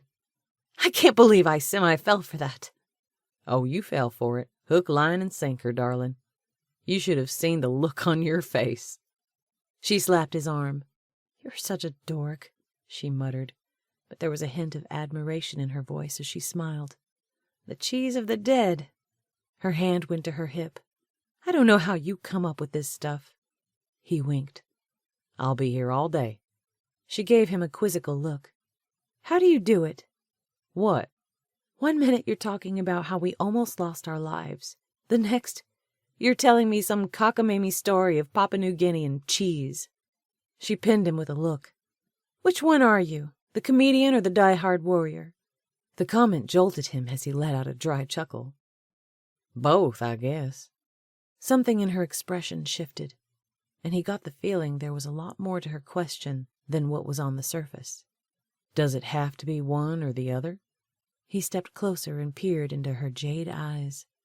In them he saw what he thought was pain or regret or uncertainty. Maybe it was none of the above. He wasn't sure what she was thinking. I understand very well the gravity of the situation. I guess I use humor to deal with it. Everyone has layers. The surface and everything going on underneath. She offered a strained smile. I guess I'm not as good as you are at jumping back and forth between the two extremes. The temptation to be close to her was too great. More than anything, he wanted to pull her into his arms and kiss her until neither of them could think straight. "Addie," he uttered, caressing the line of her cheek with his thumb. She drew in a halting breath, and he feared for one agonizing moment she would retreat. When she didn't, it gave him courage to continue. He swallowed, trying to figure out how to explain how he felt. "When you do what I do," he cleared his throat. I've seen things. Horrific things. He cringed inwardly when her face grew pinched. But I've also seen amazing things. I've seen the good a few people, sometimes even one person, can do. Look at Sutton and the difference he makes in people's lives. He helps people in impossible situations, gives them hope when no one else can." His voice caught. "To be a part of that, to know my life makes a difference, well, it means everything." She nodded. "I understand." He could tell that she didn't, however. He touched her hair. "Life is made up of moments." Tenderness welled in his chest. "Wonderful moments that take your breath away. Those are the moments I hold on to." His gaze moved over her features, savoring every detail. "Take, for example, the moment we shared this morning, our kiss," he murmured. He caught a flicker of desire in her mesmerizing eyes, sending a blaze of heat blowtorching through him. Her lips parted expectantly as he encircled her waist, pulling her closer. This time, he didn't wait for her to kiss him. He crushed her lips with his. She melted into his arms, her fingers slipping like silk up his back and through the hair on the nape of his neck. A tiny moan of acceptance escaped her throat when she arched her back. Her lips were a bewitching mixture of softness and demand. As their lips moved together in a tumultuous river of fire, lightning and thunder, one word kept blazing through Maddox's mind: perfection. Just when he thought he would lose himself to the aching need of her, she pulled back, ending the kiss. A smile tugged at his lips. "Wow, you are something," he uttered. Her brows drew together, her eyes turning to hard green marbles as she gave him a death glare. "What?" Raw confusion burst through him like shards of glass. Addie had wanted the kiss as much as he, hadn't she? Her body went rigid as she stepped back. Not sure what to think, he dropped his arms to his side, letting her go. Out of the corner of his eye, he saw her hand go up and realized she was going to slap him. Pain streaked through him as the flat of her palm connected with his jaw. His eyes rounded, his voice rising. "What are you doing?" "That's for Felicity," she said savagely. A startled laugh rumbled in his throat. "What?" Her eyes shot fire as she got up in his face. "The second you got home from Syria, you took up with another woman." "I didn't take up with another woman," he fired back. She threw back her head, nostrils flaring. "Date another woman. Take up with another woman. It's all the same to me." Her jaw turned razor sharp. "Then, as if that weren't bad enough, you're with her now, and you're here kissing me." She shook her head. "Despicable!" Maddox's hand went to his jaw, still feeling the sting of her slap. He could have sworn he saw steam coming out of Addie's ears. "Are you bipolar?" "Not hardly," she scoffed. "Your moods shift faster than a speed skater with greased blades. 1 minute we're kissing, and then a second later you go on the rampage over something ridiculous." "Ridiculous?" Her voice escalated. "I'll bet poor Felicity doesn't think it's ridiculous. You're supposed to be with her, and yet you're kissing me." "Darling, from where I was standing, you were doing your fair share of kissing, too. In fact, you were about to kiss me like you did this morning. I just beat you to the punch." He felt a rush of triumph when her face flamed. He could tell from the embarrassed look in her eyes that she knew it was true. "For the record," he continued, punching out the words in hard hits, "you broke up with me. Remember?"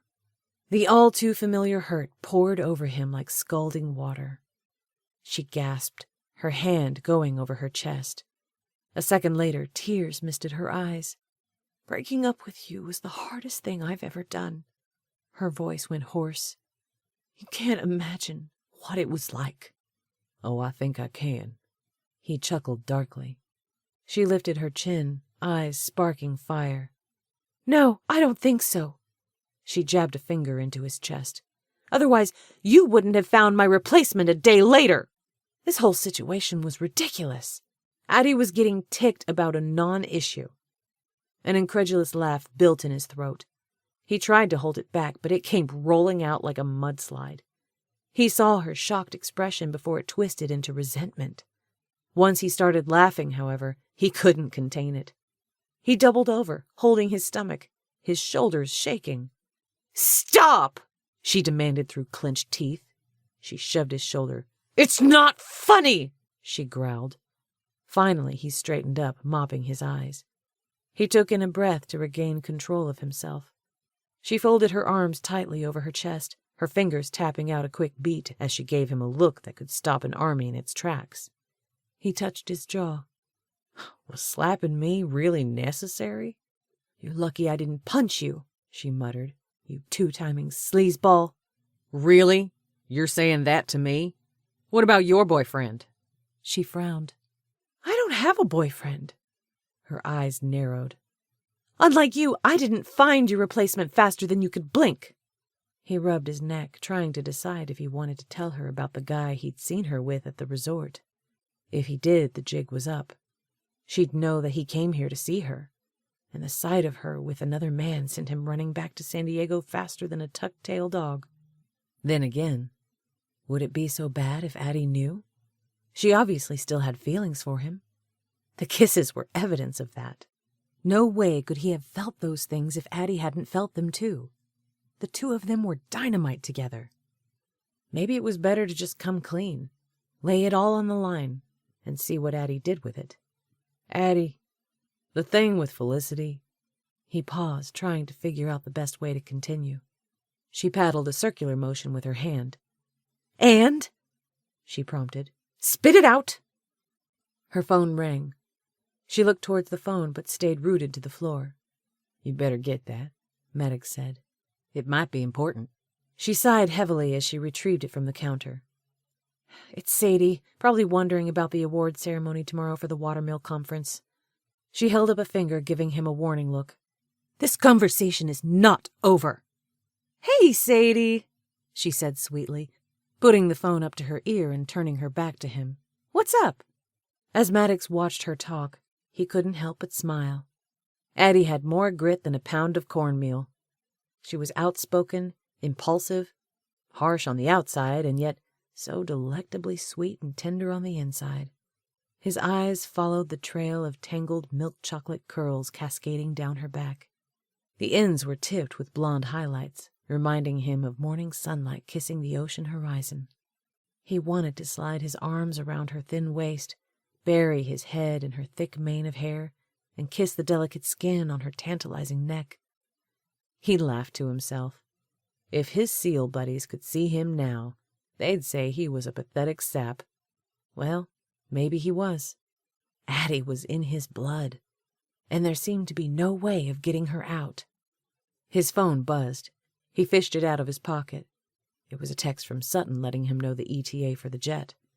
Less than 2 hours from now. Crap! He'd not yet broken the news to Addie. Considering her demeanor at present, he'd better hold on tight because it was bound to be a rocky ride. A few minutes later, she ended her call. Her eyebrow arched as she launched right back into their previous conversation. "You were saying something about your thing with Felicity?" A dark cloud shadowed her face. "Yeah." He rocked on the balls of his feet. "I'm afraid that's going to have to wait." Her brows furrowed as she wagged a finger, her voice going schoolgirl sassy, her hips swaying. "Oh, no, Superman! You're not getting out of this." No time to beat around the bush. Better to just dive in. If he were Catholic, he would have crossed himself before continuing. "We have to hop a plane to New Jersey in less than 2 hours." Her mouth dropped. "What?" "The local authorities are going to arrest Brent Barrett tomorrow afternoon on charge of your attempted kidnapping. Sutton thinks it's a good idea for us, to get there first to question him.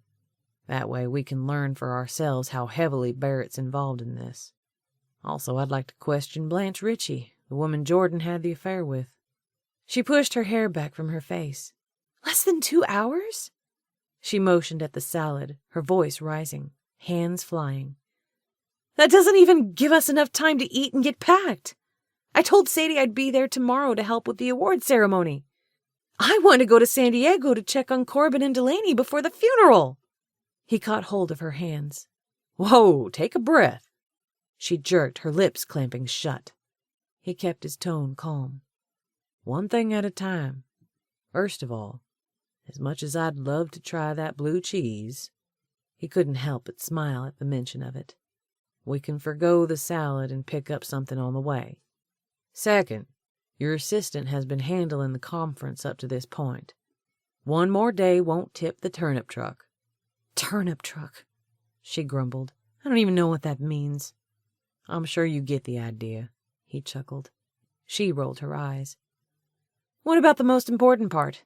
Corbin and Delaney?" She reminded him of a kid pouting to get her way. She was so darn cute that it made him want to give her everything she asked for. "After our trip to New Jersey, we'll take Sutton's private jet to San Diego." The words private jet had the magical effect of shifting the tide in his favor. The lines on her face smoothed, and he caught a hint of excitement glowing in her eyes. "Are you sure Sutton won't mind?" "No, not at all." She let out a breath, her shoulders relaxing a fraction. "Okay. It would be nice to get to the bottom of this ordeal so we can put closure on it." She tipped her head like she'd suddenly thought of something. "Do you think we'll be able to find out if Brent Barrett's the one who stole the hard drive?" "That's the hope." "If we could get it back, Piper would be elated." "That would be great." Maddox wasn't holding out hope that they'd ever see the hard drive again. Even if Brent Barrett took it, the chance of him handing it over was slim to none. However, he didn't want to dash Addie's hopes. "You know, you never cease to amaze me." Disappointment rang heavy in her voice. Uh-oh. Maybe he'd called the shifting of the tide too soon. "What?" A deviant giggle bubbled from her lips. "All this to get out of eating blue cheese." He laughed in surprise, sticking his finger in his mouth and gagging. "You mean the cheese of the dead?" "So dramatic," she purred. "You're calling me dramatic? Seriously? Says the woman who laid a big kiss on me and then slapped me?" Her cheeks reddened. For the record, you kissed me that time, Bama boy." She straightened to her full height. Any self-respecting woman would have done the same. Her eyebrow arched. "By the way, don't even think this gets you off the hook. As soon as we get on that plane, I want to hear all about this Felicity thing." There was no mistaking the bite in her voice. He sighed heavily. "Fine, but only because you're pulling it out of me." She patted his jaw. "Since you're pretty much already packed, I'll leave the kitchen cleanup to you while I get ready." He watched as she traipsed out, her hair moving in rhythm to her steps. Talk about a long, lean stick of dynamite. They broke the mold when they made Addie. He glanced at the ingredients of the unmade salad, spread over the counter. He reached for a diced tomato and plopped it into his mouth. "This is the second time today you've waltzed out, leaving me with cleanup duty," he said, mostly to himself. "I heard that," she chimed from the hallway. "The vixen has owl ears, too," he said loudly, then grinned when he heard her grunt in response.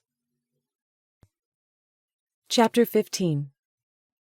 Addie rubbed an appreciative hand over the vanilla leather upholstery on the plush seat as her gaze trailed over the patterned monochromatic carpet and glossy mid-tone wood accents of the sleek private jet.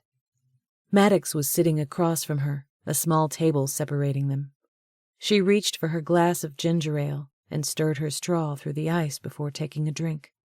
Had they not been traveling to New Jersey to question the man who most likely killed Jordan? Addie might have thought she was in a dream. Working for Sutton certainly had its perks. She placed her drink back on the table and sat back in her seat, pulling a travel magazine from a nearby rack. She spread it over her lap to appear as though she were reading it, while surreptitiously glancing at Maddox. He was staring out the window, as if lost in thought. She smiled inwardly at his unruly curls that went in all directions. A lock fell over one eyebrow, giving him an adventurous, boyish look. Mentally, she circled a dot on the spot on his cheek where his dimple appeared when he smiled. She allowed herself one glance at his muscular biceps before her eyes swept to his torso. His t-shirt formed to the definition of his pecs and flat abdomen. Heat simmered through her as she looked at the clean lines of his chiseled jaw. Then her eyes settled on his lips, remembering the burn of them against her own. She felt a smidgen of guilt for slapping him.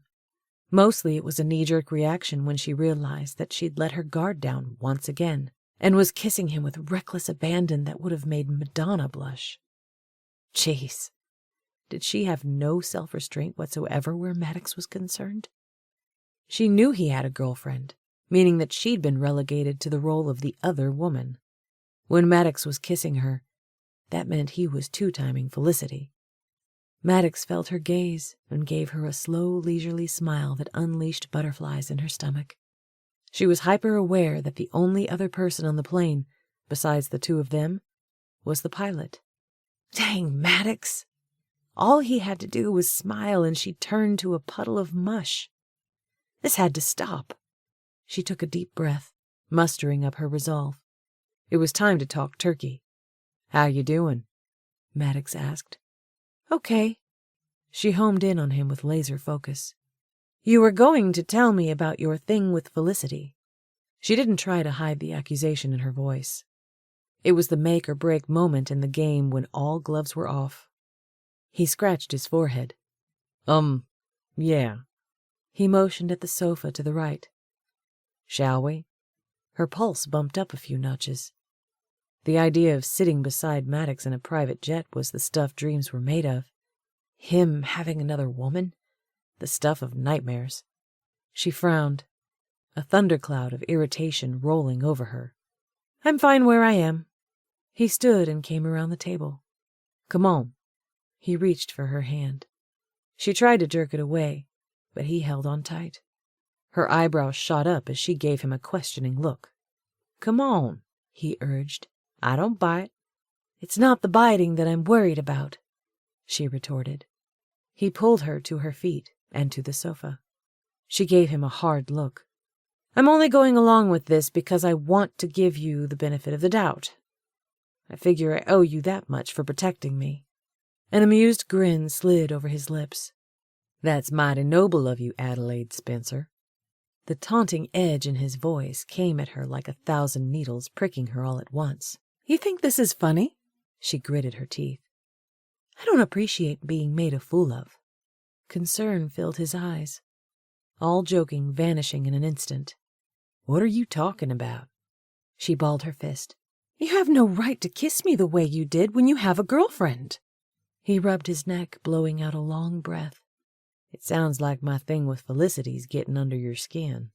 She rocked back, hardly believing the words that had come out of his mouth. "Now you're taunting me about it? The nerve!" Heat burned up her neck, making her feel like her head would explode as she jumped up. "You think this is all a big joke?" He sprang to his feet. "No, I don't think it's a joke." His jaw tensed. "I didn't think it was a joke when you dumped me." "Well, you couldn't have taken it too hard because you found another woman a day later." "Sit down so we can talk about this like rational adults." She slung her head back as she barked out a laugh. "Ha! You would pull the adult card." "Addie, sit down, please." They stood there eyeing one another until finally Addie sat back down, mostly because she had no place else to go. "I'm listening," she huffed, crossing her arms over her chest. Maddox rubbed his jaw, laughing humorlessly. "I don't understand you, Addie. You're acting like you're the one who was wronged, when you're the one who broke up with me." She tried to interject a comment, but he held up a hand. "Let me finish." She clamped her lips shut, glaring at him. You act like I'm the only one who found someone else, but that's not true. I don't have anyone else, she countered, her voice escalating. His eyes burned into hers. You sure about that? Of course! Had he lost his freaking mind? Can you sit there and honestly tell me that you haven't gone on any dates in the past few weeks? She went hot all over, then stone cold. Yep, just as I thought, he said, giving her a vindicated look. That's not fair, she sputtered. Going on a few dates is not the same as going steady. The need to defend herself was all-consuming. Her throat went impossibly small as she swallowed. The hurt in his eyes darkened them to indigo, his voice taking on a musing tone. Let's see if I can paint a picture for you. You're standing in the resort, your curls piled high on your head, sporting that green dress I got you for your birthday, the one that hugs your figure in all the right places. Your long legs showcased in sleek high heels. His jaw hardened, eyes searing into her soul. A guy approaches, hands you roses, leans in and says something. You laugh and look at him with moon eyes. Disgust coated his voice. Need I continue? Her lungs shriveled to the size of tic-tacs, and she had the feeling of tumbling off a cliff into thin air. Somehow she managed to find her voice.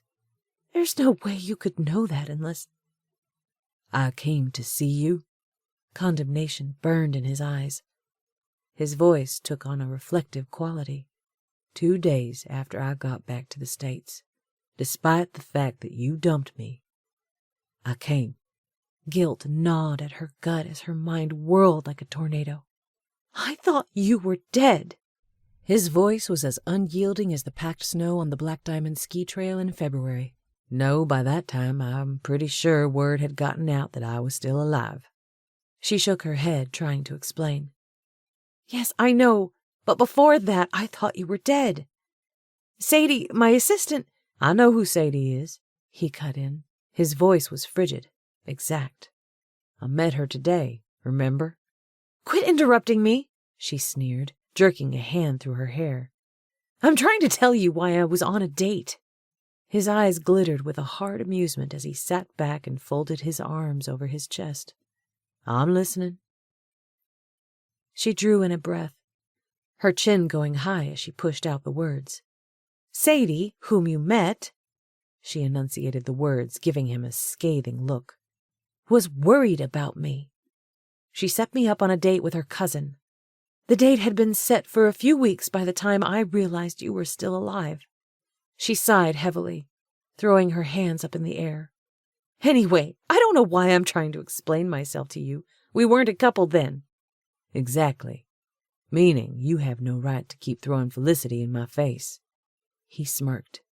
Not to sound like a broken record, but you dumped me, remember?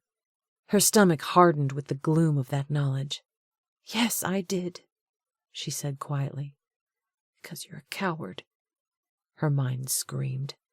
It was the biggest mistake of my life, she uttered. He cocked an ear. I'm sorry. I didn't catch that.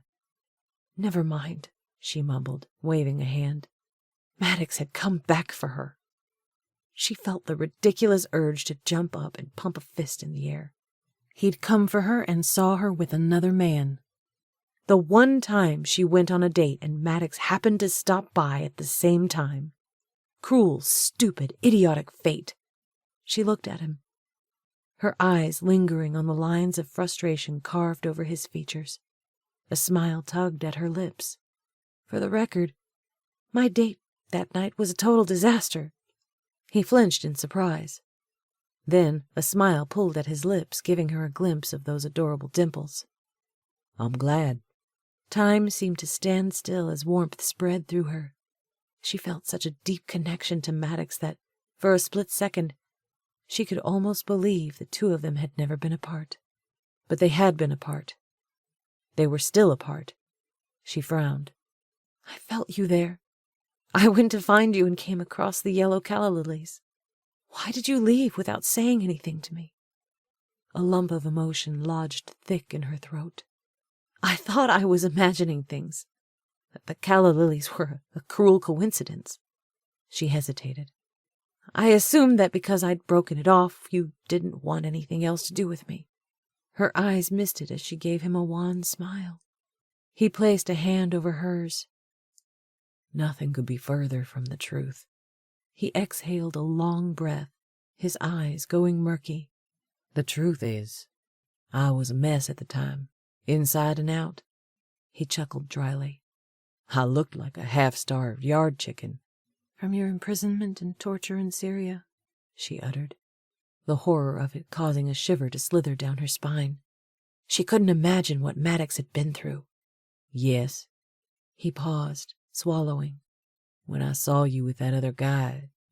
His voice hardened as he released her hand. I wanted to rip him apart limb by limb.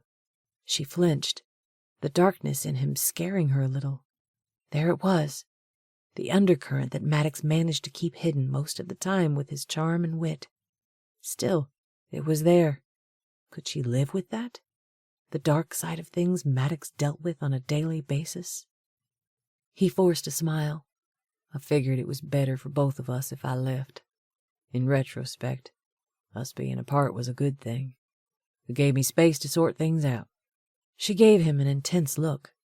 And have you sorted things out? He looked surprised. Yeah, I'm working on it. He grinned, becoming his charming self once more. I'm like the Sistine Chapel, a work in progress. He teased. Addie wasn't ready for him to get playful. She needed more answers, needed to understand the man he truly was. So, after you saw me with my date, you hightailed it to San Diego? Wariness seeped into his eyes.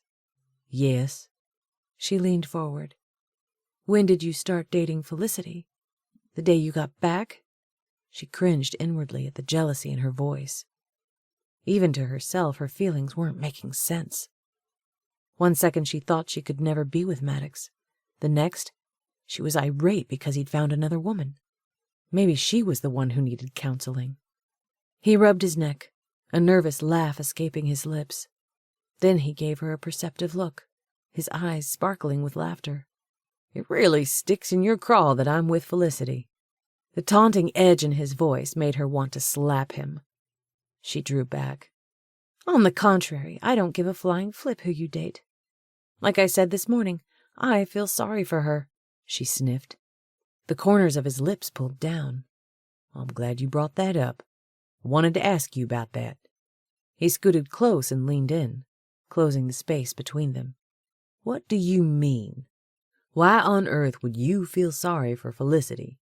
His eyes moved over hers in that leisurely way that made her blood pump faster. He was so close she could feel his warm breath on her face. Her breath caught when he trailed a finger down her cheek. Maddox, she protested. Huh? His finger moved to her neck. With tantalizing lightness, he skimmed her collarbone, lingering on the throbbing indentation at the base of her throat. Then, he wrapped a finger around one of her curls. He brushed her lips with his. What do you mean? He implored. Delicious tingles circled down her spine. Jeez. How was she supposed to think clearly with him this close? Because... He kissed the side of her mouth. He murmured, his lips moving to her ear. She closed her eyes, anticipation singing through her veins as he trailed a string of soft, shivery kisses down her neck. All Addie could think about was Maddox and how he consumed her heart and soul. Finally, she couldn't stand it any longer. She took his face in her hands and pulled him closer. When their lips connected, fire leapt through her veins and sizzled through her with a tantalizing persuasion that zapped her strength, melting her to him. Her heart soared infinitely higher than the altitude they were flying as his lips explored hers. His hands tumbled through her hair with an eager intensity that left her breathless. When the kiss was over, he pulled back, giving her a quirky grin. You were saying about Felicity? The comment was a frigid splash of water dashing all residual desire as she stiffened. "You're such a jerk." She moved to get away from him, but he caught her arm. "You love me and you know it." He laughed. Yes, she did love him, but 1,000 armies couldn't drag it out of her. Her eyebrows shot up. "You certainly have a high opinion of yourself, Bama boy." No one could rile her faster than Maddox. She stopped, a thought occurring to her. "You're enjoying this, aren't you?" "The kiss? Yes, I enjoyed it very much." His eyes danced. Lightly he fingered a tendril of her hair. "Thanks for initiating it. Again." Her eyes rounded as she lightly slapped his arm. "I'm such an idiot," she groaned. "I promised myself that I wouldn't kiss you again." Her brows furrowed. "Not while you're with her," she spat. He laughed. "Felicity?" "Yes." Addie scooted back and clammed her arms over her chest. "You shouldn't be kissing me either, unless you enjoy being a two-timing snake." A deep, warm bubble of laughter left his throat. "You're really cute when you're jealous," he teased. She flinched. "I'm not jealous," she countered. "Just concerned about your behavior towards Felicity." Even as the words left her mouth, she felt like an idiot. Concerned about his behavior towards Felicity? Really? He brought his lips together and held up a finger, his voice holding a hint of mockery. "It's nice of you to be so concerned about a woman you've never met." "Yeah, I'm altruistic that way. Just call me Mother Teresa," she quipped. He gave her a boyish grin that turned her insides to warm caramel. She couldn't help but smile back. She straightened her shoulders, pulling in a breath. "Okay, are you going to tell me about your thing with Felicity? When you started dating her? How serious it is?" Her heart tightened a little at that. She couldn't stand the thought of Maddox being with another woman. "All right, I'll tell you what you want to know. But first, you've got to tell me why you feel sorry for Felicity." There was no way around it. The elephant in the room was always there. She might as well get it in the open. "Fine, but you go first." She eyed him, daring him to disagree. He rubbed his neck. "I started dating Felicity as a sort of rebound thing." He gave her a sharp look. "I'm sure I don't have to spell it out for you. Some curly-haired vixen broke my heart." She shifted, giving him a nervous laugh. "Ha! With hair like yours, I don't think I'd be talking about mine." He pumped his eyebrows. "Think of the kids we'd have together. All that hair. Maybe I'd better call my broker and order stock in a gel company." Heat crept up her neck as she giggled. "Stop with the side notes and get on with the story already." "Hold your horses, woman," he drawled. "I'm working my way into it." She chuckled, tucking her leg beneath her. "What does that expression even mean? What type of horses do you have?" He flexed his bicep. "Clydesdales, of course." Yeah, his muscles were impressive. Too impressive. She forced her eyes to his face, grunting. "More like Shetland ponies." He burst out laughing.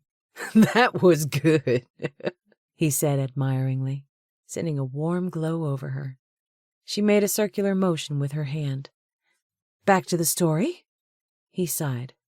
"Oh, yeah, let's see. I was talking about my broken heart." His face pulled down in mock sadness. "It was terrible. I couldn't eat, couldn't sleep.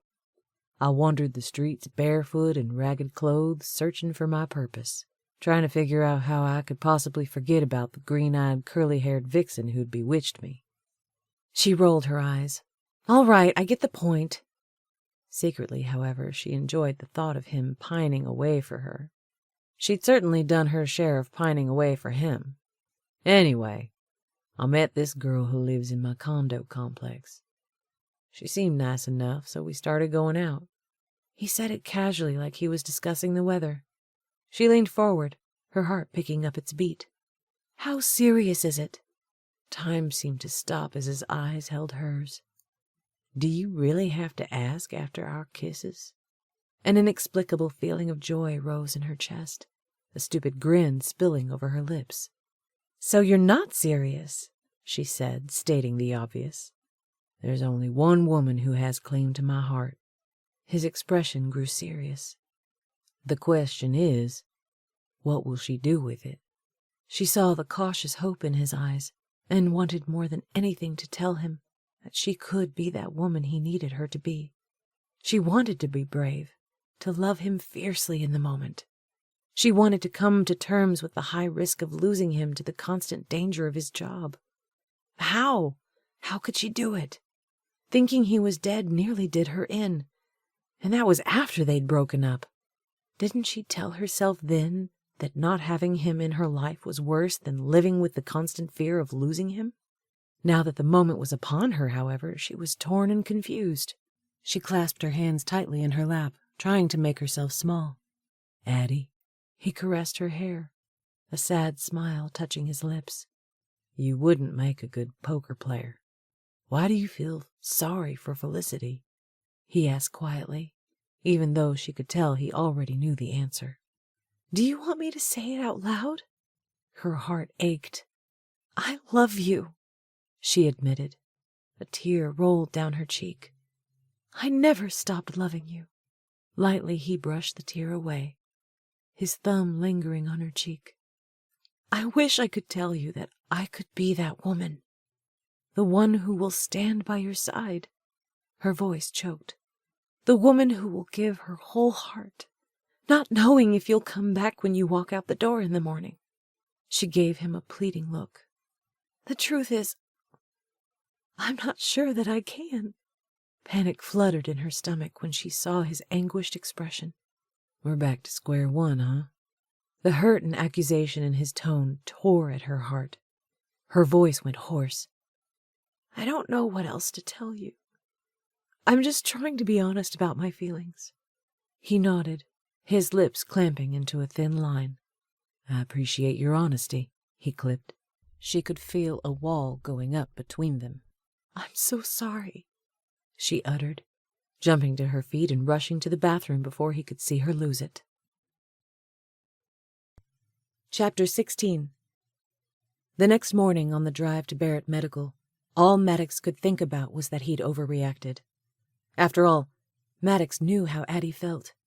The reason she'd broken up with him to begin with was because she couldn't stomach his life as a SEAL. Now that he was retired, it wouldn't be any different. He couldn't promise her that when he went into dangerous situations that he'd come back. No one could promise that. Things had been going so well between him and Addie, the chemistry between them set him on fire, that he hoped she would come around. Who was he kidding?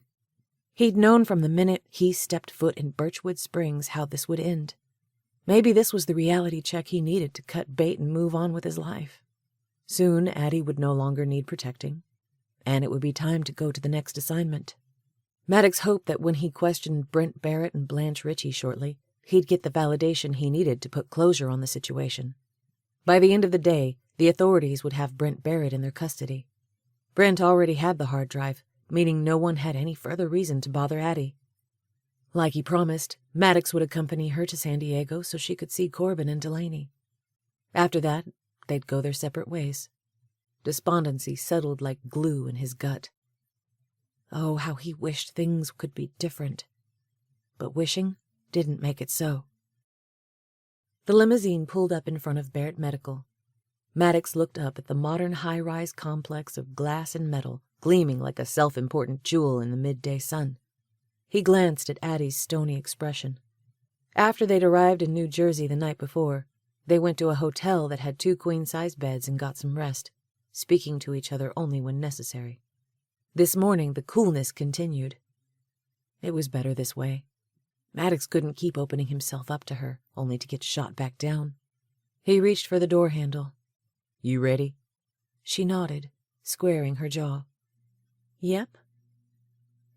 A couple minutes later they walked across the shiny hard floor of the cavernous foyer to the front desk, where a suit-clad woman with a cap of straight blonde hair sat staring at a computer screen, punching keys. When she realized Maddox and Addie were there, she reluctantly pulled her eyes from the screen and shifted her attention to them. "Welcome to Barrett Medical. How may I help you?" she said in a nasally tone. Her words were all the same pitch, like she was reading from a script. Maddox leaned into the counter, resting his arm on the lip of the top as he flashed a conversational smile. "We're here to see Brent Barrett." Her eyes widened. "Your name?" "Maddox Easton." She looked at her screen and began furiously typing. Her fingers paused. "I'm sorry, but I don't have you listed. Mr. Barrett doesn't see people without an appointment." Maddox figured they'd have to go through a song and dance before getting past the gatekeeper. "Brent will want to see me." He looked the woman in the eye, not flinching. After a second, she blinked and looked back at her screen. "Call him and tell him I need to speak to him about Jordan Phelps and PZT." He watched the woman's expression to see if it would change at the mention of those two topics. It didn't. She obviously didn't have a clue to what he was referring. He might as well have told her he wanted to talk to Brent about gorillas and balloons for all she cared. "I'm afraid I don't have the authorization to contact Mr. Barrett personally," the woman said. "Then call his personal secretary. It's important," he added. He glanced at the metal detectors in front of the elevators. Good thing he'd left his gun in the limousine. 2 security guards stood in front of the detectors checking IDs. Maddox had no doubt he could take them both. If the nice way didn't work, he'd have to do things the hard way. One way or another, he was getting in to speak to Brent Barrett. He forced a smile that felt more like a grimace. "Make the call," he ordered. The woman picked up the phone. "I have a Mr. Easton and—" She looked at Addie. "Adelaide Spencer," Addie supplied. "Adelaide Spencer," the receptionist repeated. "Here to see Mr. Barrett." She made a face.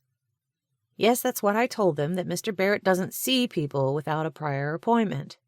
She shot them a vindicated look. "Say it's about Jordan Phelps and PZT," Maddox prompted, leaning forward. The woman gave him an exasperated look. "It's something about Jordan Phelps and PZT," she said, not bothering to hide her irritation over having to bother with them. Maddox could tell from the woman's surprised look that the conversation had shifted. "Okay, I'll send them right up." The woman ended the call. A brief smile came over her lips as she reached in her desk and pulled out 2 visitor badges. "Show these to the guards. Take the elevator up to the 27th floor. Mr. Barrett's secretary will be waiting for you." He offered a curt nod. "Thanks." "You've been so kind," Addie said in a saccharine sweet voice, her green eyes throwing daggers at the receptionist. "Come on." Maddox tugged at her arm, chuckling inwardly at her grit. "Save the claws for Brent Barrett," he whispered. Addie arched an eyebrow, giving him a blistering look. She jerked her arm away from his grasp, straightening her shoulders as she walked stiffly towards the guards. The sting of her rejection hit full force as he followed behind her. How in the heck was he going to get Addie out of his system? Even now, when she was being hateful and stubborn, he was mesmerized by her. "Let me do the talking," Maddox said quietly as they rode in the elevator. "Sure, as long as the conversation progresses as it should." He tightened his jaw. "I'm the one who's trained to handle these types of situations." She gave him a doe-eyed look, a hard smile stretching over her lips. "Of course, Superman," she winked. "You got it." "Would you stop being so belligerent?" he seethed. The elevator door opened. Quickly, Addie stepped out as if to put as much distance between them as possible. Addie was so dang frustrating. Her curls bounced haughtily on her proud shoulders as she walked. She stepped up to Brent Barrett's secretary and extended her hand. "I'm Addie Spencer." She jerked her thumb behind her. "This is Maddox Easton." She spoke his name like it was a curse word. The woman gave Addie's hand a quick shake before releasing it and turning her attention to Maddox. He took a quick assessment. The woman was tall and skinny, more like a runway model than secretary, wearing a sleek black dress that hit her at mid-thigh. Her glossy hair was chin-length, her makeup a touch too heavy to be professional. She wore silver earrings that dangled a good 2 inches below her hair. Interest lit her eyes as she smiled, shifting her complete focus to him. "Hello." He glanced at Addie, who was glaring at the secretary like she might squeeze her neck until her eyeballs popped out. Maddox looked back at the woman, flashing a disarming smile. "How you doing?" The secretary just stood there, smiling at Maddox until Addie impatiently cleared her throat, spurring the woman into action. "This way, please," she said briskly, like she just now remembered she was supposed to be a professional. She led them through an upscale sitting area, with giant pieces of abstract art covering the walls. When they reached the large corner office in the back, she motioned. The man sitting behind the desk stood. "Please, have a seat," he said in a cultured voice as he flashed a blinding white smile. Maddox and Addie took their seats in the chairs across from his desk. Brent Barrett looked to be in his early 60s, although he appeared to be trying to hold on to his youth. He was sporting a California surfer tan, his strawberry blonde hair streaked with professional highlights. His skin was tight and smooth, like he had more than a few Botox treatments, possibly a few surgeries. Maddox looked at the bookshelf lined with medical journals. His eye caught on a framed picture, presumably Brent and a much younger wife, cheesing for the camera as they stood aboard a yacht. Everything about Brent Barrett screamed elegance and comfort. That would all change in a few hours when he was arrested for attempted kidnapping and suspicion of murder. Brent sat back in his seat and crossed his legs, adjusting his pants so that the crease was straight. "What can I do for you?" Maddox leaned forward in his seat, jumping straight to the heart of the matter. "We're here to talk about the thug you hired to kidnap Addie." Brent's face paled, and he looked genuinely confused. "I beg your pardon?" Men like Brent Barrett disgusted Maddox, sitting in their lavish office buildings behind armies of lawyers while they destroyed people's lives. "Don't play dumb with us. We know you hired John Wilson to kidnap Addie Spencer in the hope she would lead you to the hard drive containing the formula for PZT. Maddox clenched his teeth. "Did you also kill Jordan Phelps?" An ugly red seeped into Brent's face. "I don't know what you're talking about, but you're way out of line. I don't even know who Addie Spencer is." "I'm Addie Spencer," Addie said, glaring at him. Brent shook his head in bewilderment. "Why would I want to kidnap you? You're a complete stranger." Either the man was one heck of an actor, or all of this was really taking him by surprise. Maddox figured it was the first. A person didn't get where Brent Barrett was without playing the game, knowing how to cover his rear end. "You can drop the act. The money trail leads straight back to you." Outrage flashed in Brent's eyes. "I've never heard of John Wilson. I don't know who you think you are to come into my office and accuse me with such outrageous allegations." He stood. "I suggest you leave before I call security." "Sit back down," Maddox ordered. "This conversation isn't anywhere near being over." He pressed a button on his phone. "Sheila, call security. Have them come to my office immediately." "You sure you want to do that?" Maddox countered. He motioned with his hand. "Better yet, why stop with your security? Why don't you call the police as well? Explain to them how you were in cahoots with your VP of Operations, Blanche Ritchie. How you stole the formula for PZT so you could undercut Therapia, your primary competitor, and be the first to market the revolutionary drug that will cure Alzheimer's." The muscles in Brent's jaw quivered. He pressed the button again. "Sheila, cancel that request." "Mr. Barrett, are you sure?" came her hesitant voice. "Positive," he barked, sitting back down. Maddox could tell he had the man's undivided attention. "What do you know about PZT?" Brent asked, the interest in his voice outweighing the anger. "Enough to know it could be worth billions," Maddox said. "If it works," Brent countered. "Believe me, it works," Addie inserted. "I've seen the proof." Brent cocked his head. "What sort of proof?" "That's not important," Maddox said. "A video of an Alzheimer's patient who was given PZT," Addie blurted. "She was as lucid as me and you." Maddox tugged at Addie's arm and leaned close to her. "Let me do the talking," he warned in a low tone. She rolled her eyes. "What difference does it make what we tell him? Mr. Barrett already knows PZT works or he wouldn't have killed Jordan and stolen the hard drive." Maddox felt like punching through a brick wall. Really? She was doing this now? Making this a power struggle over their failed relationship? Addie was beyond a doubt the most exasperating woman he'd ever met. "I did not kill Jordan Phelps, nor did I steal a hard drive," Brent asserted. The man was determined to deny his crimes till the bitter end. Not uncommon. Maddox switched gears in the hope of tripping him up. "What about your VP, Blanche Ritchie?" He watched as Brent's nostrils flared. Yep, Maddox had hit a nerve. "Call Blanche in right now. Let's get her take on the situation. You and Blanche were in collusion. She had an affair with Jordan and tried to persuade him to sell Barrett Medical the formula for PZT. When that didn't work, you resorted to more drastic measures, had Jordan killed, and eventually stole the hard drive containing the formula." Brent's face turned blood red as he let out a disbelieving laugh. "These allegations are preposterous. I know nothing about an affair between Blanche and Jordan. Furthermore, Blanche no longer works here. I let her go when I learned she was embezzling company funds."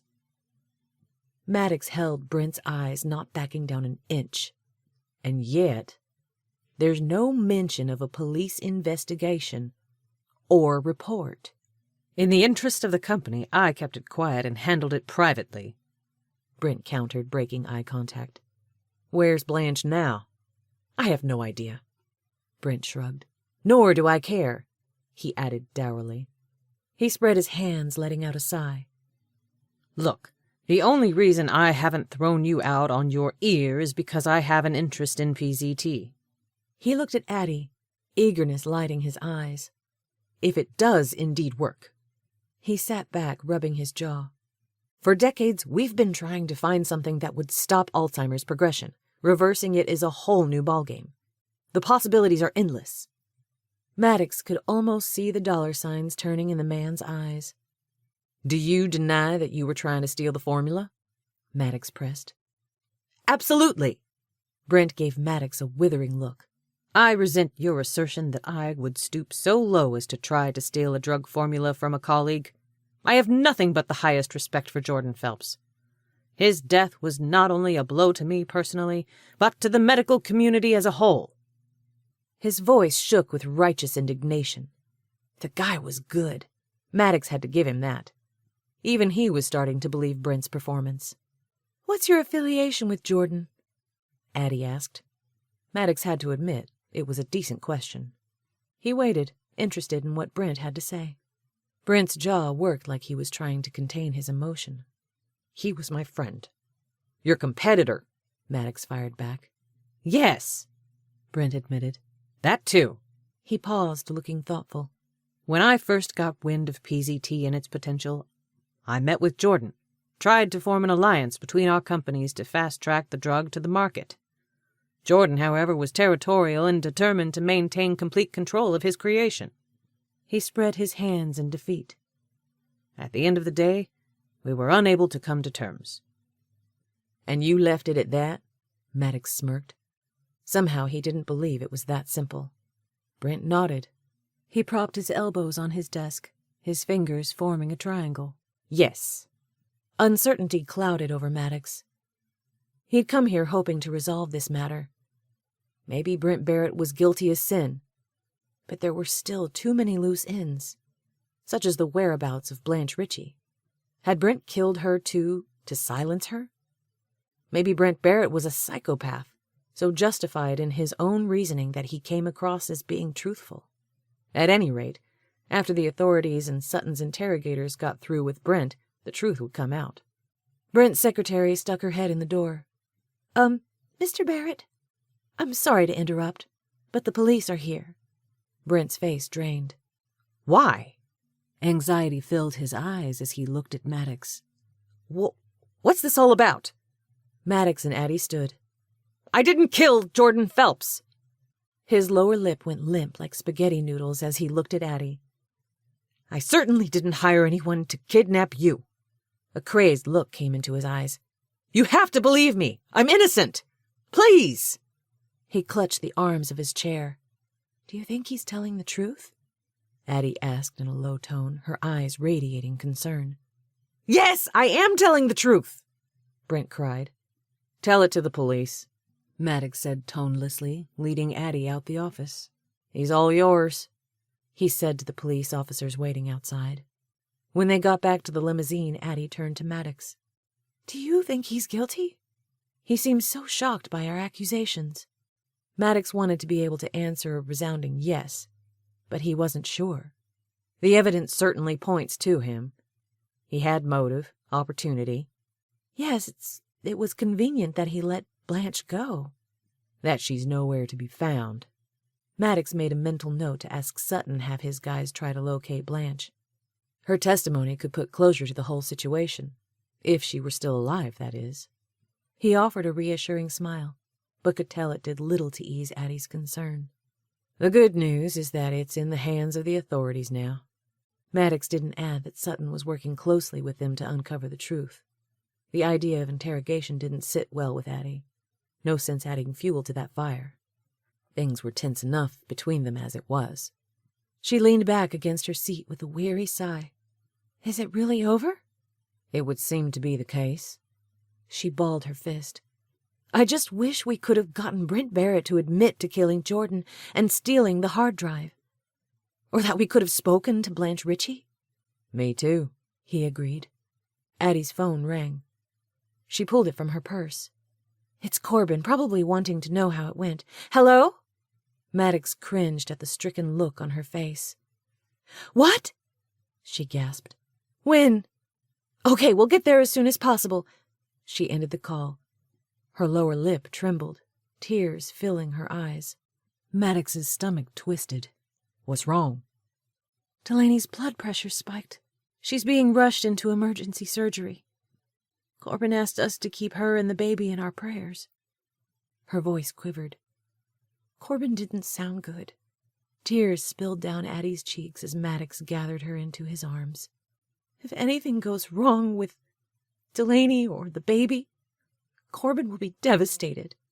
"Take us to the airfield," Maddox instructed the limo driver. "Hurry!" Chapter 17.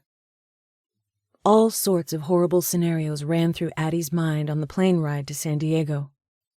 What if something bad happened to Delaney, or the baby, or both? By the time she and Maddox arrived at the hospital, she was a nervous wreck.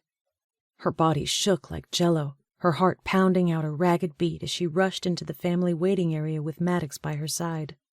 It was empty except for Pops. He was sitting in a chair against the back wall with his hands clasped in his lap, head leaned back against the wall, and mouth open, snoring loudly. Addie halted in her tracks, looking sideways at Maddox. He shrugged, an amused smile tugging at his lips. "Everything must be going okay if he's relaxed enough to sleep." "Pops can sleep anywhere," she retorted, scrunching her hair. She hurried across the room and sat down in the chair next to Pops, touching his arm. "Pops," she said loudly. "Wake up." He jerked, then snorted. She shook his arm. "Hey, it's me." Her emotions bubbled to the surface, and she had to fight the tears pressed against her eyes. Pops opened his eyes. For a second he appeared dazed with sleep. Then his gaze focused on Addie, a large smile overtaking his features and emphasizing the leathery wrinkles around his eyes. "Hi, Squirt. I'm glad you're here." Addie cringed at Pops's nickname for her, especially when she saw the flash of amusement in Maddox's eyes, which turned them a blue so brilliant it would have put the summer sky to shame. A crooked grin tugged at Maddox's cheek, creasing his dimple. Yeah, he certainly enjoyed watching her squirm, she thought sourly. She was struck by how incredibly handsome he was, making her even more irritated at him. Sure, she'd hedged earlier on the plane, but she was trying to be honest. Couldn't he understand that this thing with him was tearing her up inside? Pops held out his arms and embraced Addie in a tight hug. She buried her nose in his shirt, his familiar scent of Old Spice cologne and cinnamon wafting over her, reminding her of home. A moment later, he pulled back and lumbered to his feet when he saw Maddox. "These old bones aren't as nimble as they used to be," Pops explained with a self-deprecating chuckle. He extended his hand and gave Maddox a hearty handshake and pat on the back. "Thanks for taking such good care of my girl," he said warmly. Maddox smiled. "Hey, Wallace. Good to see you again." I'm glad I could be of help. Glad he could be of help? Seriously? He'd relegated her to a project. Addie shot Maddox a dark look. He saw it, but gave her an indifferent expression as he turned his attention back to Pops. So this was how it was going to be between them, cool and impersonal. Her heart clutched as she drew in a calming breath. She couldn't think about that right now. Pops motioned as he held onto the back of the chair and sat back down. Have a seat. Addie sat beside Pops, and Maddox pulled up a chair in front of him. How are Delaney and the baby? She swallowed, hoping for good news, but fearing the worst. Then again, like Maddox said, Pop seemed pretty relaxed. That was a good sign. She and the baby came out of surgery a few hours ago. Gratitude lit his eyes. Our prayers were answered. All went well. Hope Angelica Spencer is her name, he said, a touch of pride in his voice. She's in the NICU. Delaney's in her room, and Corbin's with her. Tears sprang to Addie's eyes as she pulled a hand over her chest. I'm so glad everything's okay. She frowned. Why didn't you call and tell me? I've been worried sick. He rubbed a hand across his forehead. I'm sorry, honey. My phone's dead. I forgot to bring my charger to the hospital. His lips formed a grim line. Corbin's been beside himself with worry, operating on a few hours of sleep. He probably didn't think about it. Well, somebody should have called me, Addie grumbled, smarting from the sting of being left out. She was sure she was overly sensitive because her nerves were shot, but still, someone should have thought to call her. Can I see them? You bet. They may be asleep, but you can at least see them. How much did Hope weigh? Maddox asked, ingratiating himself into the conversation. 3 pounds and 11 ounces. Apprehension sliced through Addie. That's tiny. Is she okay? She'll have to stay in the NICU for a few weeks, which is to be expected. All in all, Hope is doing great. She's a fighter. Pops finished, pride shining in his eyes. I'm so glad, Addie breathed in relief. Before we go into the room, I want to hear how everything's going. Concern sounded in Pops's voice as he gave Addie a probing look. How you holding up? She swallowed the lump of emotion in her throat as she faked a smile. I'm surviving. I'm so sorry about Jordan. Pops shook his head remorsefully. I just can't believe someone would kill him. Me neither, she said softly. Silence settled between them. Addie glanced at Maddox, whose expression was unreadable. She hated the emotions warring inside her. She loved him, no doubt about that. She wanted Maddox in her life. She'd been miserable without him. Why couldn't she come to terms with the danger of his profession? It was the dark cloud forever looming over them. She was glad the ordeal with PZT was over, but that meant she would no longer need Maddox's protection. Her heart hurt just thinking about it. How was she going to manage without him? How's Piper doing? Pops gave Addie a probing look. She let out a long breath. Not good. Did Corbin tell you about the hard drive that got stolen? Pops nodded, his lips forming a grim line. Yes, by a masked man with a gun. His expression was one of shock and disbelief as he continued. Was the drive recovered? A glum feeling settled over Addie as she looked at Maddox, who spoke for them both. Not yet, unfortunately. Do you think the CEO of the other medical company? Pop scratched his head. Well, what was the name of it? Barrett, Addie supplied. That's right. Pops held up a finger like the answer had just come to him. Is the CEO of Barrett Medical the one behind it? Maddox spread his hands. It's looking that way. Pops tipped his head sideways, looking thoughtful. You don't sound convinced. Brent Barrett was arrested today. He'll be, he swallowed, questioned. Hopefully we'll get some answers. Addie could tell Maddox was tiptoeing around the subject. She looked him in the eye. You mean interrogated? He didn't flinch. Yes. The air between them grew thick enough to cut. Pops chuckled. "Trouble in paradise?" he said dryly. The words flew at Addie like a match igniting brittle straw. "Pops, how many times do I have to tell you?" she exploded. "Maddox and I aren't a couple." "You made that very clear a few hours ago," Maddox said, his eyes turning to balls of ice. Her voice rose. "Do we have to do this now? At the hospital?" Maddox shook his head, his voice going flat. "Nope, we don't." He shot her a withering look. "In fact, we don't have to ever discuss it again." He stood. Panic fluttered like a trapped butterfly against Addie's ribs. "Where are you going?" "To get some air," he barked, striding away. Addie growled, balling her fists. "He drives me crazy," she lamented. Her eyes bugged when she saw the amused grin on Pops's face. "You think this is funny?" Heat blazed over Addie to the point that she thought she might burst into flames. "You know what? I'm done talking about this." She moved to stand, but Pops caught hold of her arm. "Sit down," he ordered. She jerked. "What?" Her hair slung back. "I'm not 10. His eyebrows raised, wrinkling his forehead. "Oh, really? Then stop acting like it. Sit down," he instructed in a tone Addie recognized well. His fatherly tone that told her she was about to get a lecture. "Fine," she huffed, her brows furrowing. Pops laughed under his breath as he assessed her with perceptive eagle eyes. "What?" She pushed her hair out of her face. Yes, she felt like a moron for losing her temper. The truth was, she was a wreck, so confused she didn't know which way was up. Traitorous tears misted her eyes, but she dried them instantly as she gulped in a breath, holding her hands tightly in her lap. Pops touched her hair. "Remember when Luella and I went out of town for a weekend getaway? You were so upset that we left you and Corbin with a sitter." She remembered it well. It had only been a year after her parents had been killed. She had an intense fear that if Pops and Graham left, something terrible would happen to them, too. "Yeah," she said warily when she realized he was awaiting her response. Where was this going? He chuckled, remembering. "We were halfway to Jackson Hole, Wyoming, when we got a call from Mary Bellamy.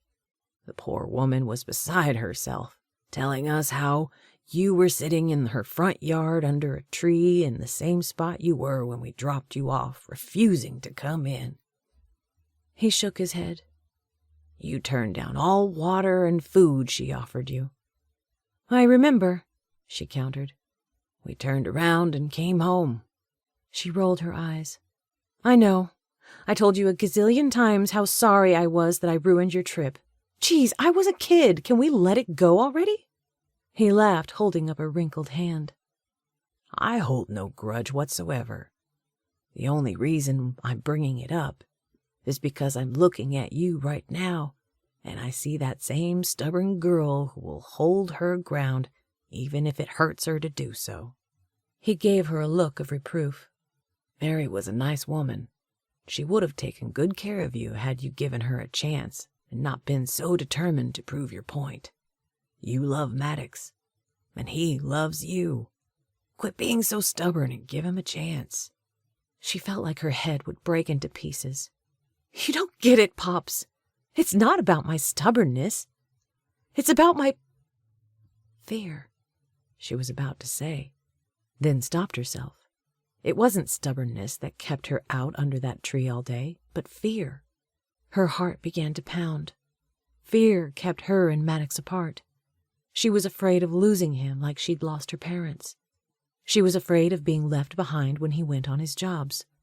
She was afraid of giving her heart to him, not knowing how she'd survive if anything happened to him. When she thought he was dead, it had nearly been her undoing. How could she live 24/7 with that possibility hanging over her head? "It's about your what?" Pops prodded. "Never mind." She bit down on her lower lip, standing. "I don't want to talk about this anymore. Can we just go see Corbin, Delaney, and the new baby now?" He gave her a long look as he stood, his eyes tinged with pity. "All right." Addie's first thought when she entered the room was that Corbin and Delaney looked exhausted. "Hey!" she said, going to Corbin first and giving him a hug. "Hey, sis. I'm glad you made it." His eyes were bloodshot, a layer of stubble across his jaw. He looked past her. "Where's Maddox?" "Getting some air." The bite in her voice came out stronger than she intended. Corbin glanced at Delaney, a look passing between them. "What?" Addie asked, eyes narrowing. "Nothing." Corbin pushed a hand through his hair. Addie approached Delaney's bedside and leaned over, giving her a tight hug. Delaney's normally shiny blonde tresses looked dull and stringy. She had on no makeup, her face pale. Still, she was beautiful. "How are you doing?" Delaney offered a weak smile. "Good." A sparkle lit her eyes. "Did you see Hope?" "Not yet. I thought I'd come and say hello to you both first." Delaney's smooth, melodic voice sounded so much like Maddox's accent. Understandable considering both were from Alabama. She and Corbin used to laugh, thinking how ironic it was that two siblings from Colorado had fallen for Southerners. Of course, it was Corbin's friendship with Maddox that brought Maddox into her life. Corbin struck up a friendship with Maddox partially because he felt a kinship with him, being from the same state as Delaney. Around and around they went. None of that mattered now, however. She and Maddox were through. The knowledge settled like stone against her chest. Addie looked toward the door. Pops was leaning against the doorframe, watching her so intently that she felt like he'd burn a hole through her. "Stop looking at me!" she wanted to scream. Instead, she gave him a steely look before pulling a chair next to Delaney's bed. "How did the surgery go?" Delaney made a face. "Ugh," Addie giggled. "That good, huh?" "I'm just glad it's over, and we have an adorable baby girl to show for it." She gave Corbin a look of such complete adoration that it evoked a longing in Addie. She wanted what they had, to be so fiercely devoted to one another that nothing, not even Corbin's profession, would stand in their way. Delaney was so petite and dainty, yet she was strong and resilient. "Are you okay?" Delaney asked, concern touching her features. Addie forced a smile. "Yeah." Corbin stepped up beside her and sat down on the edge of the bed. "Maddox and Sutton have been keeping me up to speed on the situation with Jordan and PZT. I'm cautiously optimistic that it's over. I guess we'll know for sure if Brent Barrett was the one behind everything after he's interrogated." Her mind hung a little on the word interrogated. She looked at Delaney, whose expression didn't change, as if it were the most common thing in the world for a man to be arrested and interrogated for attempted kidnapping and possible murder. She hugged her arms. "I'll be glad when it's over." Corbin nodded in understanding. "I'm glad you've had Maddox to keep you safe." "Yes, he's done his job well," she quipped. "Now that this one's wrapped up, he can move on to bigger and better jobs." Corbin raised an eyebrow, a teasing grin tugging at his lips. "Is it my imagination, or do I detect some hostility?" She half stood and shoved him. "Hey!" he yelped, catching himself before he slipped off the bed. He straightened his shoulders. "In all seriousness, Maddox is crazy about you, sis." He paused, holding her with piercing green eyes identical to her own. "It would be a shame to let petty grievances stand in the way of what the two of you have." He gave Delaney an intimate smile as he reached for her hand. "If you play your cards right, sis, you might just end up finding something wonderful." He raised Delaney's hand to his lips and planted a kiss. He grinned like a lovesick schoolboy at Delaney. "Isn't that right?" "Absolutely," Delaney exclaimed, breaking the word into syllables like Pops did. She looked at Pops, who beamed. Color refilled Delaney's face, making her look radiant. Addie scowled, the mushiness getting to be a little much. "Please tell me you're not going to break into song." Pops's favorite catchphrase was absolutely. Delaney had been so impressed by it that she'd written a song about it that topped the charts, staying at #1 for a record number of weeks. Corbin chuckled. "Nah, Delaney's had a rough day.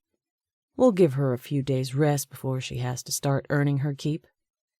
He winked. Delaney shook her head, laughing.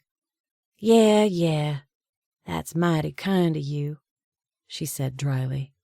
Well, you know I'm kind that way, Corbin drawled, mimicking a southern accent. A few lyrics from the song rushed through Addie's mind. I'll absolutely love you for the rest of my life, until the stars fall from the sky. They say I'm damaged goods, and I admit it absolutely. But baby, you give me more hope than a person ever should. Damaged goods. That's what Addie was. Her stupid fear kept her apart from the man she loved, and she was too chicken to rise above it. A tear escaped the corner of her eye. Quickly she brushed it away, embarrassed for anyone to see her crying. She glanced at Delaney and could tell from her concerned expression that she knew something was wrong. Hey, Delaney began, glancing at the clock. They're bringing Hope in for me to bottle feed in about 20 minutes. She looked at Corbin. Why don't you go and find Maddox? Corbin frowned. Hey, are you trying to get rid of me? A smile broke over her lips. Absolutely. Everyone laughed at the reference. Corbin stood. All right, I hear you. He ruffled Addie's hair, planting a kiss on her cheek. Love you, sis. Addie flashed a mischievous smile. I love you too, Dad. He straightened to his full height. He mused. Dad, I like the sound of that. Fatherhood looks good on you, Delaney added, a secret smile passing between her and Corbin. Addie wrinkled her nose. Enough of the lovey-dovey junk. You're making me want to puke. Corbin patted her cheek, pursing his lips, his voice going taunting. Don't worry, sis. Your time will come. She slapped his hand away. Don't touch me. Corbin got great delight out of pestering her. He just laughed. All right, Pops. Let's go find Maddox so Delaney and old Sourpuss can have some girl time. Thank you, Delaney chimed, blowing him a kiss. I'm not a sourpuss, Addie grumbled, then stuck out her tongue as he left the room. Chapter 18. Okay, what's going on? Delaney asked when it was just the two of them. Addie let out a long sigh, shifting in her seat. Oh, you know, life. Delaney laughed. Yep, it can be a real kick in the pants sometimes, huh? A giggle gurgled in Addie's throat. Man, she liked Delaney. How real and down-to-earth she was, calling it like it is. Yes, it can be. I'm glad you've been safe. Corbin and I have been worried about you. Guilt soured her stomach. With all you've had going on, I'm sorry I added to your stress. She waved the comment away with a flick of her wrist. That's what family's for. A wave of tenderness went through Addie.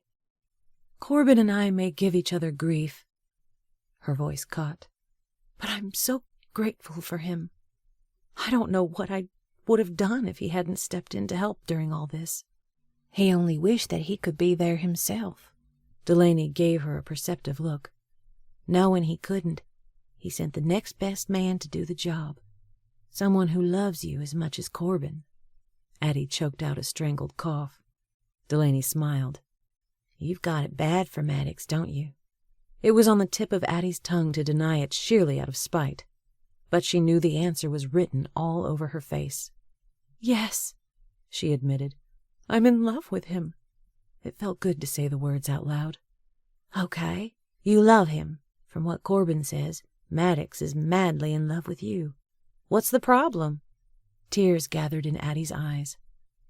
Everything. She clenched her fists. How do you do it? What? Delaney frowned. The intensity of her feelings shook her body as she rattled out the words. You and Corbin have a baby together. How do you live each day not knowing for sure when he walks out the door to some dangerous situation that he'll come back? She looked at Delaney, desperation clawing at her. She needed reassurance, something she could hang on to. Understanding seeped over Delaney's features. I don't, she said simply. Addie's heart dropped through her chest and spilled onto the floor in a tattered heap. That's what I was afraid of, she said hoarsely, looking down at the bed. Delaney reached for her hand. Addie, look at me, she commanded. Despite her best effort to hold them back, tears dribbled down Addie's cheeks. "I'm sorry," she muttered. "You must think I'm a complete idiot." She gritted her teeth, hating herself right now. She hated her fear, hated her weakness, and hated that she couldn't be more like Delaney. "No, I don't think you're an idiot at all. Of course I worry about Corbin. I'd be stupid not to." She paused. "The thought of losing Corbin tears me up inside. Don't you see? None of us has any guarantees. Any of our lives could end tomorrow, today. Including yours, Addie." "Yeah, believe me," she chuckled darkly. "I've got that reality cemented in my brain after Jordan's death." A shadow crossed Delaney's features. "As you know, my growing-up years were rough. Before I met Corbin, I feared I was so damaged by my past that I would never be able to love anyone again." Her eyes misted. "I was at my lowest when Corbin entered my life. Not only did he save me physically, but also emotionally. My life started anew when I met Corbin." A tender smile curved her lips. "Then I met Wallace, you, and now we have hope." Delaney's eyes held such wisdom that Addie felt like she was seeing into her soul. "Yes, Corbin and Maddox have dangerous jobs." Delaney let out a sardonic laugh. "Life is dangerous." "Amen," Addie quipped. "You can't spend your life mourning the hypothetical.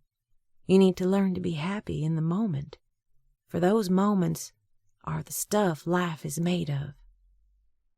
Addie jerked, remembering the card on her refrigerator. "What did you say?" "You need to learn to be happy. Trust Maddox. Trust yourself. Be happy."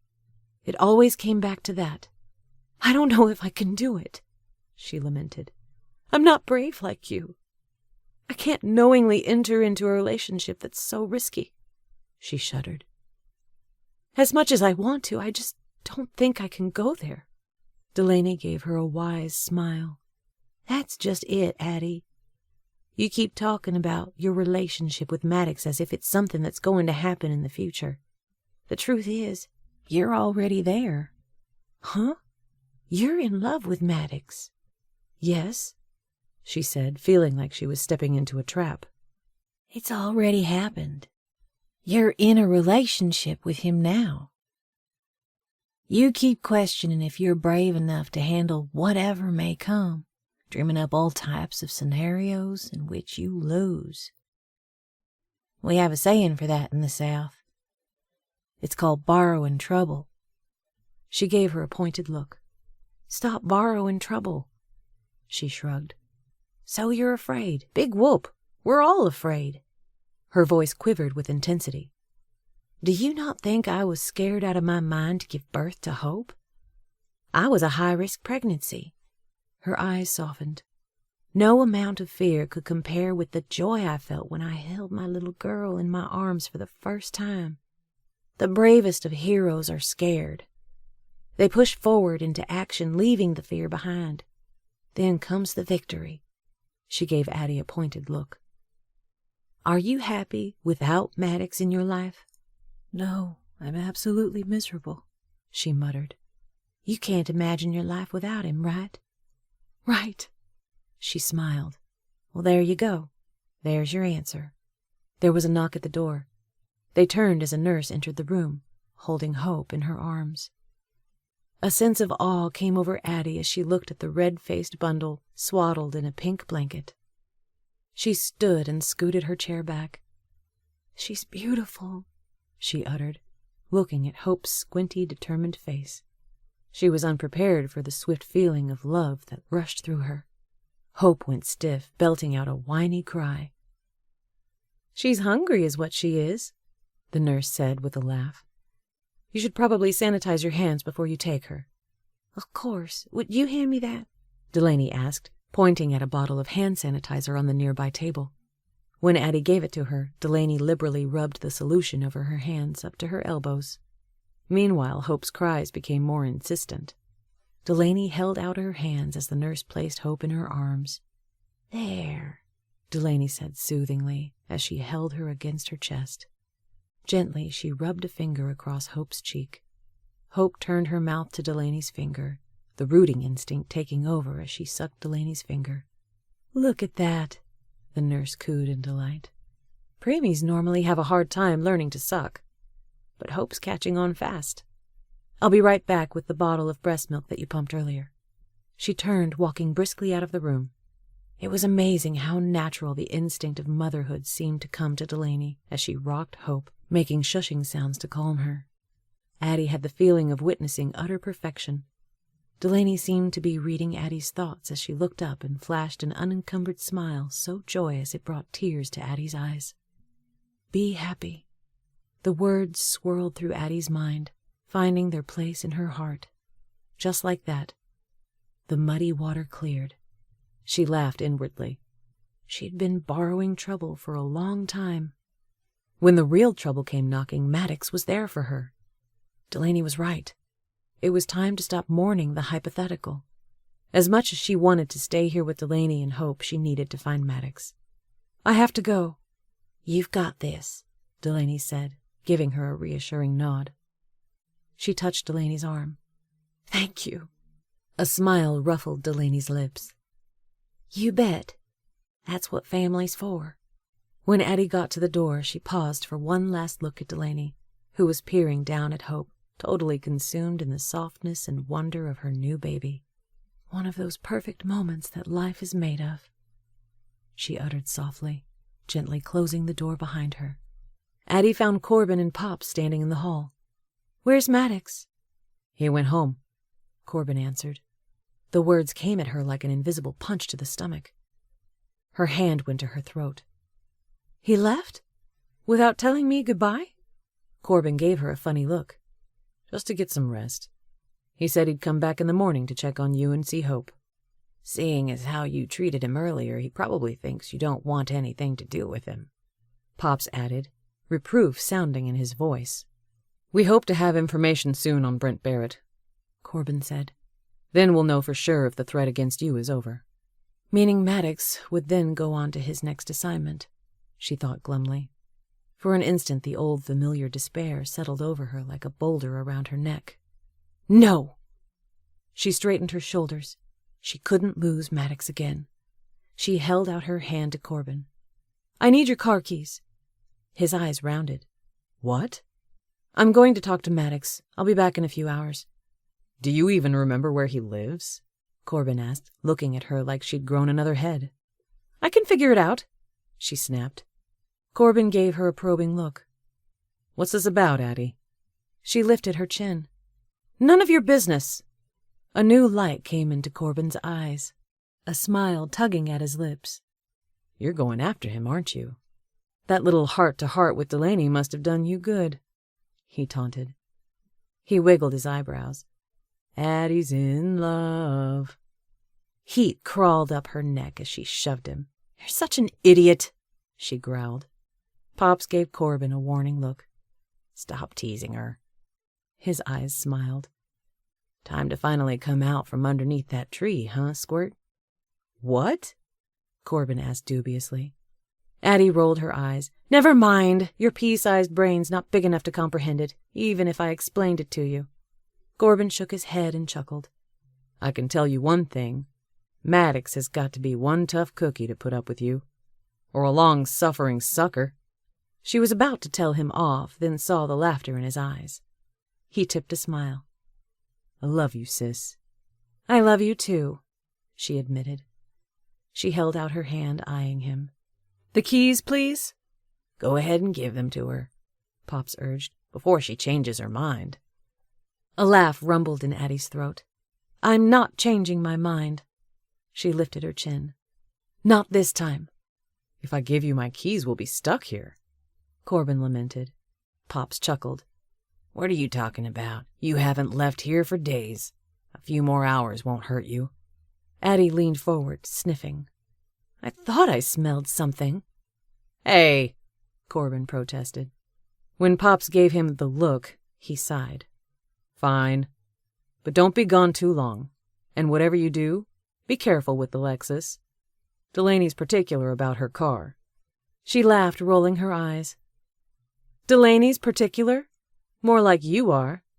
Don't worry, I'll be careful, she chimed. When she got a few steps away from them, she turned. Hey, would you be a good boy and text me Maddox's address? Aha! I knew you couldn't remember how to get there. He smirked. You can't find your way out of a bathtub. It was true. She was terrible at directions. Oh, put a cork in it! She stuck her tongue out at him. I need it for backup, just in case.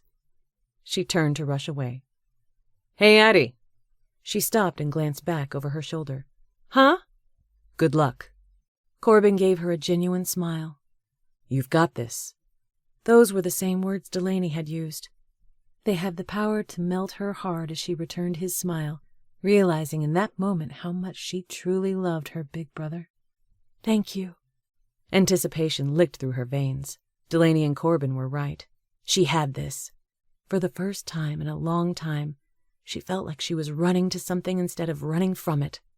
She smiled a little, remembering how those were Maddox's words about joining the SEALs. She quickened her pace, anxious to get to Maddox as soon as possible.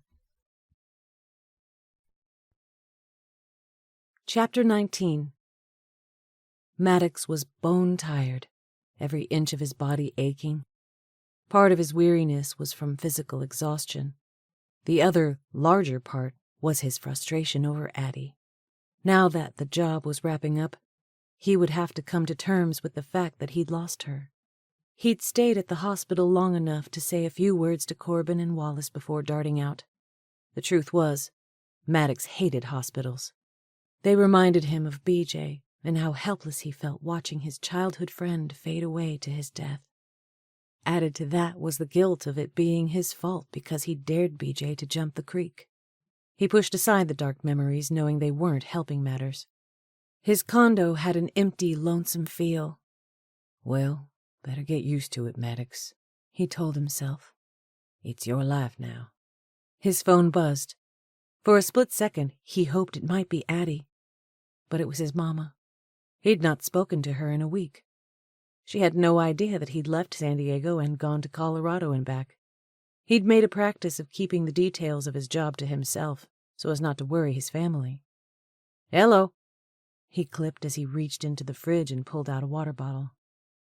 Maddox, darling? She drawled. How are you? Good. Not true. He was lousy. Life sucked right now. He plopped down on the couch and removed his shoes. How are you? He asked mechanically. That's all it took for his mama to launch into a 10-minute monologue about the club, how busy Maddox's daddy was at the firm, and every detail she could think of about his siblings' lives. What are you up to? She asked a few minutes later. Oh, nothing much. You know, just work. When are you planning to come home for a visit? We miss you.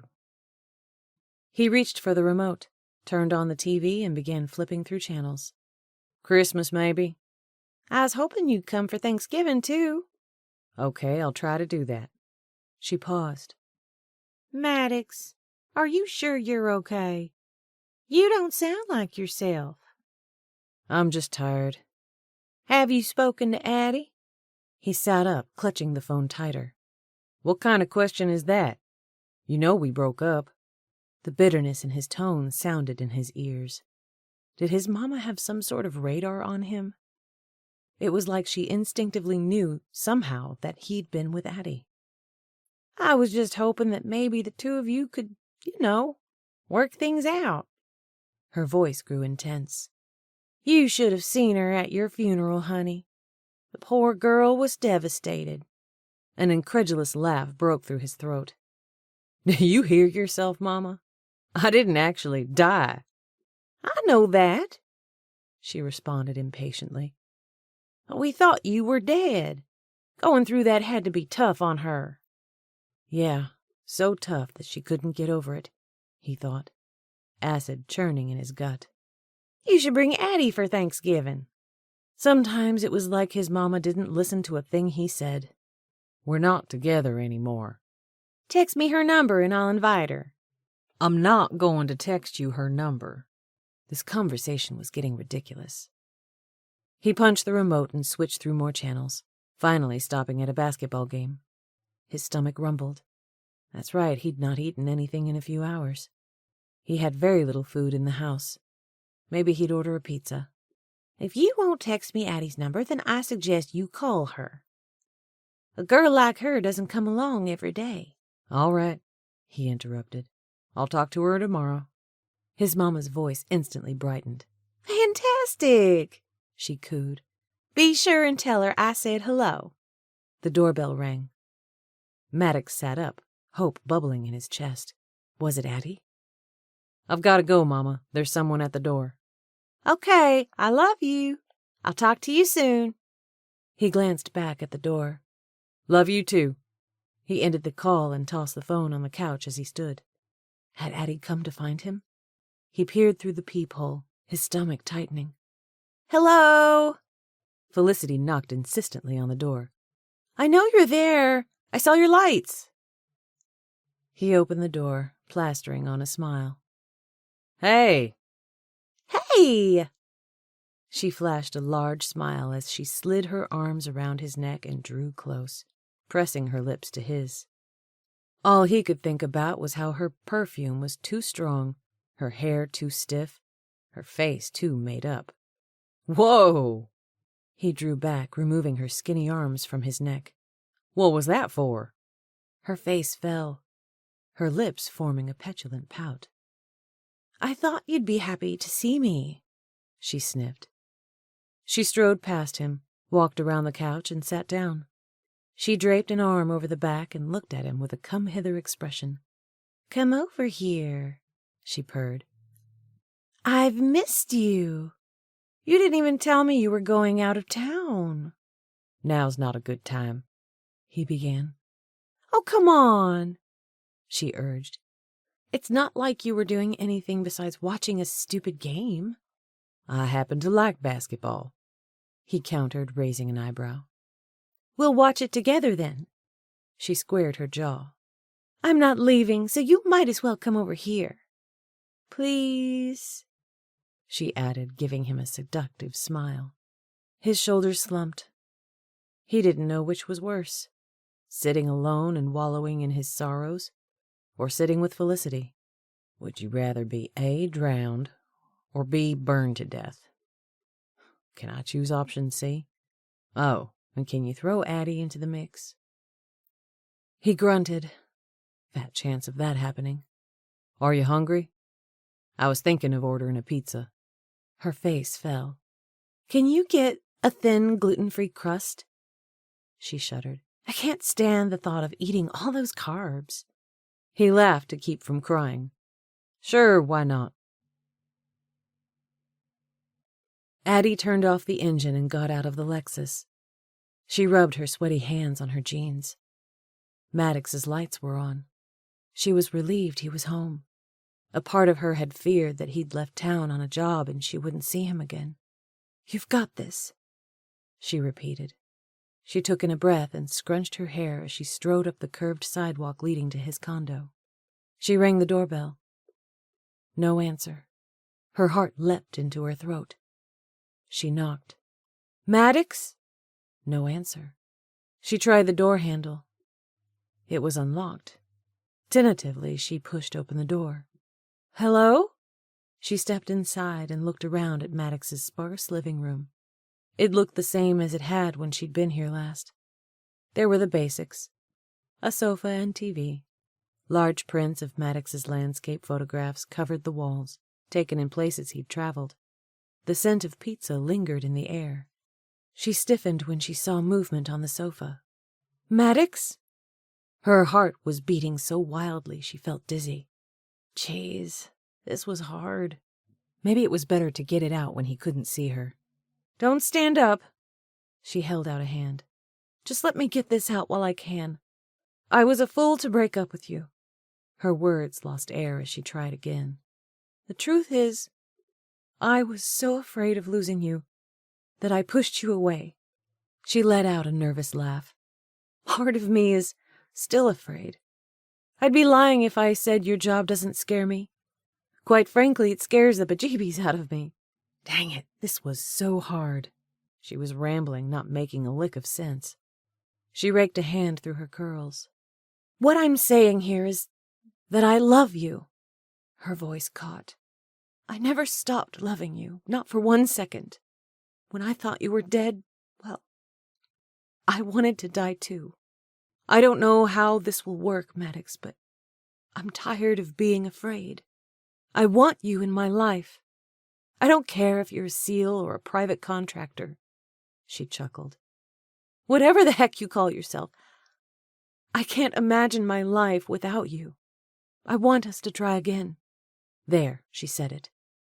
She breathed a sigh of relief. I'm sorry, who are you? A woman asked. Addie jerked as a blonde stood. That she was the epitome of style and gorgeousness didn't help matters. What? Addie gurgled, feeling like a noose had encircled her throat. I must have the wrong condo. Sorry. She felt like she was in the middle of a nightmare when Maddox popped up. He rubbed his eyes like he'd just woken up.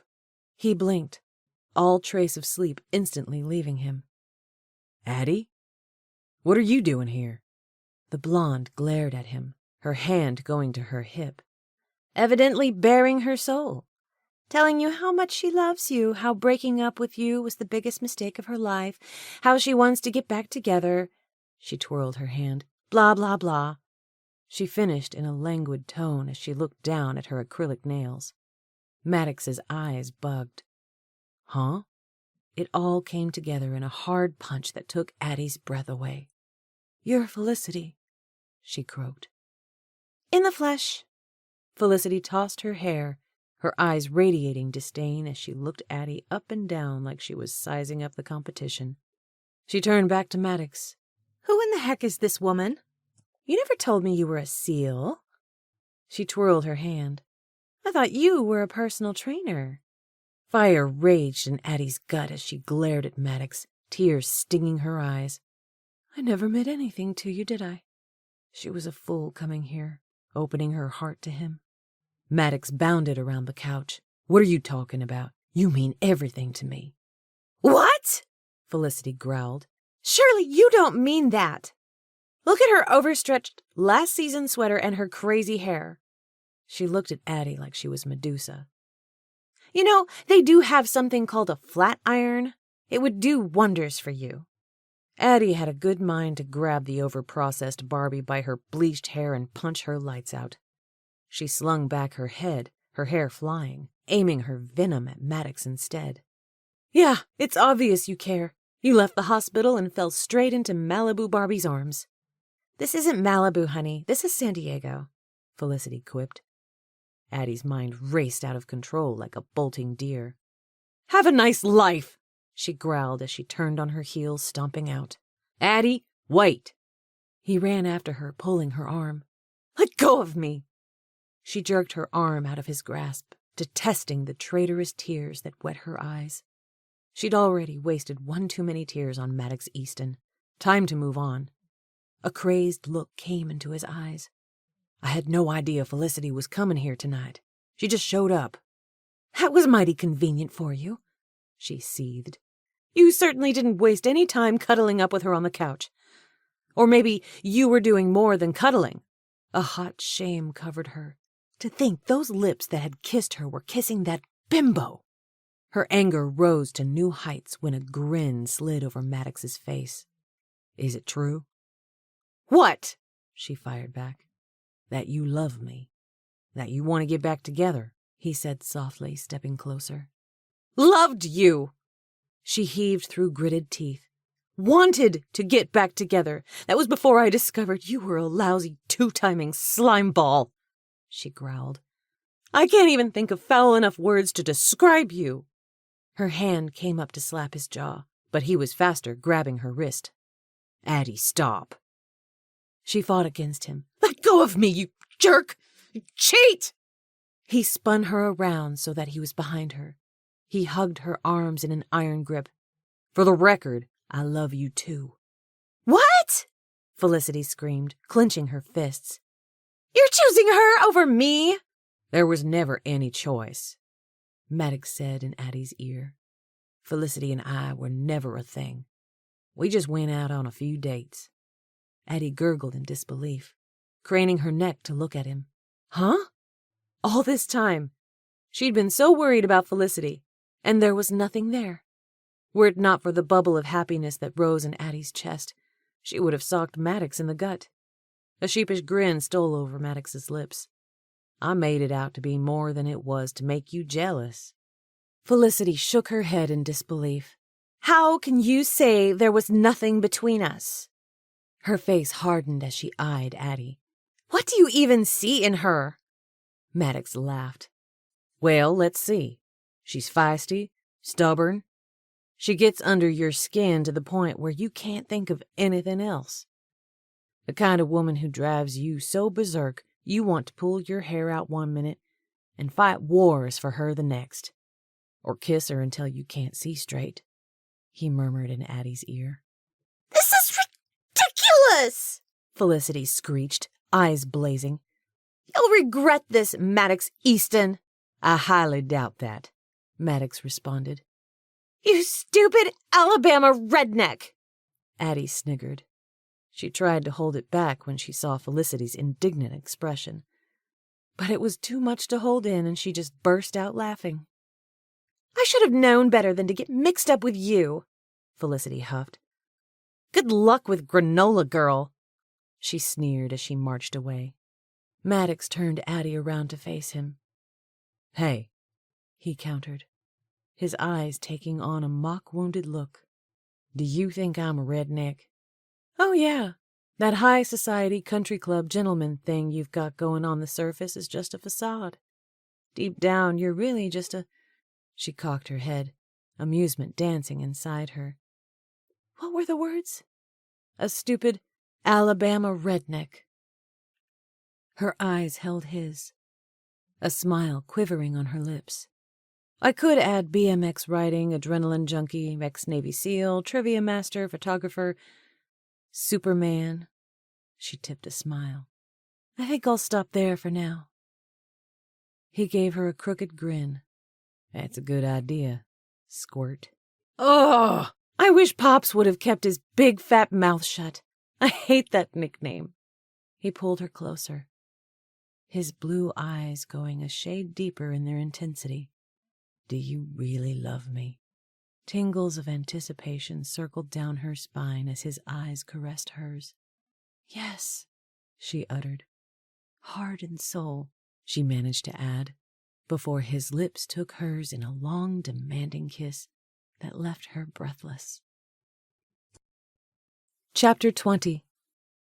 Pops leaned against the Lexus, folding his arms over his chest. He'd driven Addie and Maddox to a private airfield where they were about to get on Sutton's jet and head back to Birchwood Springs. "I wish you didn't have to leave so soon," Pop said, the corners of his lips pulling down into a frown. "You just got here." Addie sighed. "I know. I was hoping we could stay until Tuesday, but I need to make sure Piper's okay." Her shoulders tensed thinking about the call she'd gotten from Hamilton Gentry a few hours ago, telling her that Piper had attempted suicide the night before. She'd taken a bunch of pills. Luckily, Hamilton realized what she'd done before it was too late. He rushed her to the hospital and had her stomach pumped. He explained that normally Piper would have been kept in a hospital for a few days of psych monitoring. However, since Hamilton was a doctor, Piper was released into his care and was at home resting. Hamilton not only called to update Addie on the situation, but also to tell her that Piper had been asking to see her. "I've never seen her this distraught before," Hamilton said, the strain in his voice coming through the call. "The grief, losing Jordan, coupled with the fear of who might now have the formula for PZT. It's too much for her to handle." Addie's heart hurt for Piper and Hamilton. She wished she knew what to say, but there were no words sufficient to heal this. All she could do was tell Hamilton that she was so sorry, and she would get there as soon as possible. The least she could do was be there for Piper in her time of need. Concern touched Pop's features. "Are you okay?" His question brought her back to the present as she faked a smile. "Yeah, it's just hard to see Piper go through this." "I understand," he said grimly. Maddox went around to the trunk and retrieved their luggage. Addie touched Pops's arm. "Will you be back in time for the funeral on Wednesday?" Pops nodded. "Yes, I'm flying back Tuesday evening." "Okay, we'll pick you up at the airport." She looked at Maddox for confirmation. He grinned as he turned to Wallace. "She's the boss," Maddox joked, slipping an arm around Addie's shoulders and pulling her close.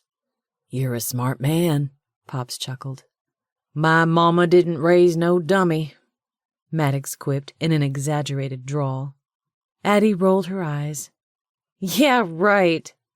Maddox's face fell as he turned to her. "You think I'm a dummy?" Heat flamed her face as she giggled. "No, I meant that I'm not the boss," she explained, then saw the look that passed between Maddox and Pops. She realized they were teasing her. She shook her head, grinning. "Maddox Easton, what am I going to do with you?" "I'm sure you'll think of something." He winked. She knew Maddox was trying to keep the mood light to get her mind off Piper. She reveled in how wonderful it was to be with the man she loved. After they made up at his condo the night before, they'd gone inside. Addie munched on leftover pizza, and they talked into the wee hours of the morning about their future. Maddox invited her to have Thanksgiving with his family, saying that his mama would be thrilled. Maddox was even considering renting one of Pops's cabins so he and Addie could be together as often as possible. It was hard to believe that everything had changed so quickly. She still didn't like to think about Maddox being in constant danger, but she was going to have to take that one step at a time. Don't borrow trouble. Don't mourn the hypothetical. The more she kept repeating those phrases, the more peaceful she felt about the situation. She'd just have to keep moving forward with faith and keep a running prayer in her heart that all would be well. Just when Addie felt herself dancing on air, she'd gotten the call from Hamilton, and everything came crashing back down. It was ironic, and so very unfair that the very event, Jordan's death, which had destroyed Piper's life, brought Addie and Maddox back together. Maddox motioned with his head towards the plane. "You ready?"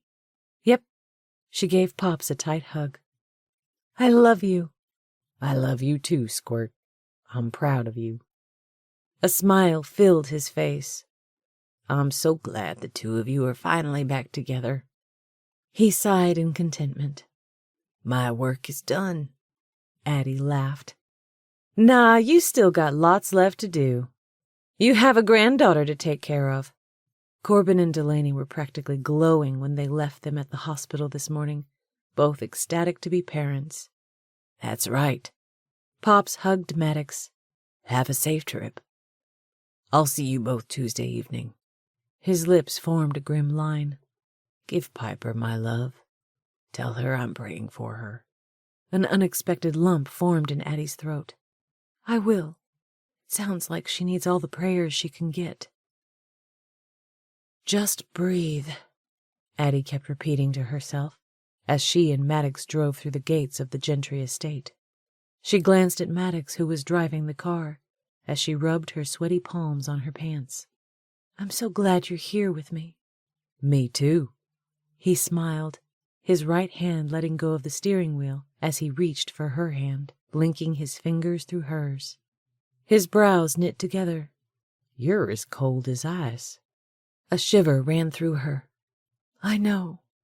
She looked out the window at the passing evergreens lining the driveway. It had been sunny and warm in San Diego, but they had landed in Colorado to fog and cold drizzle. "It feels like déjà vu, doesn't it?"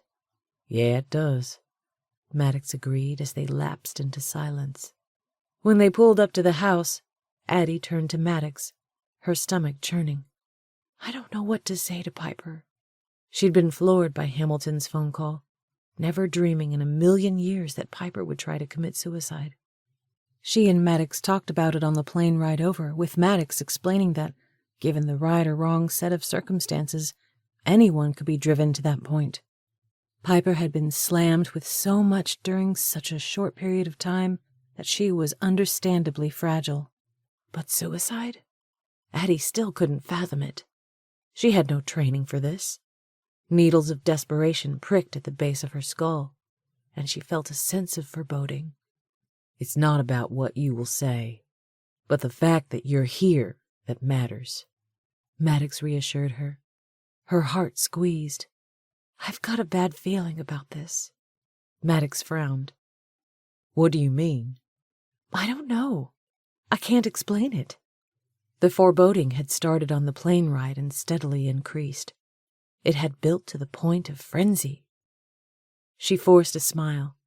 "I guess I'm just stressed to the max." Tears pooled in her eyes. "I lost Jordan, one of my closest friends." She swallowed.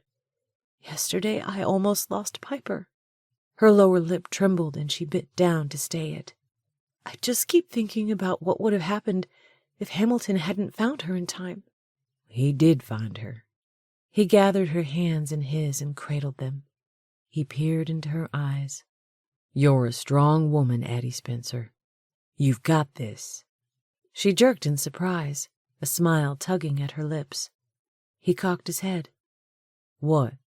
"You've got this. That's what Delaney and Corbin both said to me last night before I went to find you."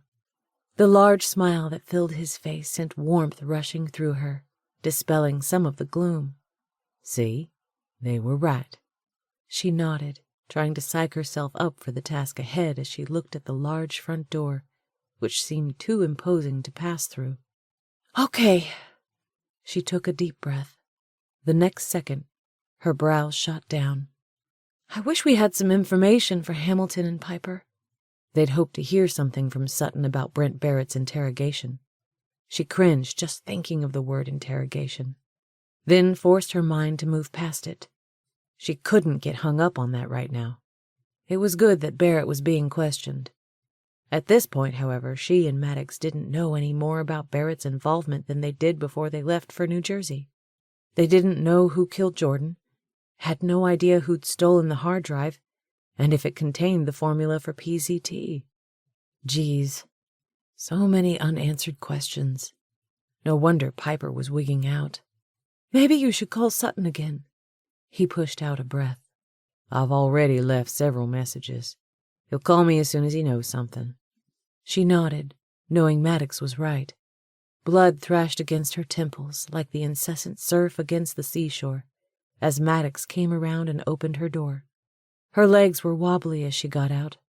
She took in a breath, willing herself to remain calm. It was ridiculous getting this worked up about going in there. Piper was okay. She was recouping. Like Maddox said, there was nothing profound Addie could say to help the situation.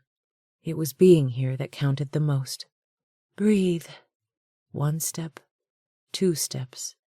A few more, and they were to the door. Maddox punched the doorbell. A couple minutes later, Hamilton answered the door. His face was pale and drawn, a deep sadness in his eyes. "Thanks for coming," he said in a somber, subdued tone as he stepped back and motioned. "Please, come in." "How's Piper doing?" Addie asked in a quiet tone. "Resting in her room." They followed Hamilton into the family room where they'd sat when they came the time before. Hamilton looked at Maddox. "Have a seat." He hesitated, rubbing his jaw. "It's probably better for you to remain in here with me, under the circumstance." A trickle of unease went through Addie. She understood Hamilton's reluctance to bombard Piper with Maddox too, but she needed him by her side right now. She had no idea how to deal with this on her own. Her apprehension must have been written all over her face, because Maddox offered a reassuring smile. "I'll be right here." She nodded, feeling a little better. "Okay." "You've been a good friend to Piper," Hamilton added. "It means the world that you would drop everything and fly back here to help her. Thank you." Hamilton's words added to her confidence, making her feel like she could do this. Even so, her heart pounded out a wild beat as she knocked on Piper's door. No answer. She swallowed, knocking again. "Piper, it's me, Addie." She placed the flat of her hand against the door. "May I come in?" Nothing. Finally, she tried the doorknob. It was unlocked. She opened the door and stepped into the bedroom. Piper was lying in her bed, pillows propped against her back. At first glance, she didn't look much different from normal, except for the fact that she was wearing pajamas and very little makeup. However, as Addie approached the bed, she noticed the shadows beneath her red-rimmed eyes and the hard, gaunt lines of her cheekbones, more prominent because she'd lost weight. Piper's vacant stare was what unsettled Addie the most. She sat down on the bed and touched Piper's arm. "Hey," she began gently. Piper seemed to realize she was there. She looked at Addie, a weak smile touching her lips. "Hey." Her voice had a gravelly edge. She coughed to clear her throat. "How are you holding up?" Addie cringed. That was a stupid question. It was obvious how Piper was doing. Not well. Piper's lower lip trembled. Then her shoulders shook. A second later, tears spilled down her cheeks. "Jordan's gone." She spoke the words with a pitiful whine, reminding Addie of a child. "I loved him," she added. "I know you did." Tears rose in Addie's eyes. "I'm so sorry. Everything I've worked so hard to build is being ripped away faster than I can put it back together. It'll be okay," Addie soothed. Piper's dark eyes flashed with anger.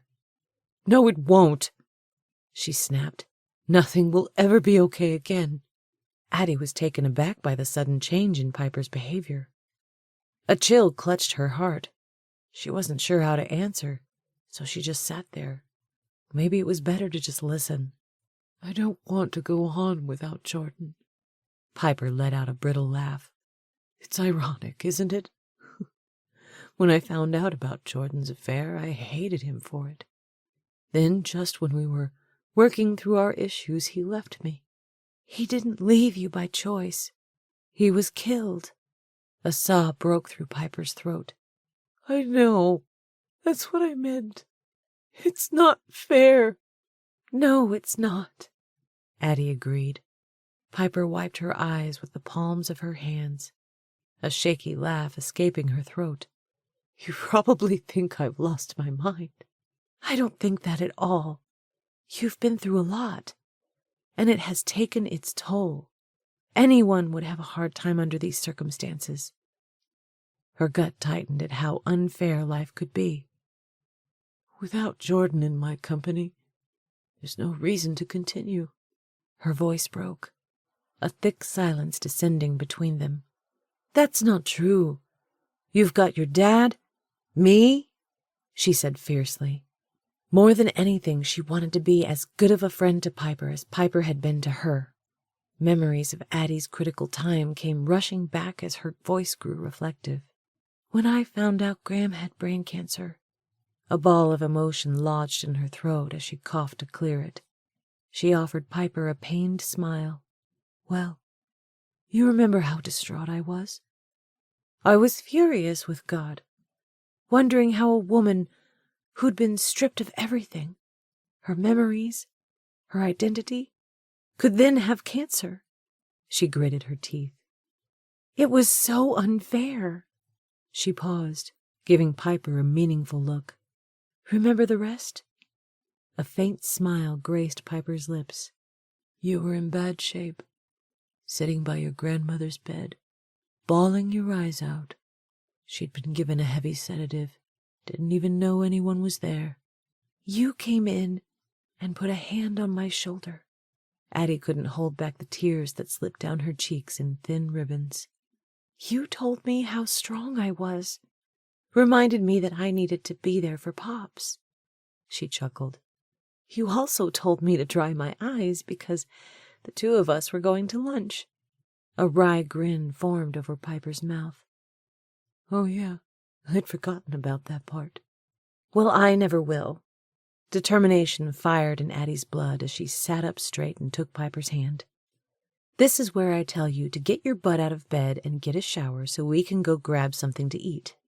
She clapped her hands 2 times briskly. "Chop, chop." Piper reached for the sheet and twisted it around her hands. Her eyes clouded, turning them a dark, muddy brown. "I appreciate what you're trying to do, but it won't work."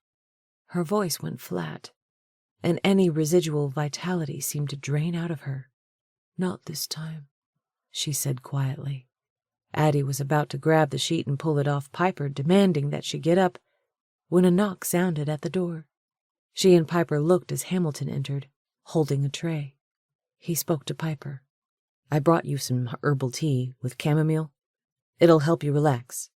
I didn't know if you wanted tea, so I brought you a glass of ice water," he explained to Addie, his tone apologetic. "Water's great," Addie said as he placed the tray in Piper's lap. "Where's Maddox?" She didn't like the idea of him being left alone in the living room while the three of them were in here. "He got a phone call and stepped into the hall to answer it." Hamilton gave Piper a fatherly smile. "I figured it was a good time to bring your tea." "Thanks, Dad," Piper said in a small voice, as she reached for the handle and lifted the cup to her lips. Hamilton handed Addie the glass of water. "Thank you," she responded, taking a sip. She was about to place the glass on the nightstand beside the bed when Hamilton spoke. "Drink up," he encouraged them both, bringing his hands together. Piper took another drink of her tea, her eyes taking on a hint of laughter as she looked at Addie. "Better do as he says, or he'll stand here hovering over us all day." It was a relief to see a spark of life coming back into Piper's eyes. Addie laughed, feeling like they were teenagers again. Out of politeness, she downed a few large swallows. A couple minutes later, Piper placed the half-empty teacup on the tray and leaned back against the pillows. She stifled a yawn. "All right, Dad, we drank it. You can go now." "Thanks for the water." Addie lifted the glass to her lips and took another couple of sips, then placed it on the bedside table. Hamilton stepped forward and retrieved the tray and Addie's glass. "Can I get you a snack?" he asked. Piper waved a hand. "No, Dad, we're fine. Thank you." He nodded, leaving the room. Piper looked at Addie. "Thank you for accommodating him." "Of course. It's nice of him to take such great care of you." "Yes," she responded, her tone going listless. Addie could almost see her slipping back into the depression. She fingered the sheet. "So, Maddox is here with you?" "Yes." Addie couldn't help but smile as she answered. Since last night, she'd felt like she was wrapped in a protective blanket of bliss, secure in the knowledge that the two of them were together for good this time. "I take it things are going well." She was about to launch into a detailed description of just how wonderful things were. Then she caught herself. Now was not the time to bask in her own happiness. She cringed, imagining how tacky that would be with Piper's loss. "Things are going okay," she said in a monotone voice. "It's all right," Piper said, as if reading her mind. "You've got enough joy shining on your face to light up Manhattan." The note of irony in Piper's voice was faintly irritating. Addie's first instinct was to point it out. Then again, Piper wasn't thinking clearly. "I'm glad things are working out for one of us." Piper scrunched her eyebrows, her tone brooding. Addie could feel the sadness oozing from Piper, flowing onto the floor where it climbed like gooey slime up the wall. She felt so guilty that things were working out for her when everything was going wrong for Piper. The timing was rotten. "I'm sorry." A tight smile stretched over Piper's lips. "No, I'm the one who's sorry." She sighed resolutely. "I'm glad you're happy, Addie." Interest lit her eyes. "Are you and Maddox officially back together?" When Addie didn't answer, she reached for her hand. "It's okay." A heat wave blasted over Addie. "Is it hot in here to you?" She pulled her hand from Piper's and tugged on the neck of her shirt. Something was wrong. "Are you okay?" She looked at Piper, whose expression radiated concern. "What's wrong?" Piper's voice came at Addie from a distance like she was underwater. The room began to spin. A cold sweat broke over Addie's forehead. She clutched her chest, finding it difficult to breathe. She coughed and sputtered, clutching her throat. "I've got to get Maddox," she slurred, staggering to her feet. Blackness closed in around her as she fell to the floor. Chapter 21.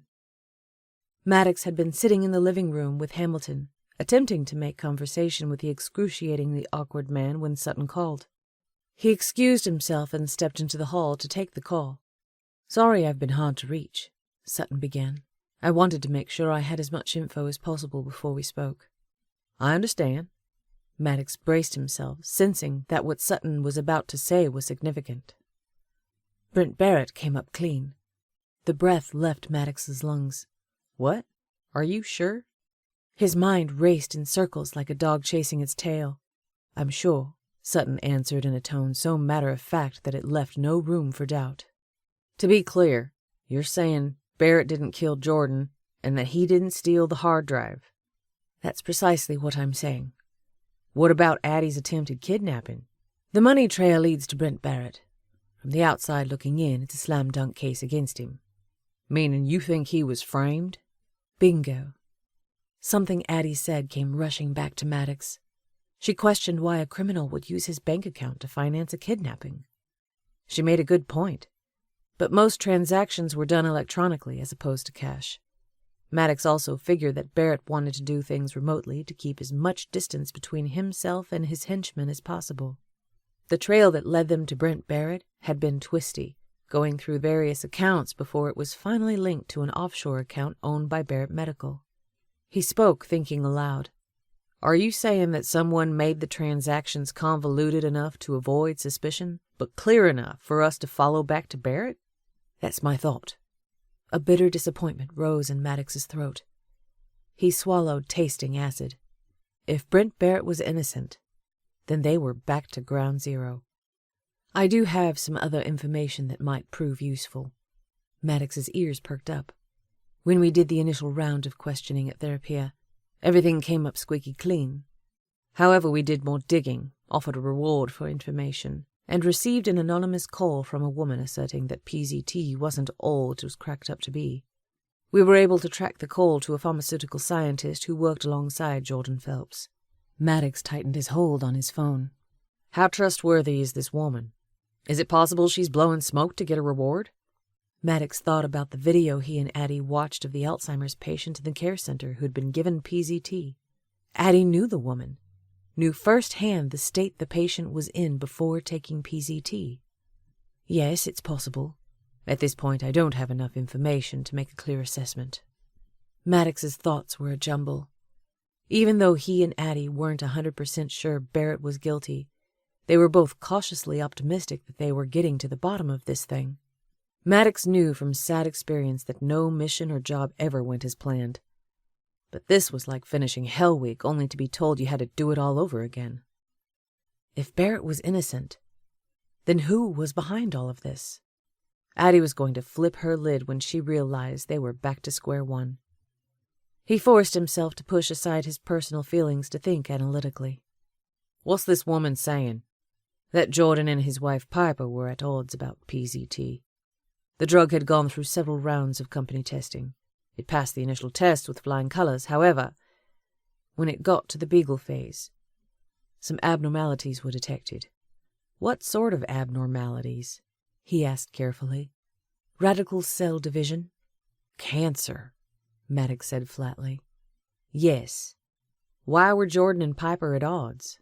Maddox asked. "Was Jordan trying to cut corners to fast-track PZT to the market?" "Not according to the researcher. Piper was the one who wanted to push forward. She was concerned about looking bad to the investors. Jordan was the one holding back.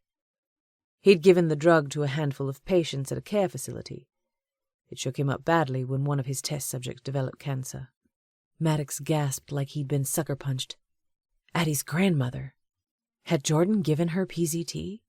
"What kind of cancer?" "Let me check my notes." The sound of rustling papers came over the line. "Brain." Blood fired through Maddox's veins like a rocket launcher. The answer had been staring him in the face the whole time. He'd suspected Piper from the beginning, but Addie had been so adamant about her innocence. Then, after he saw the video with the Alzheimer's patient, the hard drive was stolen and the trail led to Barrett Medical. So he assumed Addie was right, and Piper was the victim. A warning bell went off in his head, his only thought to get to Addie. You need to question Piper Phelps and her father, Dr. Hamilton Gentry. I'm here now. I'll let you know what I find out. He'd just ended the call when he heard movement. At the same instant, he felt a sharp stab of pain in his neck. He grunted as he collapsed to the floor, the phone falling out of his hand. Addie's head felt like a gargantuan watermelon as she tried to swim through the darkness surrounding her. Voices swirled around her like hissing serpents. "Time to wake up," a woman said. She tried to raise her eyelids, but they wouldn't budge. Rough hands shook her arm. Her head dropped forward, her chin resting against her neck. The voice became more adamant. "Addie, my head," she moaned, pain throbbing across the bridge of her nose. Some of the fog lifted as she opened her eyes. She tried to brush her hair out of her face, then realized her hands were caught behind her back. Panic rose in her throat as she twisted, realizing she was sitting in a chair. No, tied to a chair. Her eyes shot open wide. She looked around wildly, trying to orient herself. She'd been sitting beside Piper when something happened. "She's awake," a voice snapped. Piper's voice. The room came into focus. Addie realized she was in Piper's family room. She looked down at the kitchen chair, her heart racing. She jerked, trying to free her hands. Then it occurred to her that Piper was standing in front of her, watching with a curious expression, as if Addie were a lab rat. What's going on? She managed to squeak. Maddox! She shouted, a wave of dizziness assaulting her. Hamilton put something in my water, she asserted, glaring at Piper. Right after she drank it, she passed out. She looked at Piper, now dressed in jeans and a pullover shirt. She didn't look weak or suicidal. She looked perfectly normal. Well, except for her hostile expression. Addie tried to grapple with what was happening. Why are you doing this? Nausea swept over her, making her want to puke. She tried to swallow but couldn't. Where was Maddox? Maddox! She screamed, terror clawing at her like the talons of an eagle, picking apart its prey. Piper sat down on the arm of the overstuffed chair, folding her arms over her chest, an amused smile washing over her face. "Don't worry, lover boy can hear you." A cruel smile overtook her lips. "But I'm afraid he can't do much about it." Heat flushed over Addie's body as she glared at Piper. What did you do to him? She couldn't believe this. She was still so floored by what was happening that she could hardly process it. Piper laughed. All in good time. Her eyes turned a deep black, malice twisting over her features. She leaned forward. "First you're going to tell me what you did with the formula for PZT." Somehow Addie managed to find her voice. What? "Don't play dumb, Addie. I know you have it." Terror, swift and mind-numbing, raced through Addie as she tried to make sense of what Piper was saying. A hysterical giggle bubbled in her throat. Do you think I stole the formula? "No, I don't think you stole it," she sneered. "Jordan gave it to you." Addie's eyes narrowed. Did you kill Jordan? Piper grunted. "If you mean, did I hit him with the car? Yes." Piper rattled out a hard laugh. "But I didn't kill him." She shot Addie a look of malice. "You did." She clenched her teeth. "You took Jordan from me and destroyed any chance we had for happiness." A sadistic look came into her eyes. "It's time for me to repay the favor." Addie's heart slammed against her ribs like a caged animal. Repay the favor? Meaning hurt Maddox? Her heart shrank in despair as a prayer rose in her mind. "Please help me and Maddox." Piper wasn't making any sense. I don't understand. Addie got the feeling that none of this was real, that she was in the middle of a nightmare. Tears rose in her eyes. Why are you doing this? Piper sighed. "Determined to play Miss Innocent, huh? Fine, I'll play along. Everything was going along just fine until Jordan gave PZT to your precious grandmother." She spat. No, he didn't give PZT to Graham, remember? That's why he asked me to forgive him. Maybe Piper was insane. Why had Addie not noticed the signs before? No, stupid. Jordan gave PZT to your grandmother. As my rotten luck would have it, she was the 1 in 50 who developed a brain tumor. The only sound in the room was Addie's sudden intake of breath. An invisible fist squeezed her lungs. I can't breathe, she uttered. You can give it a rest, Addie. Your tricks won't work. Addie felt like her head would explode. Jordan had given Graham PZT. She died because of him. Piper killed Jordan. She would kill Addie, had possibly killed Maddox already. Addie willed herself to relax. The only chance she had to make it out of this was to keep her wits about her. Breathe, she commanded herself. Her lungs expanded, allowing in a margin of blessed air. She tried to rise above the tide of hysteria threatening to sweep her into oblivion. Jordan felt guilty because of your grandmother, and suddenly developed a conscience. He wanted to pull the plug on PZT. She wrinkled her brows. Do you think he gave a crap that Dad and I had hawked everything to finance the research of PZT? That we had investors breathing down our necks, threatening to pull the backing? No, she barked. Not in the slightest. Addie tried to connect the dots. Does PZT really cure Alzheimer's? Of course, Piper snipped. You saw the video. But it causes brain cancer. In 1 out of 50 patients. Addie exerted her strength, trying to break free of the band that bound her hands together with the spindle of the chair. It felt like hard plastic cutting into her wrists. Probably a zip tie. When Jordan realized it caused cancer, he wanted to stop the process, which is why you killed him. Her mind raced to something else. Are you the one who ransacked my house and hired the man to kidnap me? A hard light streaked in Piper's eyes. Well, duh, it would have been so much easier to handle this if your SEAL hadn't stepped back into the picture. Now we'll have to do things the hard way. Why did you want to kidnap me?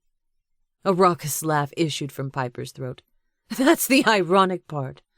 I was trying to find out what Jordan had given you the day he came to see you. Accusation shot from her eyes like arrows. I figured Jordan would run to you. You were his true love. She spoke the words nastily. No, that's not true. What Jordan and I had was over a long time ago. Jordan loved you. The urge to charge out of her chair and wipe the smirk off Piper's face was overwhelming.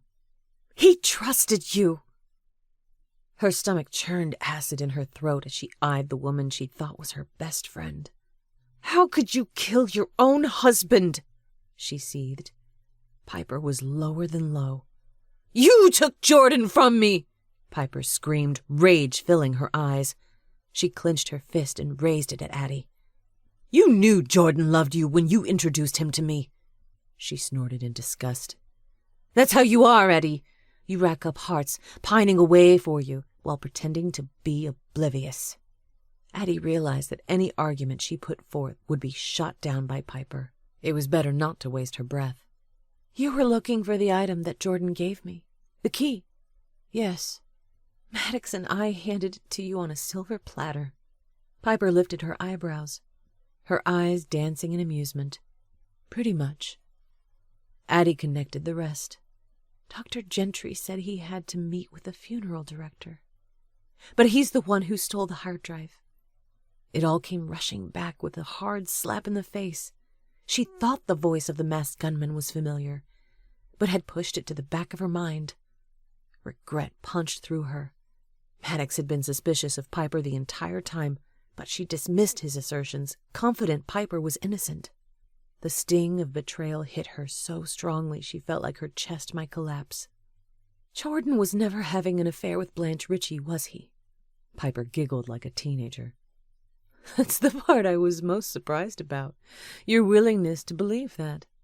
Your opinion of Jordan was almost as high as his opinion of you. I'm sure the two of you would have ridden off happily into the sunset had it not been for your SEAL. An expression of mock pity masked her face. Poor Jordan.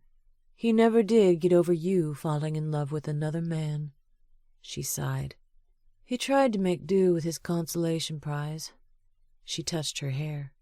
Me, that was so kind of you to throw your leftovers in my direction. She pouted. The money trail that led to Brent Barrett. You framed him!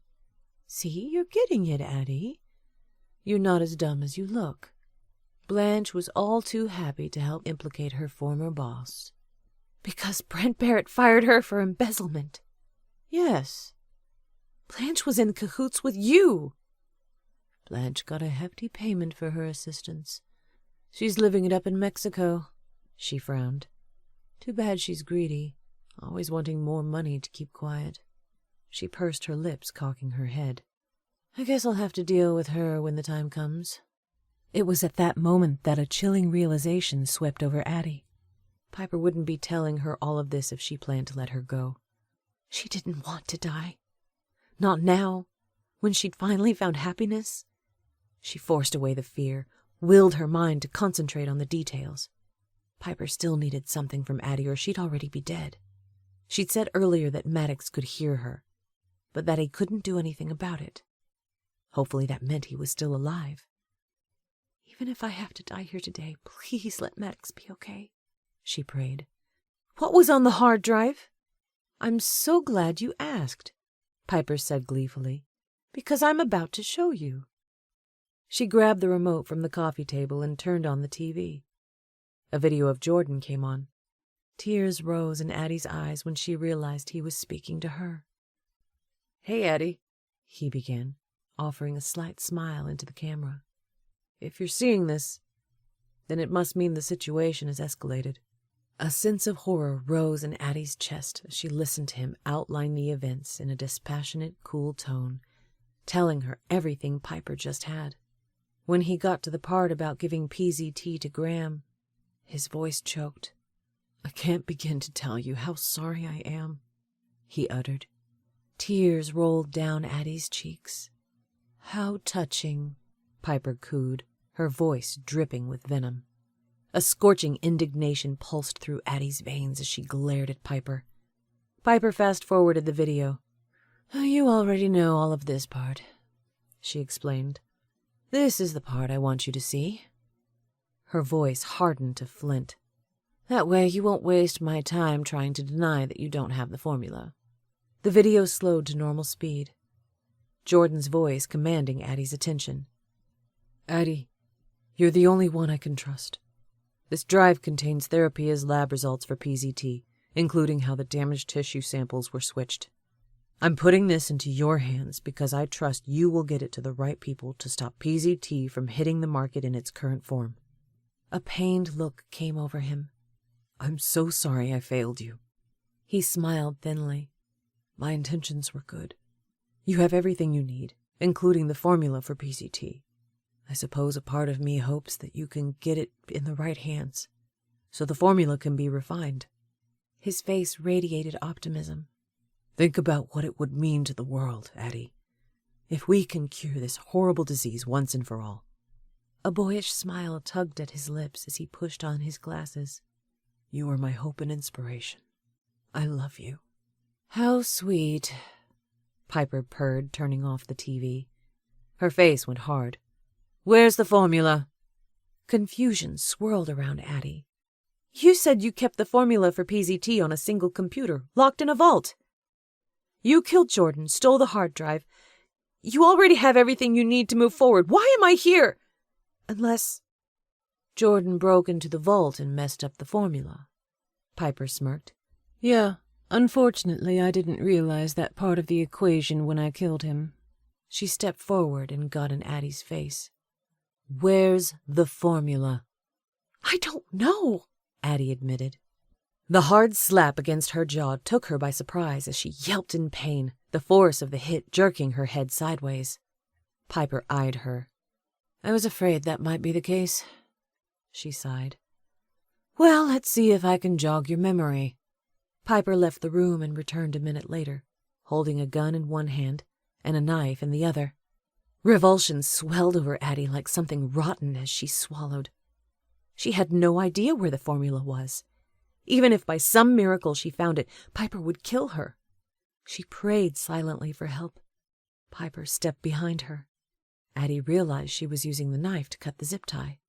As she stood, Addie felt the cold press of metal in her back. "One wrong move and you die," Piper growled. "Hands up where I can see them." Addie complied, raising her hands into the air. "Move," Piper ordered, pushing her forward.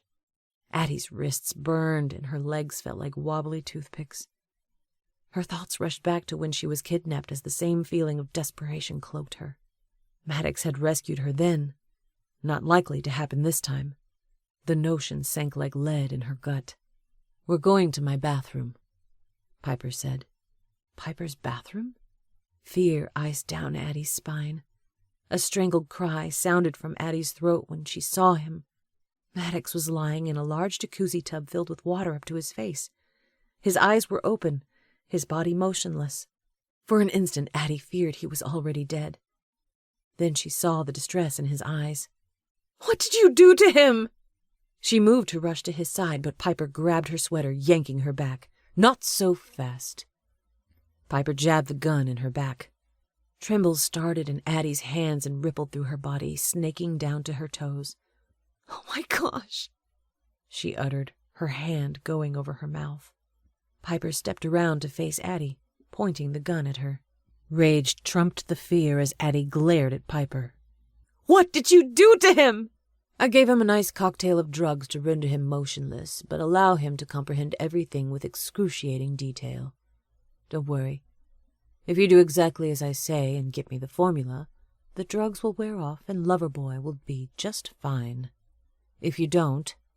A vicious smile twisted her lips as she went over to the tub and turned on the faucet. Addie screamed as the water rose higher. "Stop!" The water was an inch shy of entering Maddox's nose and mouth. She could feel his despair spilling out between them.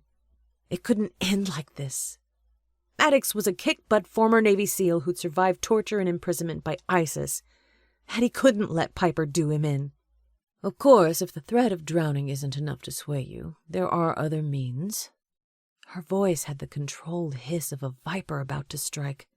She reached for her blow-dryer, resting on the nearby vanity. Addie followed the trail of the cord and realized there was an extension cord leading from the bathroom to the bedroom. "I know what you're thinking," Piper said with a laugh. "I thought about just plugging the blow-dryer in here. Then I realized all the outlets in the bathroom have GFCI switches, hence the extension cord." Addie felt like she was having an out-of-body experience when Piper turned on the blow-dryer. Keeping her hand with the gun trained on Addie, she held the blow-dryer with the other hand. "One drop is all it will take," she taunted. "Okay!" Addie screamed, tears pooling in her eyes. "I'll give you the formula!" She squared her jaw, her eyes burning with wrath. "Know this, though. If you kill Maddox, you'll never get it, no matter what you do to me." After what seemed like an eternity, Piper turned off the blow-dryer and placed it back on the vanity. "All right," she said lightly. "Where is it?" "In the jewelry Jordan gave me," Addie blurted, not knowing what else to say. Piper studied her with a keen eye, trying to decide if Addie was telling the truth. Addie didn't flinch. "It's at the cabin." Piper cocked her head. "Maddox said the jewelry was being examined." "I lied." She gave Piper an unyielding look. "You're not the only one who can keep secrets." Piper laughed. "All right, we'll go to the cabin and get the jewelry." Her eyes turned to black slits. "But for your sake and his," she motioned at Maddox, "you'd better be telling the truth." "What's going on here?" Hamilton asked as he came into the bathroom and stepped up beside Addie. "Dad, you were supposed to be taking a nap," Piper said, giving him an annoyed look. Shock came over Hamilton's features as he looked at the gun and Maddox in the bathtub. "You said you were only going to hold Maddox so Addie would be more inclined to help us find the formula. This has gone too far." Piper gritted her teeth, her voice rising. "I told you to let me handle this."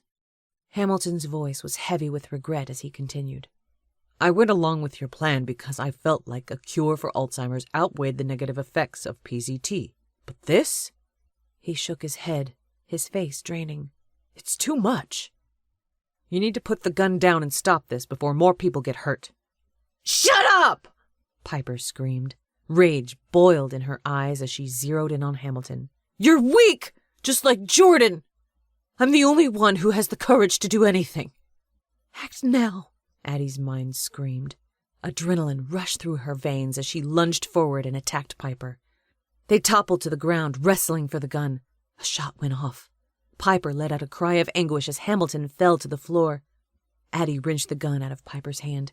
She scuttled back, holding it with both hands, aiming it at Piper as she got to her feet. You shot Dad! Piper croaked, a crazed look coming into her eyes. She crawled to Hamilton's side as she cradled him in her arms. Oh, no!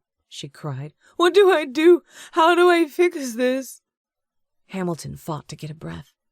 His hand was over his chest, a pool of red spreading in a large circle over his white dress shirt. Dad, tell me what to do. Piper screamed, hysteria coating her voice.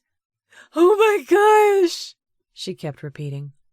I think my artery has been hit, Hamilton breathed, then coughed, wincing in pain. Use my cell phone. In my pocket. The words came out in gasps. Call 911 before I bleed out. I do what he says, Addie demanded. Better yet, hand me his phone. Piper's upper lip curled, making her look more monster than human. Or what? You're going to shoot me? She let out a derisive chortle. You don't have the guts. Time seemed to slow as Addie saw herself clearly for the first time. Yes, she had the guts to shoot Piper, or anything else it required to save Maddox. Addie flinched as she pulled the trigger, the bullet firing into the wall just to the right of Piper's head. Piper jumped, her head slumping into her shoulders. The next time I won't miss, Addie said savagely. The phone! Now! She barked. Piper reached in Hamilton's pocket, then handed her the phone. 4348 is my passcode. Hamilton managed to get out in halting breaths before closing his eyes. Dad! Piper screamed. Dad! 911, what is your emergency? The operator asked. A man has been shot. Addie glanced at Maddox. Another man has been drugged. We're at the Gentry estate in Liberty Falls. Hurry! Piper's anguished wails echoed off the hard wall of the master bath. Dad's dead! You killed him! No, you killed him, Addie replied softly. She wanted to feel pity for Piper, but the bitterness of her betrayal was too overshadowing. She glanced at Maddox. It's okay, she assured him. The police and paramedics are on their way. She wasn't sure, but thought she saw relief in his eyes. I love you, she added, gratitude welling in her chest. Her prayers had been answered. It was a miracle that they'd made it through this. Her heart clutched. Hopefully the drug cocktail wouldn't have any lingering effects on Maddox. He blinked, the corners of his mouth twitching. Intense relief surged through her when he made a noise. At first it was guttural grunts. Then finally, he got the words out in slurred groans. I love you, too. Chapter 22. The three of them stood silently, looking out at the gentle sloping hills framed by trees donning their finery of brilliant yellow, orange, and cinnamon brown. Addie's gaze trailed up to the jagged line of silvery blue mountains, their tips touched with ribbons of pink from the setting sun. A light breeze ruffled her hair, bringing with it the crisp scent of fall. Luella loved it here, Pop said quietly, his declaration interrupting the stillness of the evening. Yes, Addie agreed. Maddox stepped closer, concern coloring his eyes a deep blue as he assessed her. Are you okay? Yeah, she sighed, offering a dim smile. After Jordan's funeral, they decided to go to one of Graham's favorite places to honor her life. Maddox slid an arm around her shoulders as she snuggled into the curve of his arm, appreciating his warmth. I'm just glad you're here with me. He kissed the top of her head. Me too, He chuckled dryly. You're stuck with me now. It'll take a lifetime to repay you for saving my life.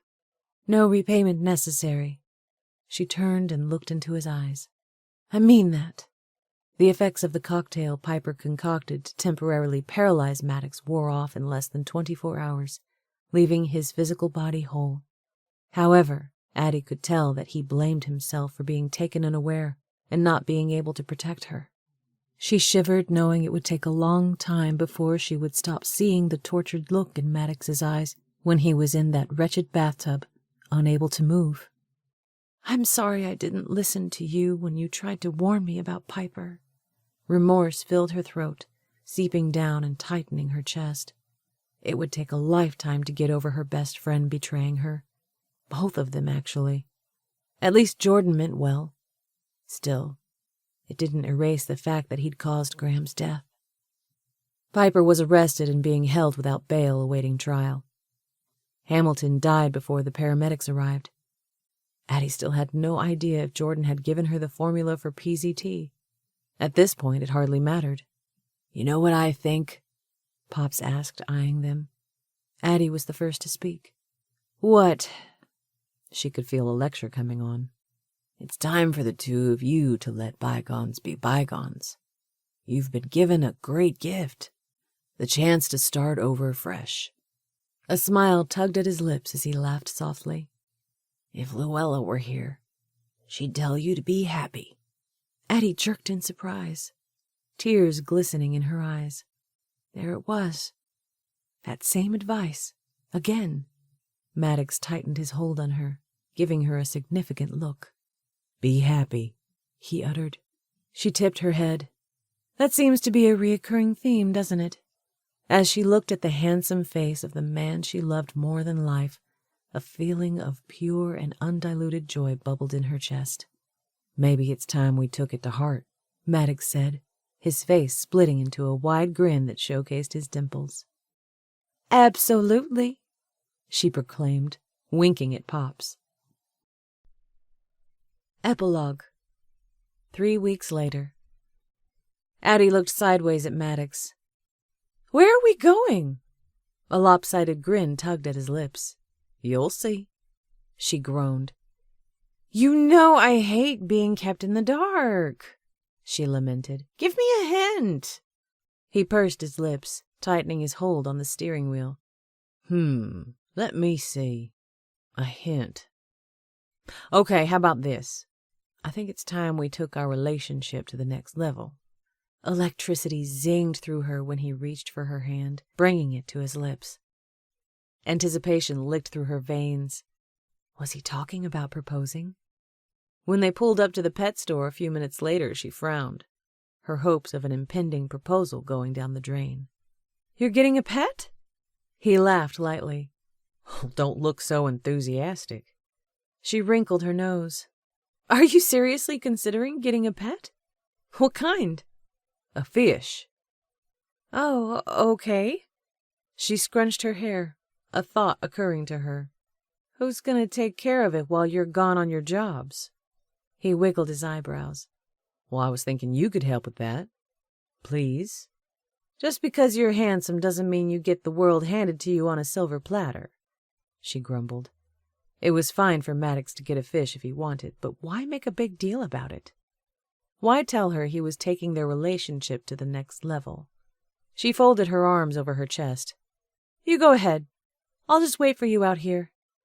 Come on, Squirt. Go in with me. I need you to help me pick out Nemo. She rolled her head back, hating when Maddox called her that. He'd been teasing her about Pops's nickname for weeks. It was starting to get old.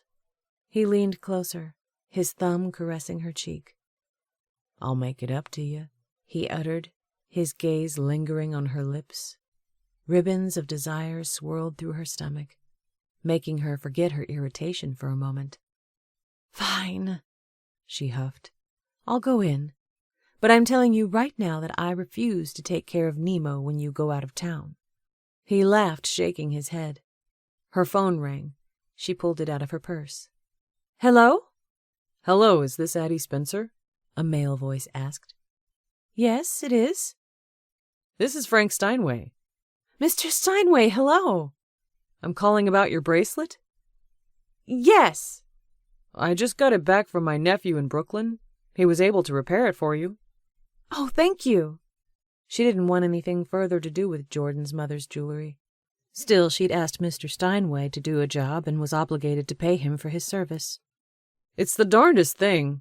The clasp wasn't working properly because there was some sort of chip wedged into it. Addie stiffened, looking at Maddox. What? He asked. She put Mr. Steinway on speaker. Are you there? Yes? What were you saying about a chip being in the clasp of the bracelet? Addie asked. Maddox's eyes widened. My nephew discovered it. It's so tiny, he didn't know what it was at first. Addie's pulse increased. Do you have the chip? Yes, it's here. My nephew thought it might be important, so he sent it back with the bracelet. She put a hand to her chest. I'll be there shortly to pick it up. Thank you, Mr. Steinway. My pleasure, he said, ending the call. Her mind raced as she turned to Maddox. Do you think the chip contains the formula for PCT? Maddox shook his head, an ironic grin curving his lips. When the rest of the jewelry came up clean, it seemed highly unlikely that the bracelet would contain anything. Obviously the odds were better than we thought, Addie chuckled. He searched her face. What do you want to do if it is the formula? I don't know. Maybe get it to someone who can work the bugs out of it? Maddox looked thoughtful. Or sell it to someone like Barrett Medical for a pretty penny? No way would I sell it, she countered, giving him a sharp look. As far as I'm concerned, it would be blood money. Her brows bunched as she glared at Maddox, hardly believing he'd suggest such a thing. Well, I don't mean keep the profits. You could stipulate that the proceeds go to help patients with Alzheimer's. Warmth spread through her chest as she smiled. She reached for his shirt and pulled him close. That's an excellent idea, she said, her lips taking his in a long, slow kiss that sent shivery tingles circling through her. A few minutes later, he pulled back. All right. Are you ready to go inside the pet store? She made a face. Now? But we need to get to the jewelry store, she argued. All in good time, he drawled. Don't you dare open that door, he said as he jogged around and got the door for her. My southern gentleman, she chimed, giving him a doting look. Thank you. He nodded. Of course. When they stepped inside the store, the teenage girl behind the counter smiled broadly in recognition. Hello, Mr. Easton. I have your package ready for you. Addie gave him a dubious look. Package? The last time she'd heard the word package, it had a bad connotation. Sutton's men had referred to the kidnapper as the package they were to pick up. I'll be right back, the girl said. Addie looked at Maddox, who had a Cheshire cat grin on his face.